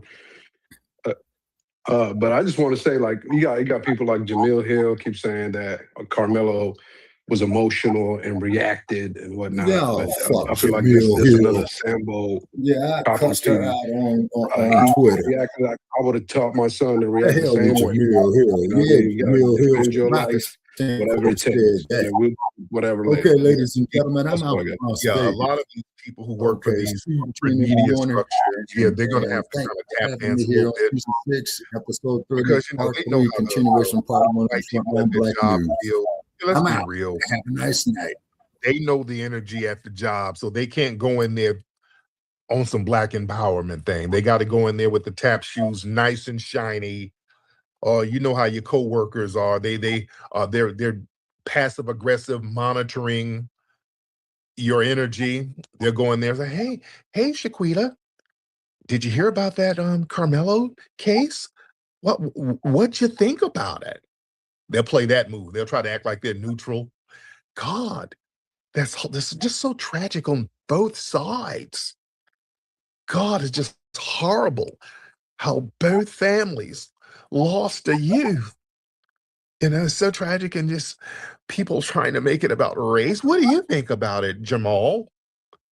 And they wait on you to say something. And if you say, hey, man, I think Carmelo was defending himself. Oh, okay.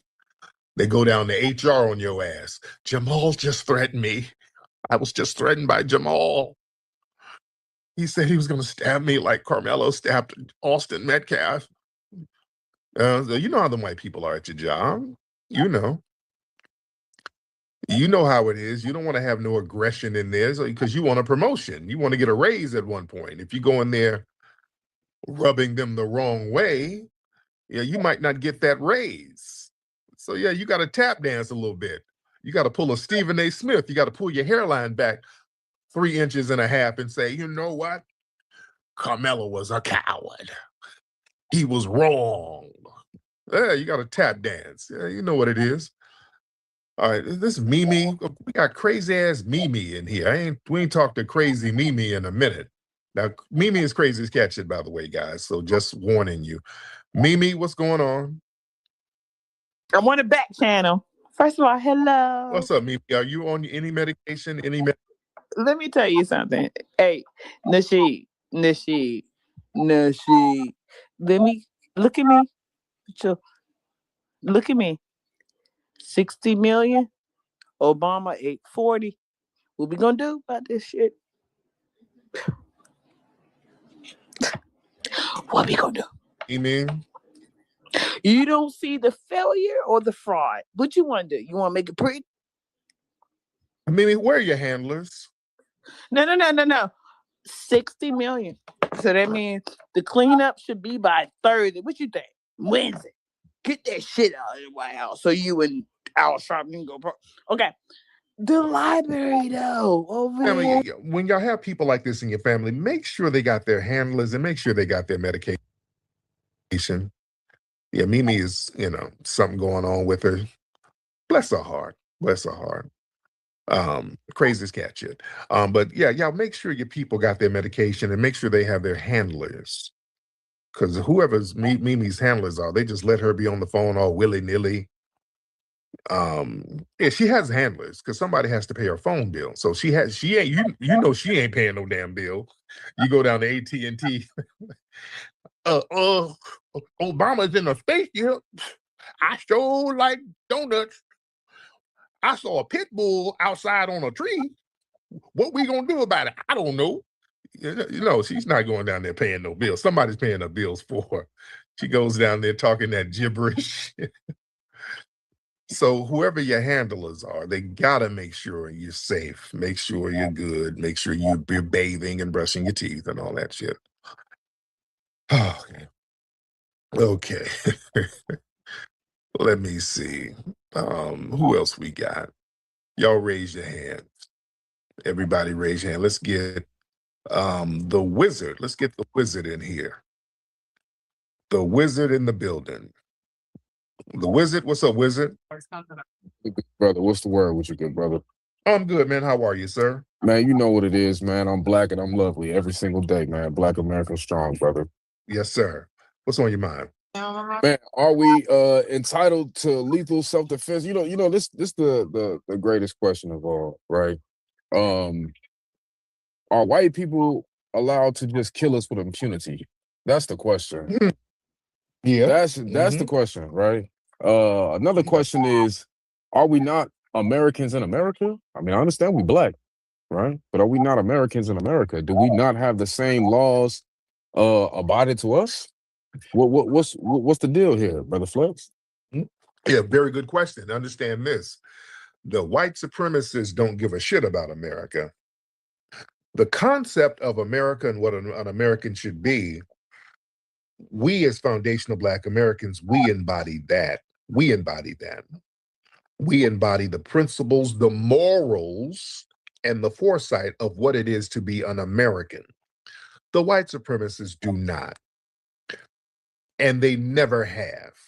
You understand that? You have to remember, many parts of the Constitution, like the 14th Amendment, 13th Amendment, that was us pushing that, where equal protection under the law for everybody.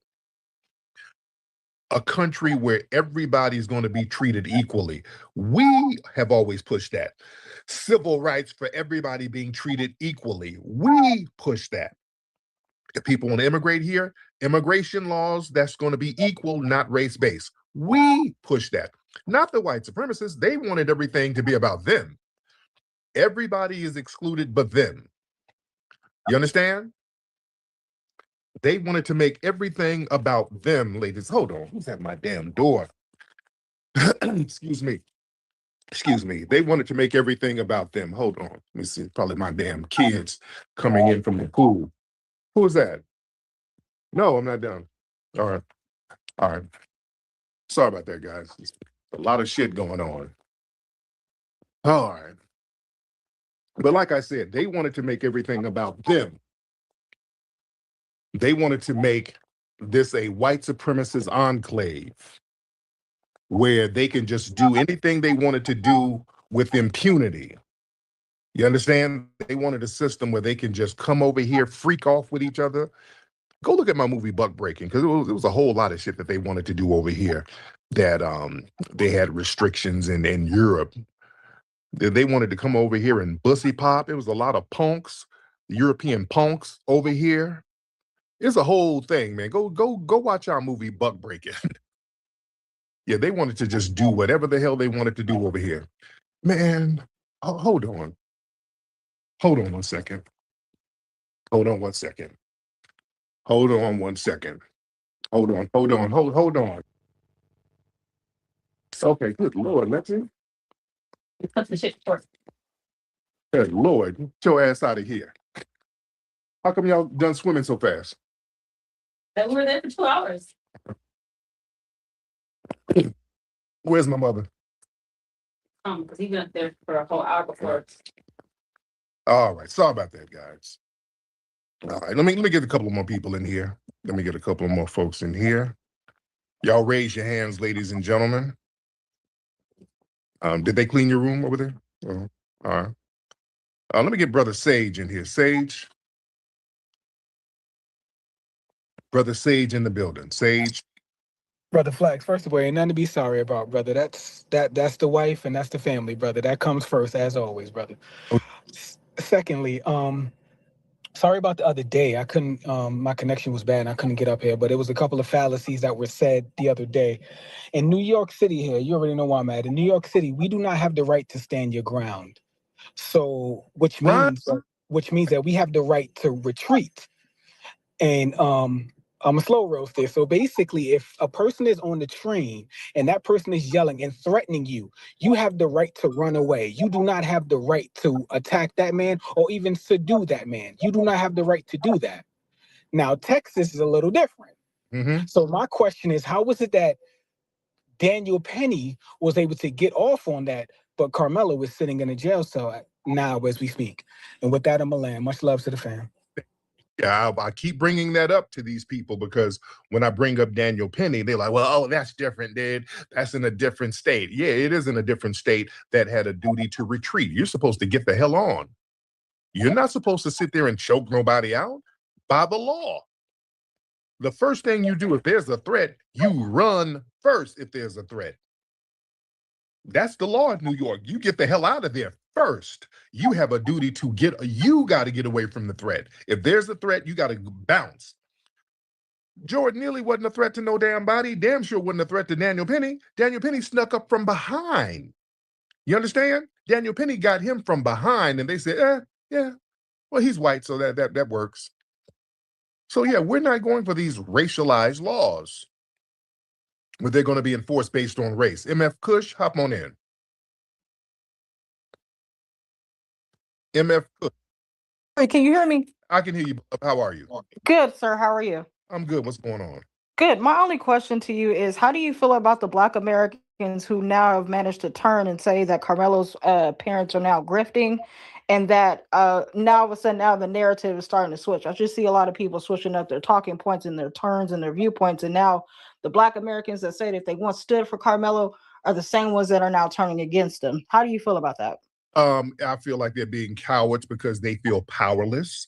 It's easier to turn on the parents and come up with some bullshit narrative about them than to say, hey, these white people are manipulating these laws in a way that punishes us and I can't do anything about it. You see, it's hard to say, hey, man, I can't do nothing about this right now. These people are manipulating the laws against me, and I can't stop them. I don't have the power to stop them. That's hard for people to say. It's hard to say that I'm in a powerless position. Say that shit.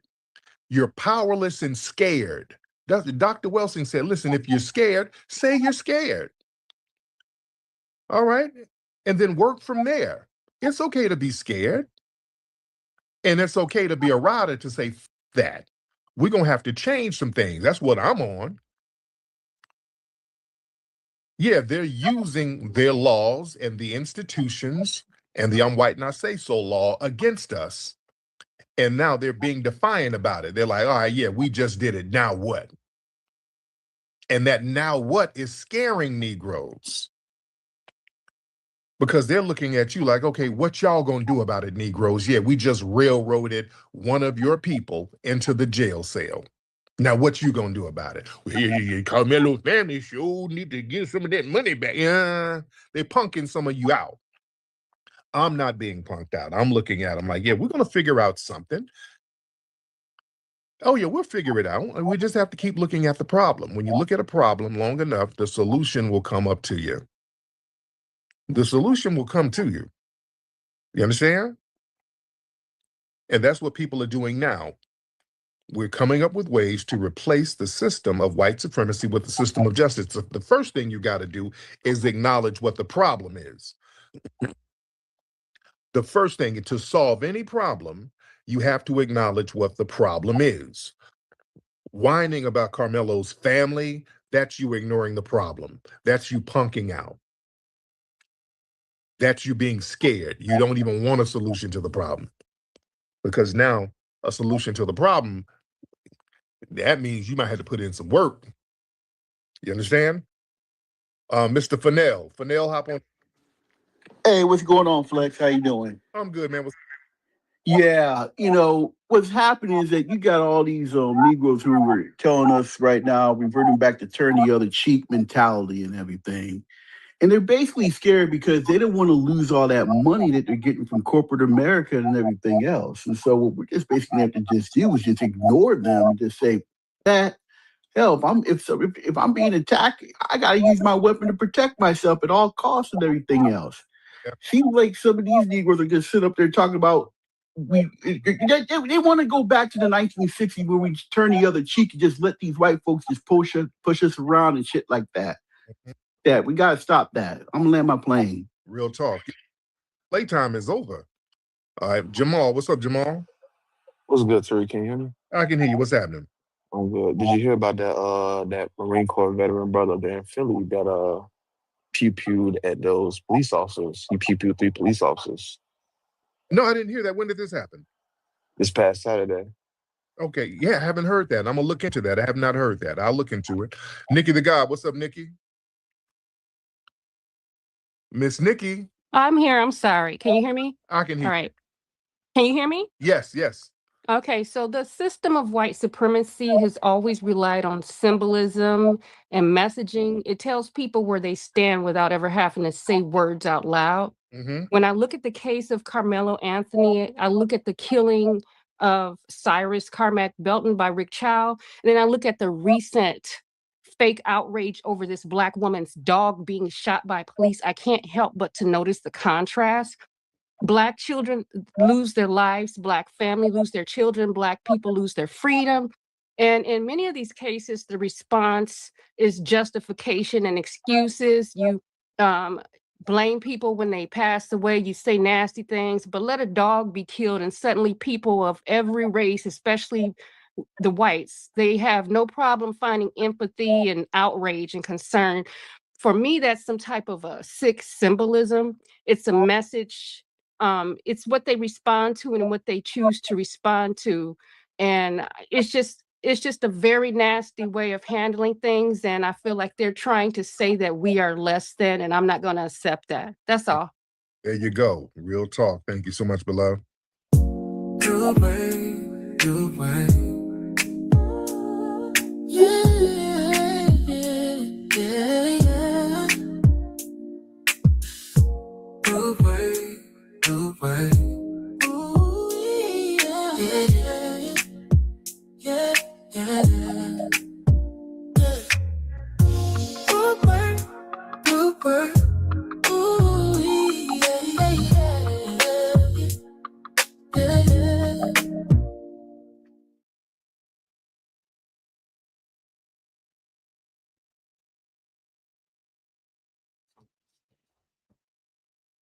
First of all, don't touch the camera. Don't touch the camera. Talk to us, my attorney. Don't touch my camera. Don't touch my camera. 110 violations. And I want y'all to continue to stay on these folks' necks by calling the health department when y'all see these violations, because they trying to take out the whole damn community. Might have to drop a dime on them. For sure. You know what I'm saying? Stop. I don't like that shit. For sure, bro. I don't like that shit.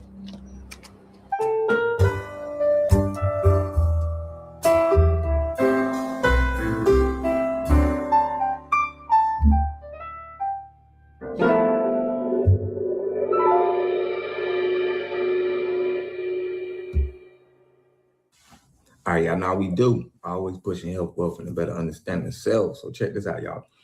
It's a lot of, y'all know we doing a blackout and we focusing on the wealth transfer to us. We kicking out $2.1 trillion, somewhere around there, and it's going to other nationalities. So now this is a big wealth transfer for us. We're trying to get all of those funds and transfer that to us. And in the process of doing that, we had a lot of the Asian stock market crashed because we've been saying that, we're not spending with the Asian community. So I can see a lot of people that probably wasn't invested in a lot of products that was in our neighborhood is gonna pull out. They're gonna pull their money out like, yeah, this is probably the best time to pull your money out of the products and these Asian products that they got going on, because this is the start of the end. So I'm pretty sure people in Asia, felt like that. But some of these stores around America, what they're doing is they're trying to make it seem like they Black owned. And it's a sister, shout out to that sister, I'm gonna play out this clip, that she's going around checking. There's been people in our community going around to these businesses and letting people know, like, what are you doing? You heard about the wealth transfer? Okay, we no longer calling it a blackout. That ain't what we doing. We ain't doing that. But I want to know what y'all think about this. How we gonna be able to certify? It is a guy that's certifying Black business. He's doing research. I got to shout his name. I can't think of it right now. Dang, but he definitely verified mine. It's a Rolodex that they got. And we got to know who we are and make sure nobody can't steal, our name, image, and likeness, because that's probably what's next that's going to happen. They're going to try to put Black faces and make it seem like they in position when really they're just, they're just an employee. But y'all check this out. I want to know what y'all think. Make sure you subscribe to the channel, hit that like button, push on the algorithm. I greatly appreciate that. I'm going to give y'all some more commentary. Let's get it. And I took a road trip. I went to explore all of the so-called Black-owned beauty supply stores. I visited 4. Only 2 of them were actually Black-owned, Black American-owned. We know that Black-owned means us, and I don't want to discuss it anymore. Okay, y'all not gonna gaslight me. Y'all know what this is and what it means. So I'll tell you a story. Let's do story time about one of them. So I go to this one store and I did the same thing. I let them know, hey, this is who I am. This is what I'm doing. I just want to bring awareness to all of the Black American owned, and I do say it, beauty supply stores that are around. So we know who you are, where you're at, how to find you, what you carry, etc. So the girl there, she's also Black American. She says, oh my God, we love that. Go ahead. I was like, okay, cool. So I'm walking through the store and I'm, taking footage. I'm looking like, oh, y'all got this. I got this. Okay, cool. But there's something that I can't quite articulate that happens like when we own and run a space, and I cannot articulate what it is, but it feels a certain way. It feels a certain way. And I'm walking through and I'm like, something feels off. I need to ask more questions. So I get to the front. And the girl is there again. She came from outside. And she's like, can I help you with something? I was like, yeah, can we talk about the store? How long's it been here? Are the owners here so I can speak with them? And she's like, no. So we actually have another store on the other side of town. And the owner's not here. But I did just call her to make sure that this is cool that you're doing this. I was like, okay, cool. And she said, yeah. She says, thank you for coming and letting everyone know about it. And I was like, okay, so what's your name? What's her name? Can I tag y'all when I make this video? So she's like, yeah, let me write it down. She gets a card. She writes the name down. And she says the name to me. And I'm like, come again? What did you say? And she says the name. And so She hands me the card, and I'm looking at it, and I'm looking at her, and she's looking at me, and I'm looking at her. And I said, girl, and she goes, okay, so she's African, but you know. And I'm looking at her, and she goes, I just work here. And I said, but you know, she goes, I know, but I just work here. So I guess what I want to say is, I'll use this as an example.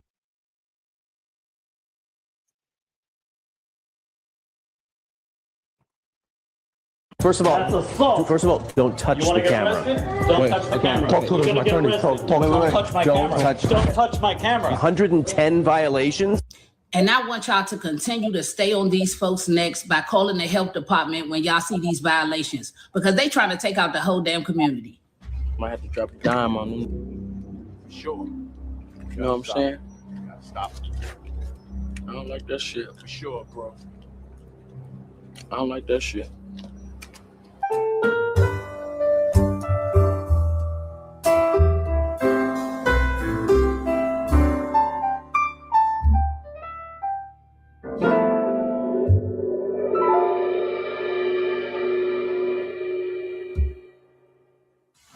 All right, y'all know how we do. Always pushing health, wealth, and a better understanding of self. So check this out, y'all. It's a lot of, y'all know we doing a blackout and we focusing on the wealth transfer to us. We kicking out $2.1 trillion, somewhere around there, and it's going to other nationalities. So now this is a big wealth transfer for us. We're trying to get all of those funds and transfer that to us. And in the process of doing that, we had a lot of the Asian stock market crashed because we've been saying that, you know, we're not spending with the Asian community. So I can see a lot of people that probably wasn't invested in a lot of products that was in our neighborhood is gonna pull out. They're gonna pull their money out like, yeah, this is probably the best time to pull your money out of the products and these Asian products that they got going on, because this is the start of the end. So I'm pretty sure people in Asia, you know, felt like that. But some of these stores around America, what they're doing is they're trying to make it seem like they Black owned. And it's a sister, shout out to that sister, I'm gonna play out this clip, that she's going around checking. There's been people in our community going around to these businesses and letting people know, like, what are you doing? You heard about the wealth transfer? Okay, we no longer calling it a blackout. That ain't what we doing. We ain't doing that. But I want to know what y'all think about this. How we gonna be able to certify? It is a guy that's certifying Black business. He's doing research. I got a shot of thing. I can't think of it right now. Dang, but he definitely verified mine. It's a Rolodex that they got. And we got to know who we are and make sure nobody can't steal, you know, our name, image, and likeness, because that's probably what's next that's gonna happen.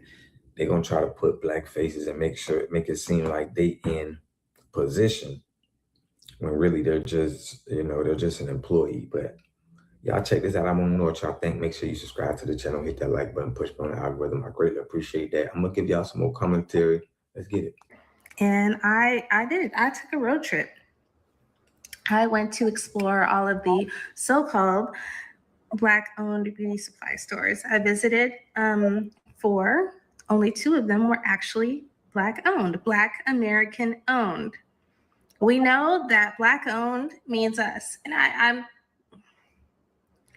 don't want to discuss it anymore. Okay, y'all not gonna gaslight me. Y'all know what this is and what it means. So I'll tell you a story. Let's do story time about one of them.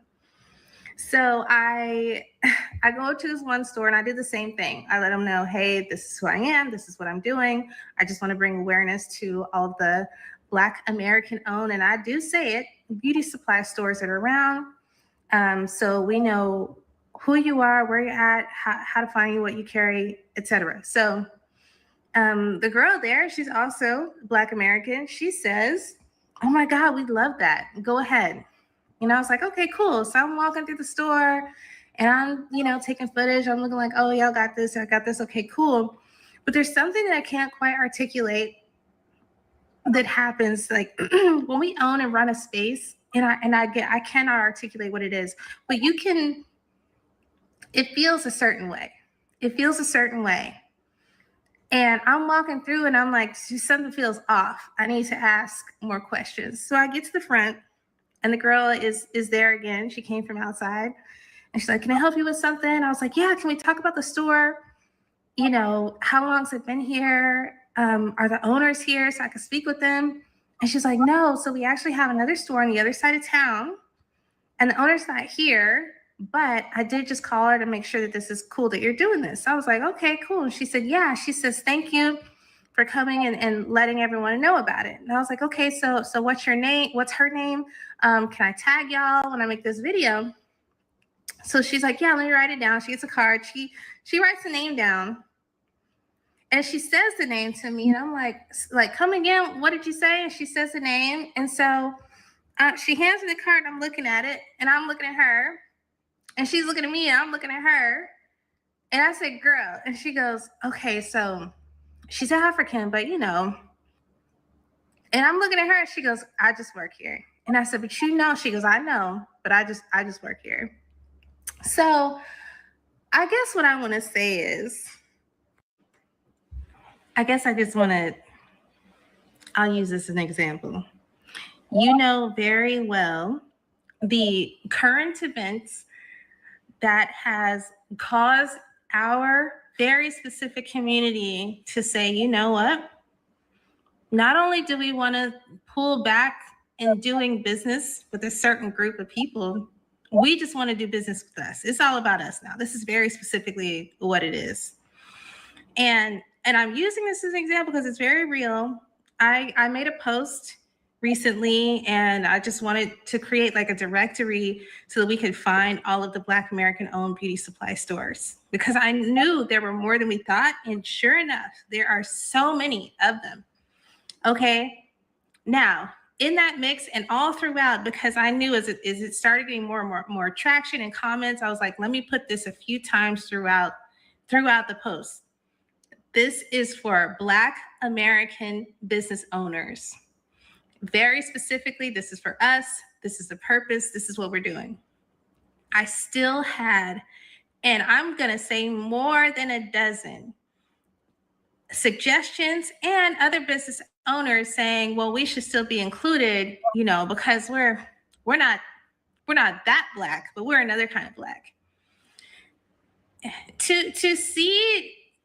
To understand the context and to know what we're doing while we're doing and to still try to crowbar your way in and to say, hey, I still want to put my business on the front lines with y'all, even though y'all are clearly saying this isn't about my business, is pretty, like, honestly diabolical. And if you don't think so, like, something's wrong, okay? Secondly, you know very well, until extremely recently, very, very recently, until the last year or two, no one wanted to be called Black but us. No one. You didn't want to identify with it. Okay, you didn't want to identify with us.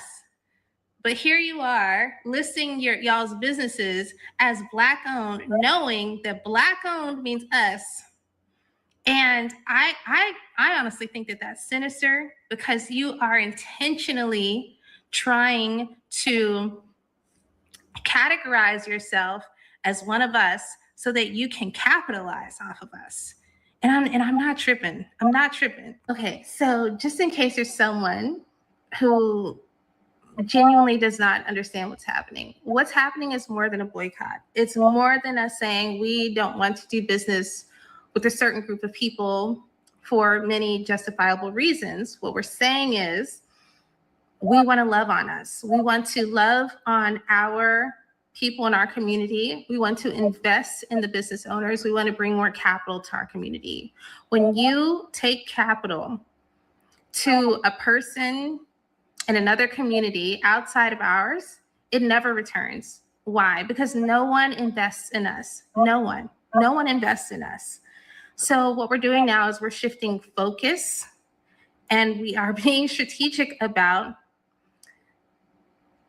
you know, infusing our community with capital so that it can circulate and then so it can grow. And it's as simple as that. This is us loving ourselves. This is us investing in ourselves. And I think it's a beautiful thing. And if you don't, just be honest. You don't like us very much. All right, so y'all see how that sister will check that beauty supply store, and we got to do it. I feel the destiny swap. I feel like they're going to try to get Black Americans, pay them a little money and make them seem like they the owners of the store so they can get that, you know, because they in a rock and a hard place right now. It's like, what are they going to do? Are they going to shut the business down? And, you know, are they going to, like, what's going to happen? You know, are they going to try to fight this?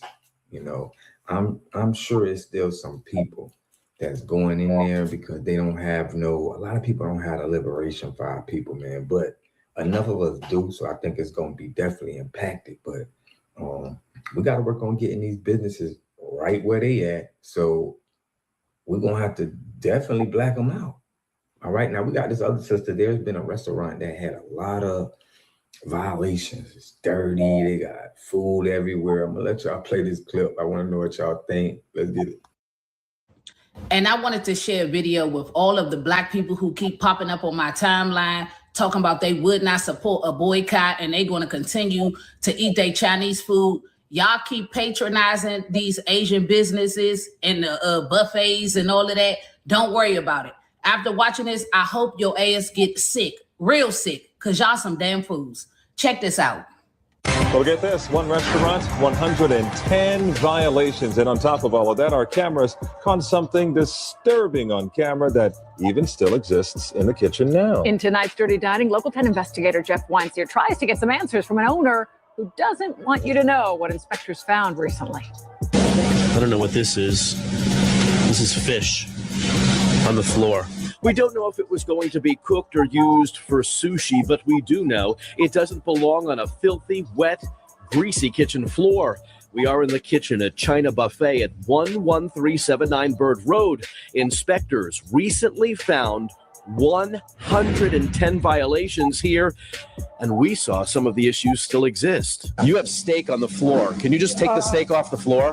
That bin of raw meat was very close to that piece of fish we found on the floor. No one could tell us what was in this sink in the dishwashing area. There are 3 full pages of violation after violation.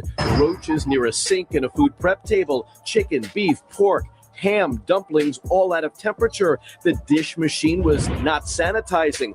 Food debris, encrusted materials, mold, grease was found on almost everything from ovens to the soda guns. There was evidence of an employee smoking in a food prep area. There was an objectionable odor in the kitchen. That could be coming from this bathroom that was in the kitchen. It was full of standing water and reeked of sewage. What in the world is going on here? The owner doesn't want to talk about it. No cameras. No cameras what? First of all, don't touch. First of all, don't touch the camera. Don't touch the camera. Talk to my attorney. Don't touch my camera. Don't touch my camera. 110 violations. And I want y'all to continue to stay on these folks' necks by calling the health department when y'all see these violations, because they trying to take out the whole damn community. And Chow, I need us to start thinking differently. Yeah, because everybody keeps calling this a boycott. But baby, this ain't no boycott. No, this is a wealth transfer. Yeah, and sugar, it's long overdue. Because for generations, we've been taught that spending our dollars is just about buying a product. And baby, that ain't what it is. Every dollar is an investment in somebody else's community. Every dollar helps somebody hire employees. Yeah, buy property, build generational wealth, send their children to college, expand their business. Y'all following me? So when we intentionally decide to spend our money with businesses that don't respect us, don't invest in us, don't hire us, and don't stand with us, we're not just taking money away, we're transferring it. We're redirecting it. We're making a deposit somewhere else. Think about that. Every time you choose a Black-owned restaurant, a Black-owned beauty supply, a Black-owned contractor, a Black-owned bookstore, a Black-owned coffee shop, a Black-owned accountant, a Black tech company, baby, that's a deposit. That's a wealth transfer. And I need us to stop thinking about this as something temporary. This cannot be something we do for 2 weeks because we're angry. This has got to be a lifestyle. Because if our dollars help build other communities, imagine what those same dollars could do if we start investing in our own. Yeah, think about that. Baby, this is our first deposit. Now let's keep it up.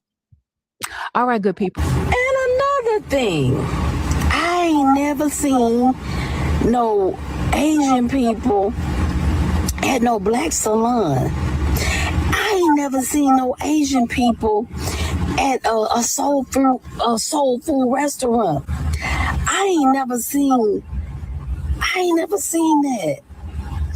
I ain't never seen no Asian person at the barber shop. I ain't never seen it.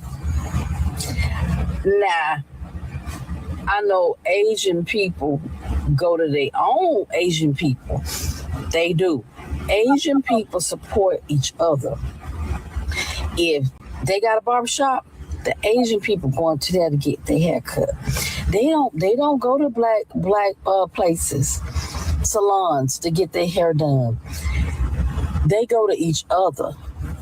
Like I said the other day, I never seen Asians in the nail shop unless they work there. That's funny. Honestly, go ahead and boycott the Asian businesses. We as Asian businesses could stand to learn the value of the black dollar. And yes, South Asians, I said we spent all of last month talking about how we're Asian too. I understand that Ricc Chow and his thug-ass son are East Asian, but y'all know damn well that could have been one of y'all's parents. That immigrant mindset of come to America, keep your head down, don't bother anyone, they won't bother you. First of all, that's outdated. That's not going to work. You have to educate yourself on what's going on. Second of all, our parents need to understand what happened in this country, the groundwork that was laid, the work that Black Americans did to give us the rights that we have now. Third of all, you don't get to come here and say you just want to keep your head down and make an honest living and have the American dream and don't cause any waves, but at the same time, uphold anti-Blackness and the disenfranchisement of Black Americans. You can't have it both ways. And before any of you want to get in my comments with some slick ass shit to say, talking about fine, okay, if they don't want to shop at our establishments, go get your own dry cleaners, go get your own restaurants, go get your own convenience stores. You are proving the point that's being made, first of all.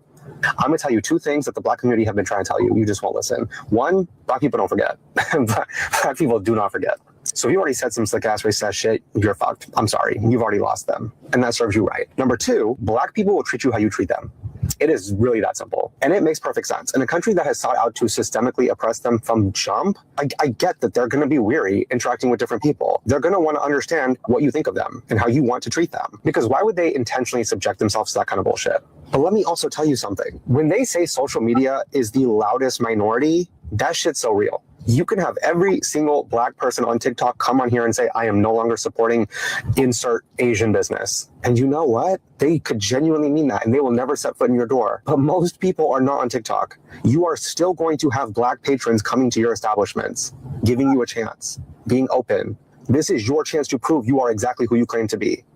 Treat them with some respect, make them feel welcome and invited, and don't fucking antagonize them. Don't watch them, don't hover, don't talk down to them when they're coming in ready to spend their own money at your establishment. Don't follow them around the store. And for fuck's sake, don't chase little children out of your store just to shoot them in the back in self-defense. Bitch, fuck you. And to Ricc Chow and your thug-ass son,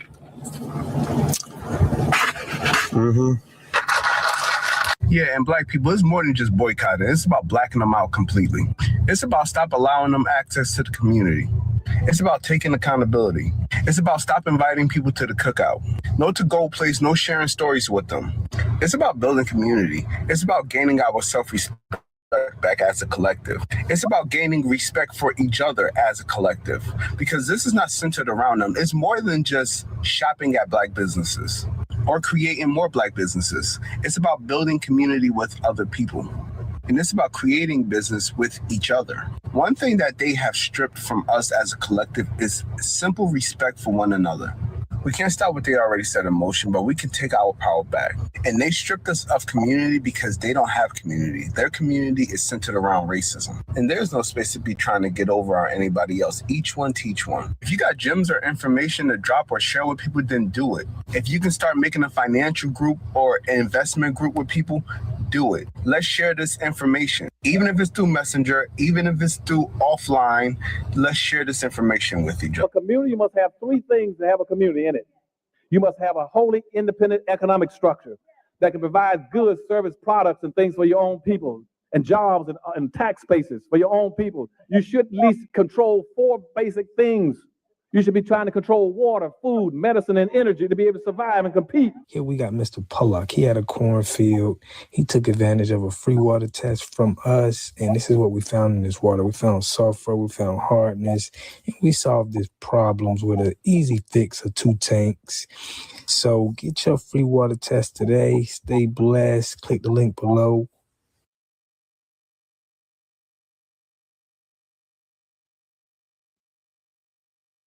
Hello. Yeah.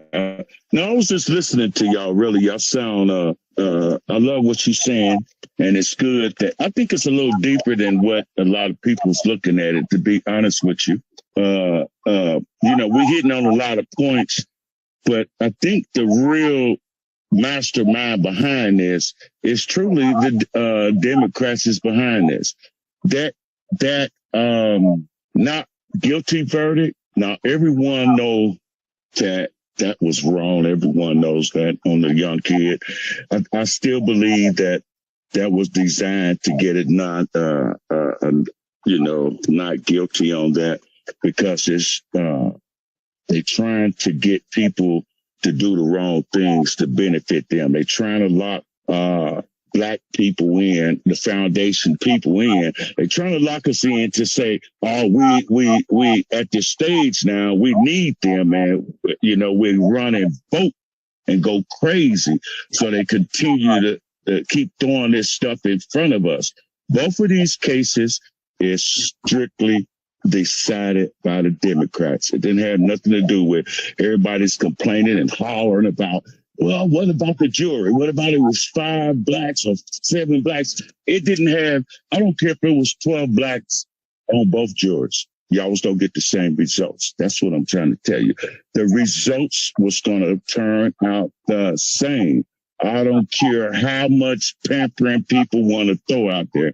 And then on this TikTok, everybody holler, they keep saying those people trying to get us out there. What you mean, those people? Those people are the Democrats.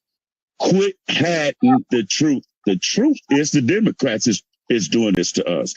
The Democrats got both of these cases exactly where they wanted them at. They need people to settle into their frame and they box all over again. But I'm going to give you another important point. Watch. The next snake of the head getting ready to come out, people might not want to hear it. But the head of the snake getting ready to come out to attack us Black foundation people is Mrs. Obama. I promise you that. Y'all don't want to hear it, but I'm going to tell you the truth. She is the next. Hold on, one second, family. 1 second, my good brother. I got to interrupt you real quick. The Democrats. I was about to ask you to step in. Thank you. Yeah, the Democrats own one half of it. This is the system of W supremacy, where the Democrats own 50% of that stake.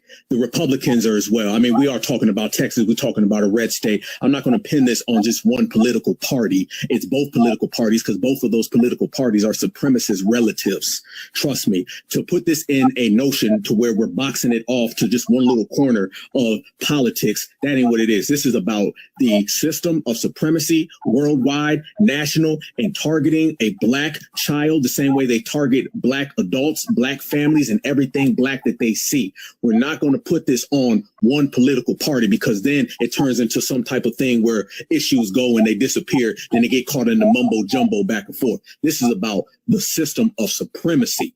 So when you say the system of supremacy, you're indicting the Democrats and the Republicans. For everybody who always says, well, what about the Republicans or what about the Democrats? I say the system of supremacy covers both of them.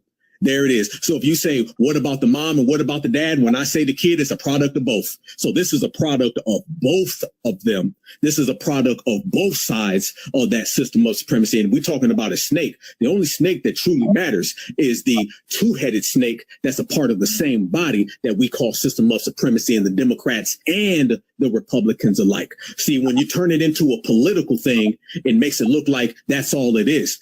Karmelo Anthony wasn't attacked by a Democrat. He wasn't attacked by a Republican. He was attacked by a W.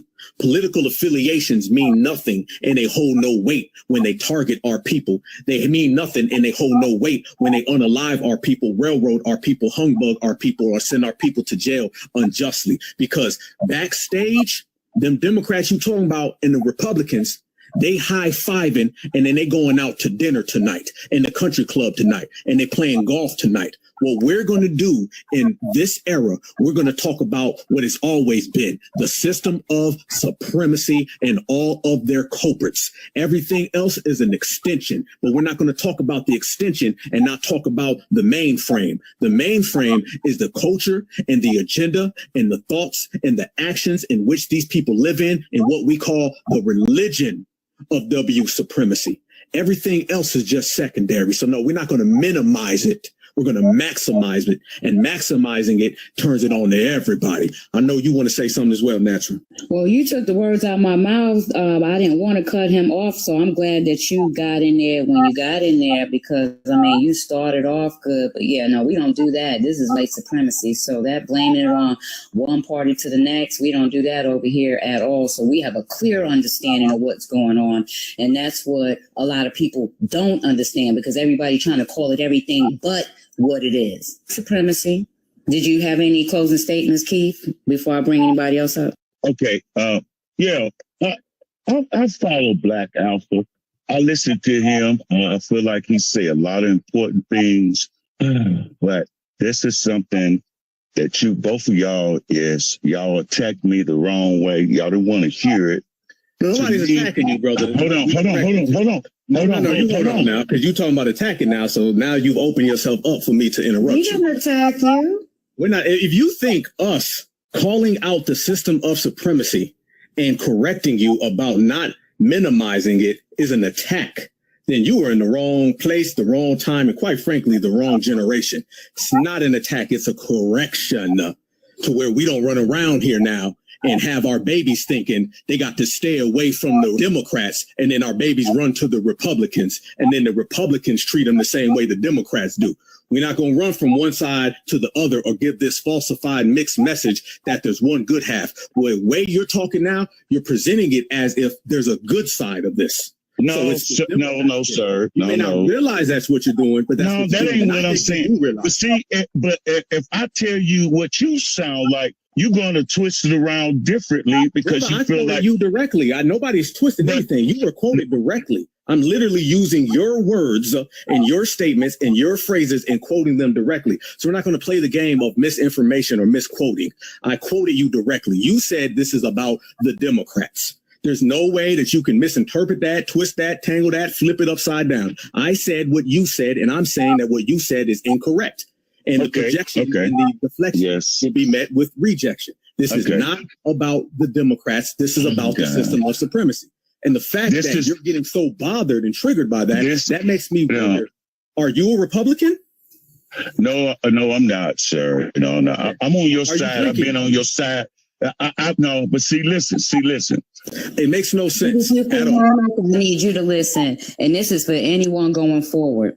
Please don't come up here thinking that y'all say that we're going to give you a bye. Y'all see I made my mod mute my own cousin. I do not care. So when y'all come up here and say, oh, I've been listening to you for a long time and you know you're going to come with BS behind it, we still going to tear you apart. So we did not attack you. And that's not fair for you to say that we attacked you because we corrected you. We're talking about supremacy. You're not going to break it up into parties. I put you on mute for a reason. So you're not going to break it up into parties is what we are saying. But telling us that you listen to us, because now what that sounds like to me is, oh, but now y'all don't agree with me. So now I don't know about following y'all. You don't need to lead that you've been listening to Alpha or anyone for X amount of time and then come with something right behind it, because it doesn't matter either way. Okay. Correction, any of us, Alpha could correct me. I can correct him. Anyone could be corrected. But to say you're being attacked when we're dealing with supremacy and we do not break them up in parties. And even the chat kept repeating what you were saying. You said Democrats. We don't break it up in parties. So to feel that you're being attacked in a place where you've listened to us, so you must like our commentary, but now you feel attacked. That's not cool. So that's what we're saying. I'm gonna go ahead and let you speak, or if Alpha has something to say. Let me shout out. I see my brother Capital Blacc in here. My brother Capital Blacc said it best. Take the correction, family. Take the correction. That's all it is. It's a correction. You know, and I know you said you listening to me. Listen, I got thousands of people listening to me. I'm a legend. I'm a living legend. They're going to listen to me hundreds of years from now. So I'm not really worried about who's listening. I'm more worried about who's getting the message. And the message is somehow we talking about Karmelo Anthony and you start talking about Michelle Obama. Michelle Obama wasn't there at that school that day. Michelle Obama wasn't in that courtroom that day. And this, quite frankly, is a distraction.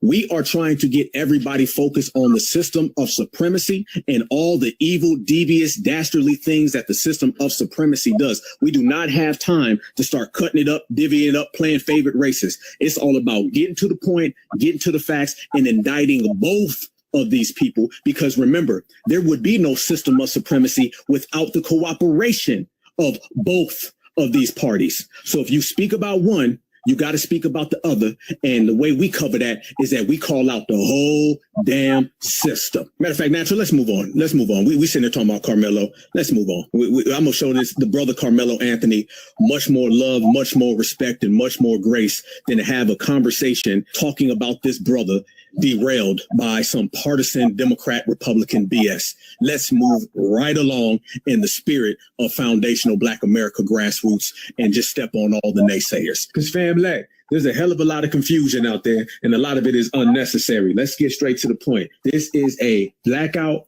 boycott, call it what you want. But let me tell you what we're not going to do. I'm hearing a lot of people running around and they saying, let's not call it a blackout. Let's not call it a boycott. Let's call it disengagement. Let's call it ban. Let's call it be quiet and go with the flow. How about that one? Okay. That don't need no type of energy. That don't need no type of frequency. Folks need to understand exactly what it is. You understand the assignment. Don't let all these extra people be extra and complex, because that's what ends up slowing everything down. This is a blackout. My sister just gave you all the numbers. This is a boycott. My sister just gave you all the numbers. And that's exactly what it is. Here we go again, trying to get something popping. And here come people with 1,000 different damn names. We already all over the damn place. One person said, don't call it this, don't call it that. We stuck in the what we gonna call it phase. I don't know about nobody else, but I'm gonna tell you, like my sister Natty said earlier today, she gonna continue to delineate, regulate, separate. We gonna call it a boycott and a blackout, and we gonna move on. If anybody wants to call it whatever the hell they want to call it, go ahead and have fun with it. But you ain't slowing this down. This is about those of us who want to be here, those of us who's making it plain, like Brother Malcolm says, and getting straight to it, getting straight to work. We're not gonna be frozen in the I'm gonna call it this game. Well, I'm going to call it this. Next thing you know, fam, you're going to end up seeing damn TikTok lives and they're going to be in there arguing and fighting over what we going to call it. They're going to be in here, what we going to call this banging. You already know what it is, family. So that's what it is. And we moving forward with this type of time. And if you look, fam, ours is getting the most traction because ours has the most horizon and the most reach. And we're talking to the most people because we are making it plain. That's how you got to do it. Everybody knows that these people are afraid. You can see the ramifications and the aftershocks of Black Americans standing on certified foundational Black American business. And it's really doing work to these people because this is why they was out here and afraid and they was trying to get us to not do this. Family, don't ever in your life take when these people are making these videos as some means of them being tough. That's them trying to use reverse psychology. Okay. It's like the person in the room, what they say, the person in the room who's the loudest ain't really about that life. The person who acts the toughest ain't really about that life. The one who says, knock out everybody in here really ain't gonna bust a grape in a fruit fight. That's what it was with all those videos that you've seen coming out. Those people that was running their mouth and talking all that reckless talk, family, those was folks who were just scared.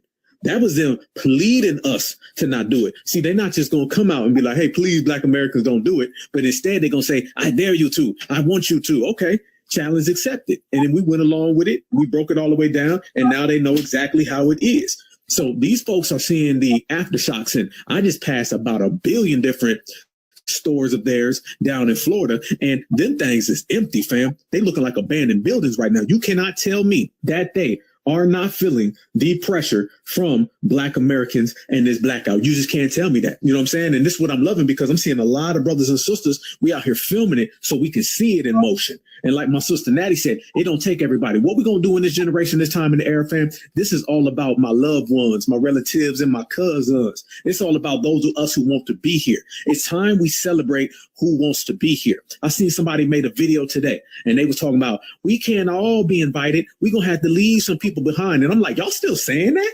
That is so 2002. Who the hell still says that? Family, is known. We ain't going up to F them. We don't give a damn about these people. I'm not running around here talking about not everybody can make it. Fam, that's old. Hell no. What's understood don't need to be explained nor discussed. I don't give a damn. Everybody can't make it. We're going to have to leave some people behind. I thought we established that in 2002. Family, we moving on with who needs to be here. That's it. We ain't wasting no time. Fam, we're not going to make the same mistakes over and over and over and over and over again. F anybody who don't want to rock with this. F anybody who says, I'm not going to do it. Then F you and your people. Straight up, we're moving right along. We're doing exactly what we want to do. We're doing exactly how we want to do it. And we will be effective with each other.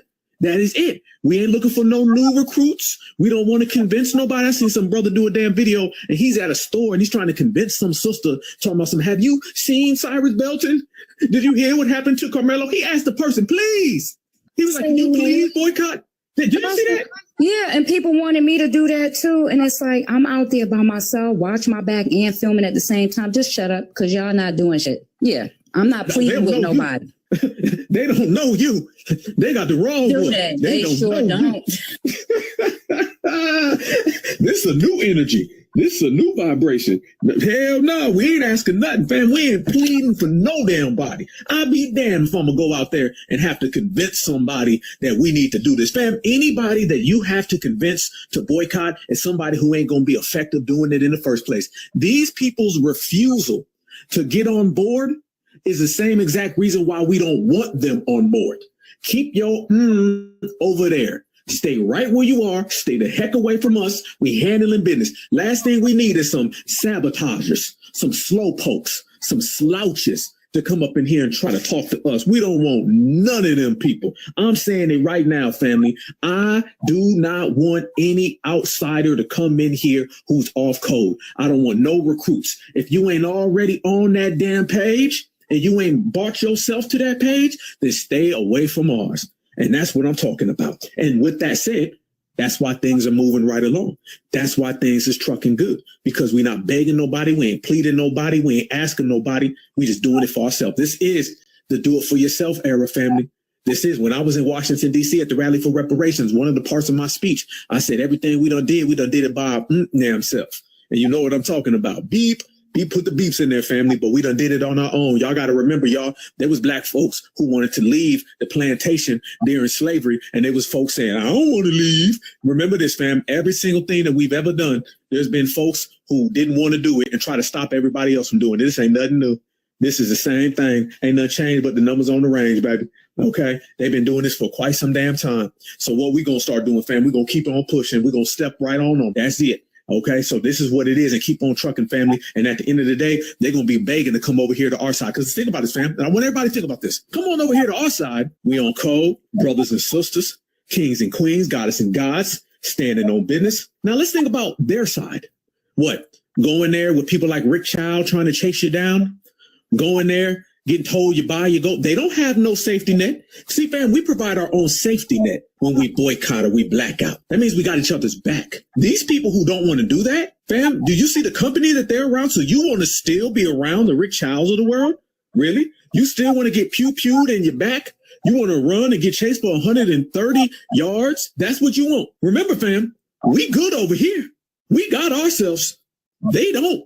So let them stay over there and stay surrounded by ops. And we're going to continue to do what we're doing. And we're going to continue to hold it down. And when we hold it down, we're going to make it right. And that's the bottom line. And that's the energy that my brothers and sisters is on. And the energy that my brothers and sisters is on is absolutely flawless.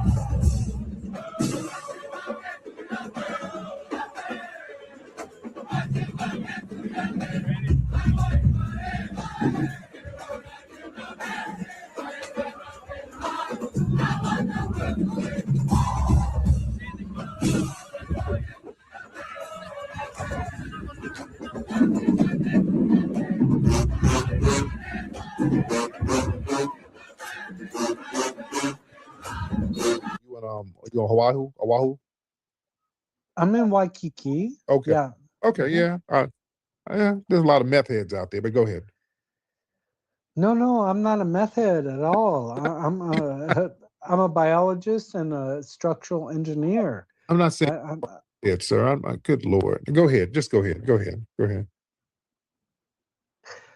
Yeah, so after I was robbed, and all my money ran out after 6 months, I ended up on the streets. So I was homeless for almost a year before I was able to get into a program that got me the apartment that I'm in right now. Okay. Weird, right? Yeah. A lot of homeless, So. And then I got laid off about 6.5 months ago, and there's no structural help for any single man like me. So I'm going to be homeless again. Oh, man. Weird. And I was laid off from Lowe's. You were working at the hardware store? I was. Okay. I was managing the garden center. Oh, wow. Okay. Well, hopefully you get it together, man. Hopefully you find more employment and get it together. Well, I appreciate your concern, but what I wanted to say is about this guy Lee Solo that I blocked, and I hope all of you here take a little bit of a note of this. When somebody's talking such bullshit, don't let them keep talking. Just block them, and that's it. Okay, what did Lee Solo? I haven't talked to him yet. What did Lee Solo? Okay, Tariq, are you there? I'm here, yes. No, actually, when you first let me join, you were talking directly to him. He's the guy that was questioning you and being such a to you.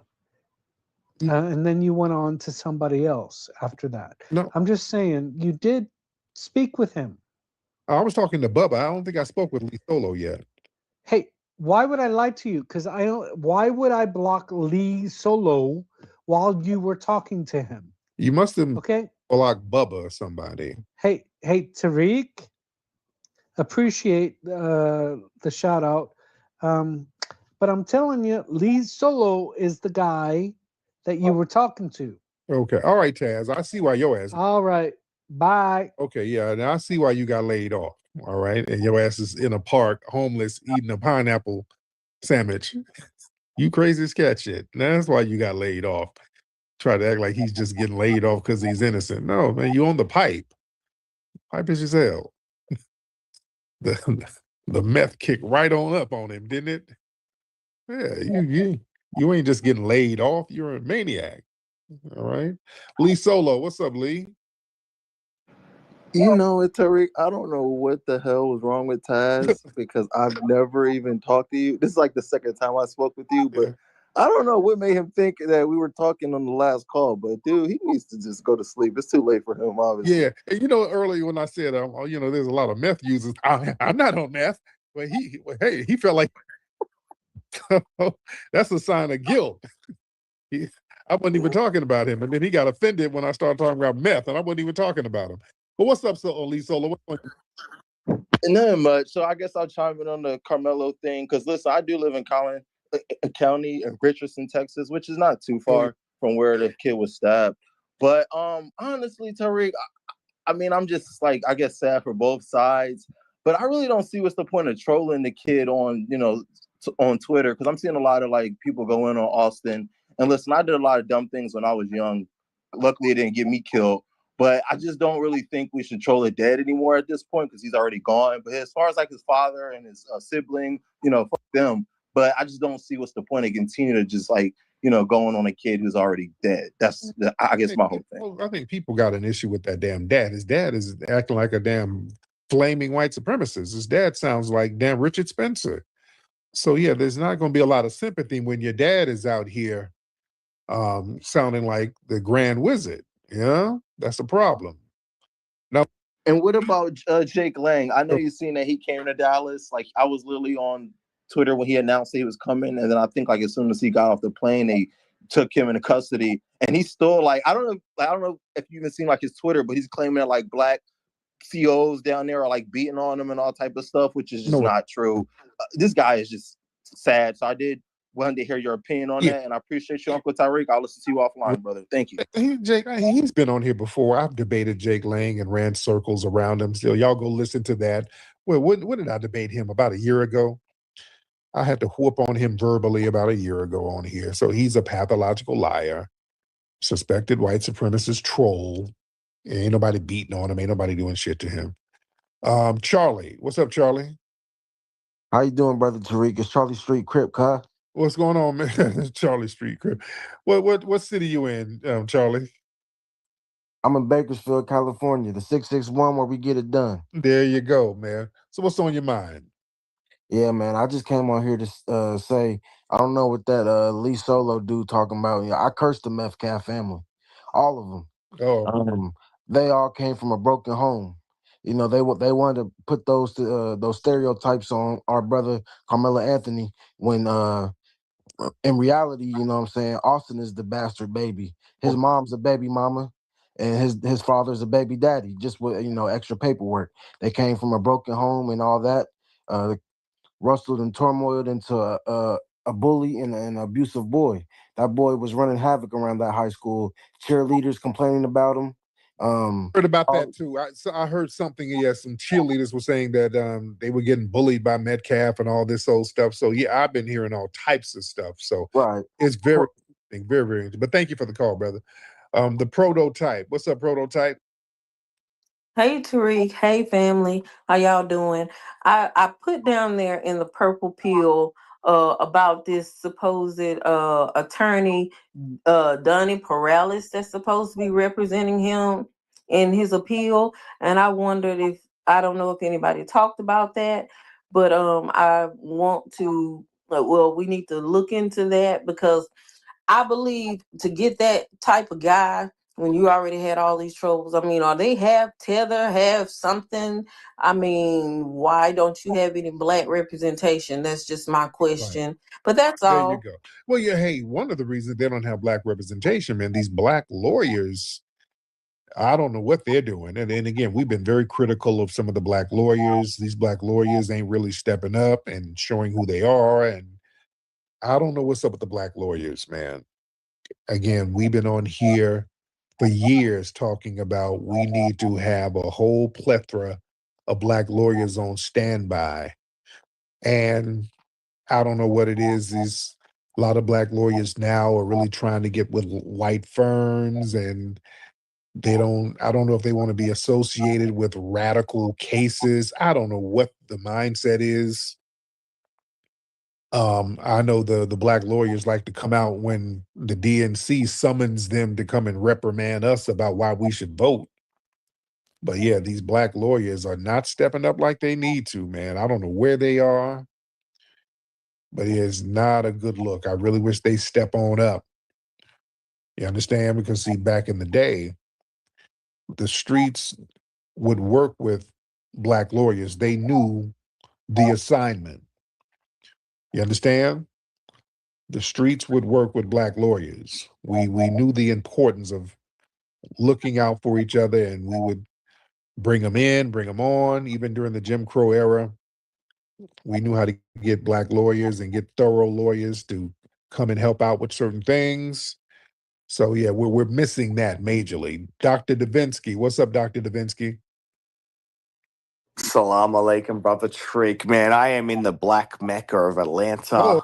I just spent time at Magic City, and I just want to thank God for the FBA Huz. I'm telling you, every white man, they need to make a pilgrimage to the black mecca of Atlanta, go to a strip club. You got to go to a strip club where they've got leopard print tattoos and a kiss mark on the butt. My God, bro. Thank you so much, Tariq, for your genetic contribution to the FBA women. Yes. It's really a beautiful city. Yes, indeed. Now, we know that what you in Atlanta for real. You were in there for some good old A-Town Georgia peach bussy, right? You have no idea. I was dancing with this girl. She was half Filipino, half Black American, and my God, I fell in love. So shout out to FBAs. You guys have good food, You done found yourself your own little saucy Santana down there in Atlanta. So it's okay. It's all right. Ebony and Ivory. Yeah. They call me White Papa. What's on your mind? They nothing really. I just wanted to say, man, beautiful Here you city. go. All right, let me get my brother Black Alpha in the building. Black Alpha. Peace to you, certified. How you feeling, good, brother? brother. How are you, sir? Hey, I'm good. Hey, now he know that wasn't no damn girl he was dancing with. Stop playing, David. Hey, that was Bussy and Bob. Quit playing with us. No, I just want to say real quick, family, that I'm proud of all of our foundational Black American brothers and sisters, how we're taking these negatives and turning them into positives.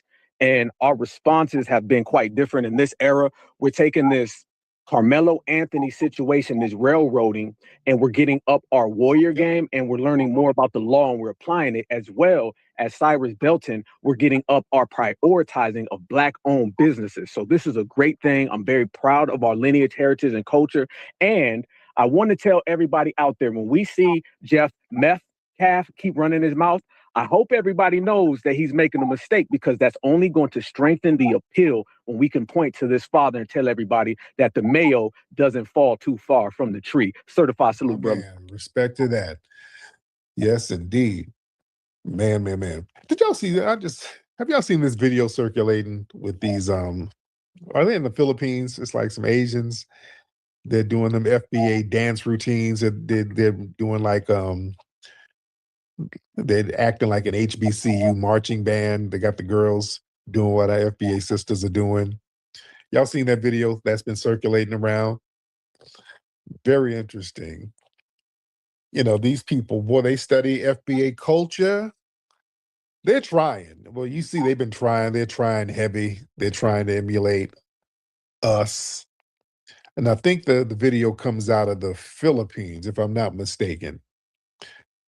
Listen, we are the cultural blueprint. It's funny when these same Asians, they'll come over here and try to get with the white tea supremacists and try to act like we want to be a part of their culture. What culture? You're emulating our culture. And that's okay, as long as there's respect on it. You know, we are the exporters of global cool, from our music to our vernacular, our HBCU marching bands. Our culture is the blueprint. People all over the world consume our culture religiously. You know, people want to wear our culture like a costume, because that gives them cultural capital and swagger in their own countries. You know? The thing is, y'all better put some respect on the people who you got it from. That's where the problem comes in. See, when you try to assimilate, okay, people come over here, these same folks emulating us, you come over here and you see the racial hierarchy, and then you try to appease the white supremacists and then try to align against us after you've been cosplaying us. You see, you come over here and then anti-Blackness become the social currency. Showing disdain for foundational Black Americans, you know, that's treated like a form of social currency.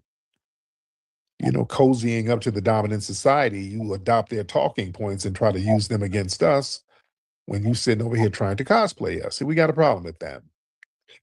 See, you want the rhythm, but not the blues.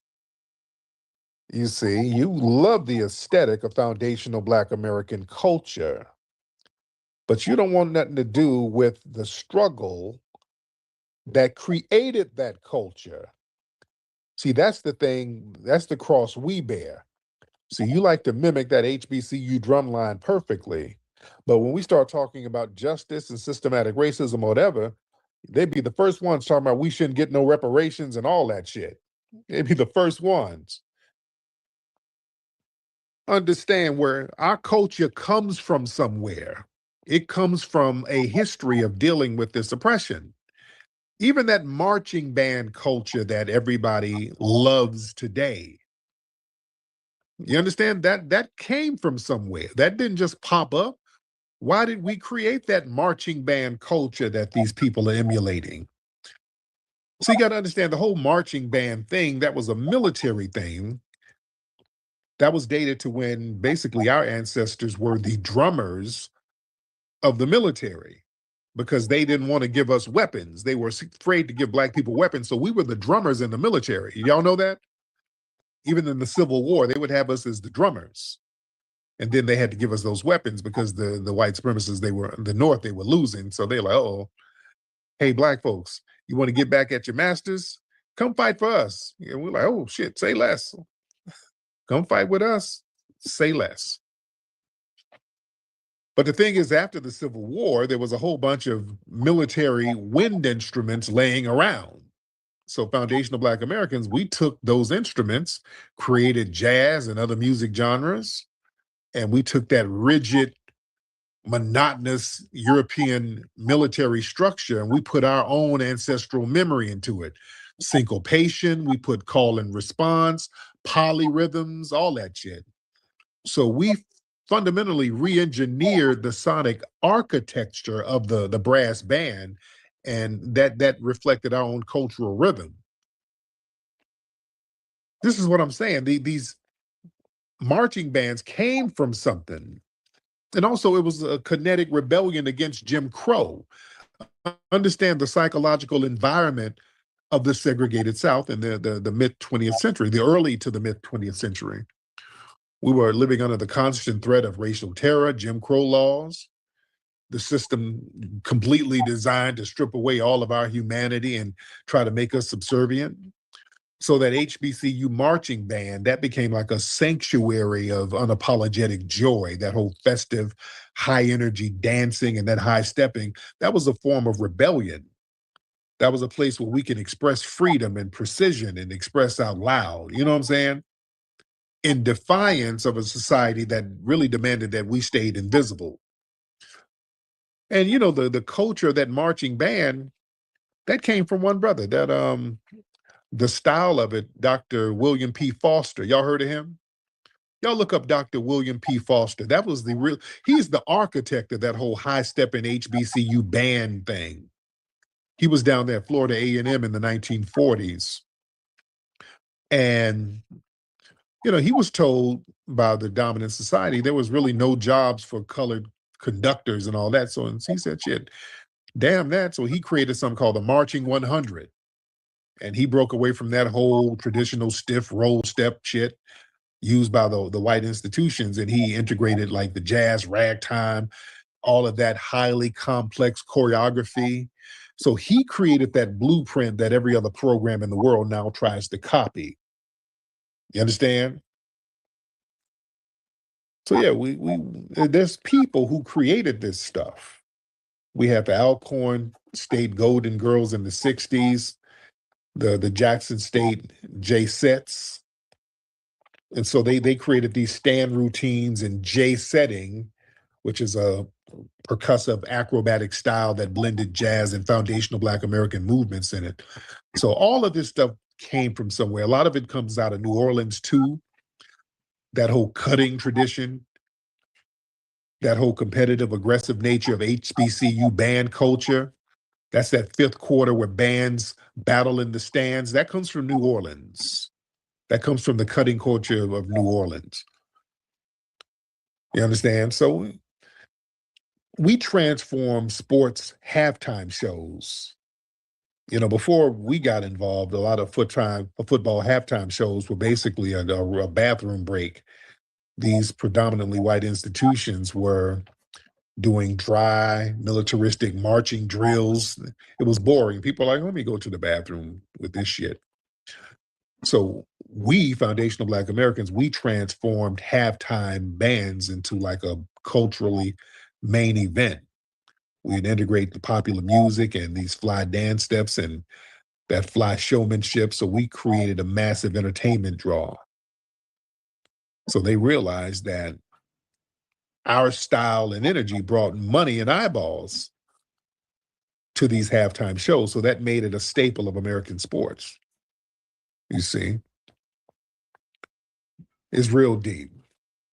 Let me get Kofi in here. Well, Bubba, hold on. Bubba, what is it, Bubba? Hold on. Bubba wants to get back on. Bubba, what is it? What is it, Bubba? What's happening, Bubba? Oh, nothing. What do you call that? I just really wanted to talk about the Daniel Penny. Okay, you want to talk about Daniel Penny. What about? Talk about Daniel Penny. But let's get back to Joseph Metcalf. Okay, Daniel. Okay, you wanted to. You can't talk about Justin without talking about Daniel. So what about Daniel? Like, what do you call it? Dude, you're just gonna reiterate points. Let's move on to like the actual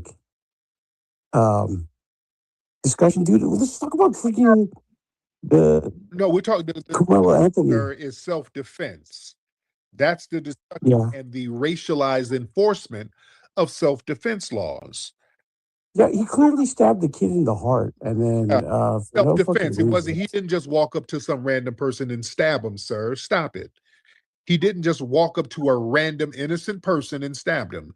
He was being assaulted by this man. Okay, let's get. It was just one. It was one man, right? Stop it. He was being Was it one man? assaulted by multiple people, sir. No, it's not, dude. Yes, it was, dude. He was being assaulted. No, it's not. What do you mean he wasn't? Yes, he was. No, every 26 of them all testified that Austin was only by himself when he went up there. You have video cameras. They all agree. The police report says it That is too. a lie. Okay, you're not going to sit your ass up because you're not going to sit here lying. Okay, that's a damn lie. All right, y'all don't have an argument. You want to sit here and lie and us not call out your lie. That is a lie. Hell, Hunter Metcalf said they both came up to him. He already did an interview admitting that they both walked up to him. So you're not going to lie? Stop it. He was clearly not by himself. There was multiple people there, obviously. Don't start lying. Kofi, what's up, Kofi? Hey, what's going on, player? How you doing tonight? This morning. You, brother? Yeah. Man, I just want to piggyback what you're saying when you're talking about Florida A&M. To this day, that Florida A&M Marching 400 is like considered the best marching band, HBCU marching band in the United States. Oh, yeah. That's great information, man. I never knew that. Oh, yeah. They came from there. Oh, yeah. It came out of. Oh, yeah. Real talk, man. There's a lot of us don't know this stuff. Yeah. But yeah, we got to know the context of all this stuff. That's like when you see certain marching bands and bands coming out of Florida kicking ass, yeah, because it came out of there. Just like when you see people like in Philly with all them good barbers. Philly is infamous for having some of the best barbers in the world. There were like very thorough black barbering schools out there in Philly early on. So we got to know the history of certain things and why certain things go down like that. All right, let me see. Let's get Miss Ebony in here. Let's get Ebony in the building. Miss Ebony. Miss Ebony in the building. Where is Miss Ebony? Hello, how you doing? How you doing, beloved? I'm doing well, thank you. I just wanted to come on and say is that I just hate how they're focusing so much on how that boy Austin died, but they're not focusing like on how he went and attacked Karmelo. That's just like sending me. Right. They are just so like, yeah, like he stabbed him and he's at fault, but no one's talking about how he went in there and attacked that boy. So that's all I wanted to say. Like, I just think that people need to also focus on that he did go and attack that boy. And then I also You're playing. You one of them. You a chatty patty. Boy, you a chatty patty, Ebony. Good Lord. I got it, Ebony. Oh, Lord. Ebony's a chatty patty. You one of them girls. He's one of them girls you invite over and you hit and she don't want to leave. Right? She want to sit here and talk about her modeling career. Okay. All right. We got it, Ebony. Got it, dear. Let me call you an Uber. I'm going to call you an Uber, Ebony. Shout out to Ebony. Lovely sister. Chatty patty. But yeah, they keep acting like Karmelo just ran up and stabbed some innocent kid. No. Y'all not going to, no. He didn't stab him. He was defending himself. He didn't just walk up like Jack the Ripper on an innocent person, like Austin Metcalf was somewhere selling Boy Scout cookies. And he wasn't somewhere being innocent with a lemonade stand. No, he was assaulting Karmelo after Karmelo continued to warn him, hey, leave me alone. Austin Metcalf was 100% in the wrong. Let's stop this shit. He wasn't innocent.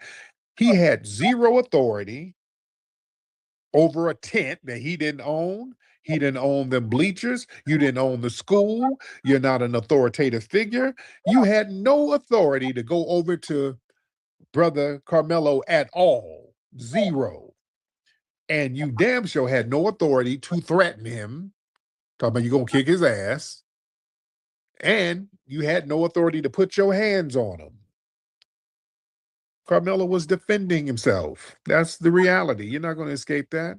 I can dig it. I'm on my way. Where you going, Root Work Jones? There's some musty suckers on the streets. I got to go handle that. I got to split, baby. Can you dig it? When you need to clean the stank off the streets, you don't call your mama. You call Root Work Jones. Root Work Jones is a stone cold dude that keeps the stanky suckers shaking in their boots. Listen up, chumps. I'm looking for Dolomus. Can you dig it? Root Work Jones is getting down to the nitty gritty, taking on the mustiest sucker in the city. Dolomust is my name, and staying good and musty is my game. Where is Root Work Jones? This is a super soul brother getting rid of the stank. And you can for sure take that to the bank. Take that, you musty jive turkeys.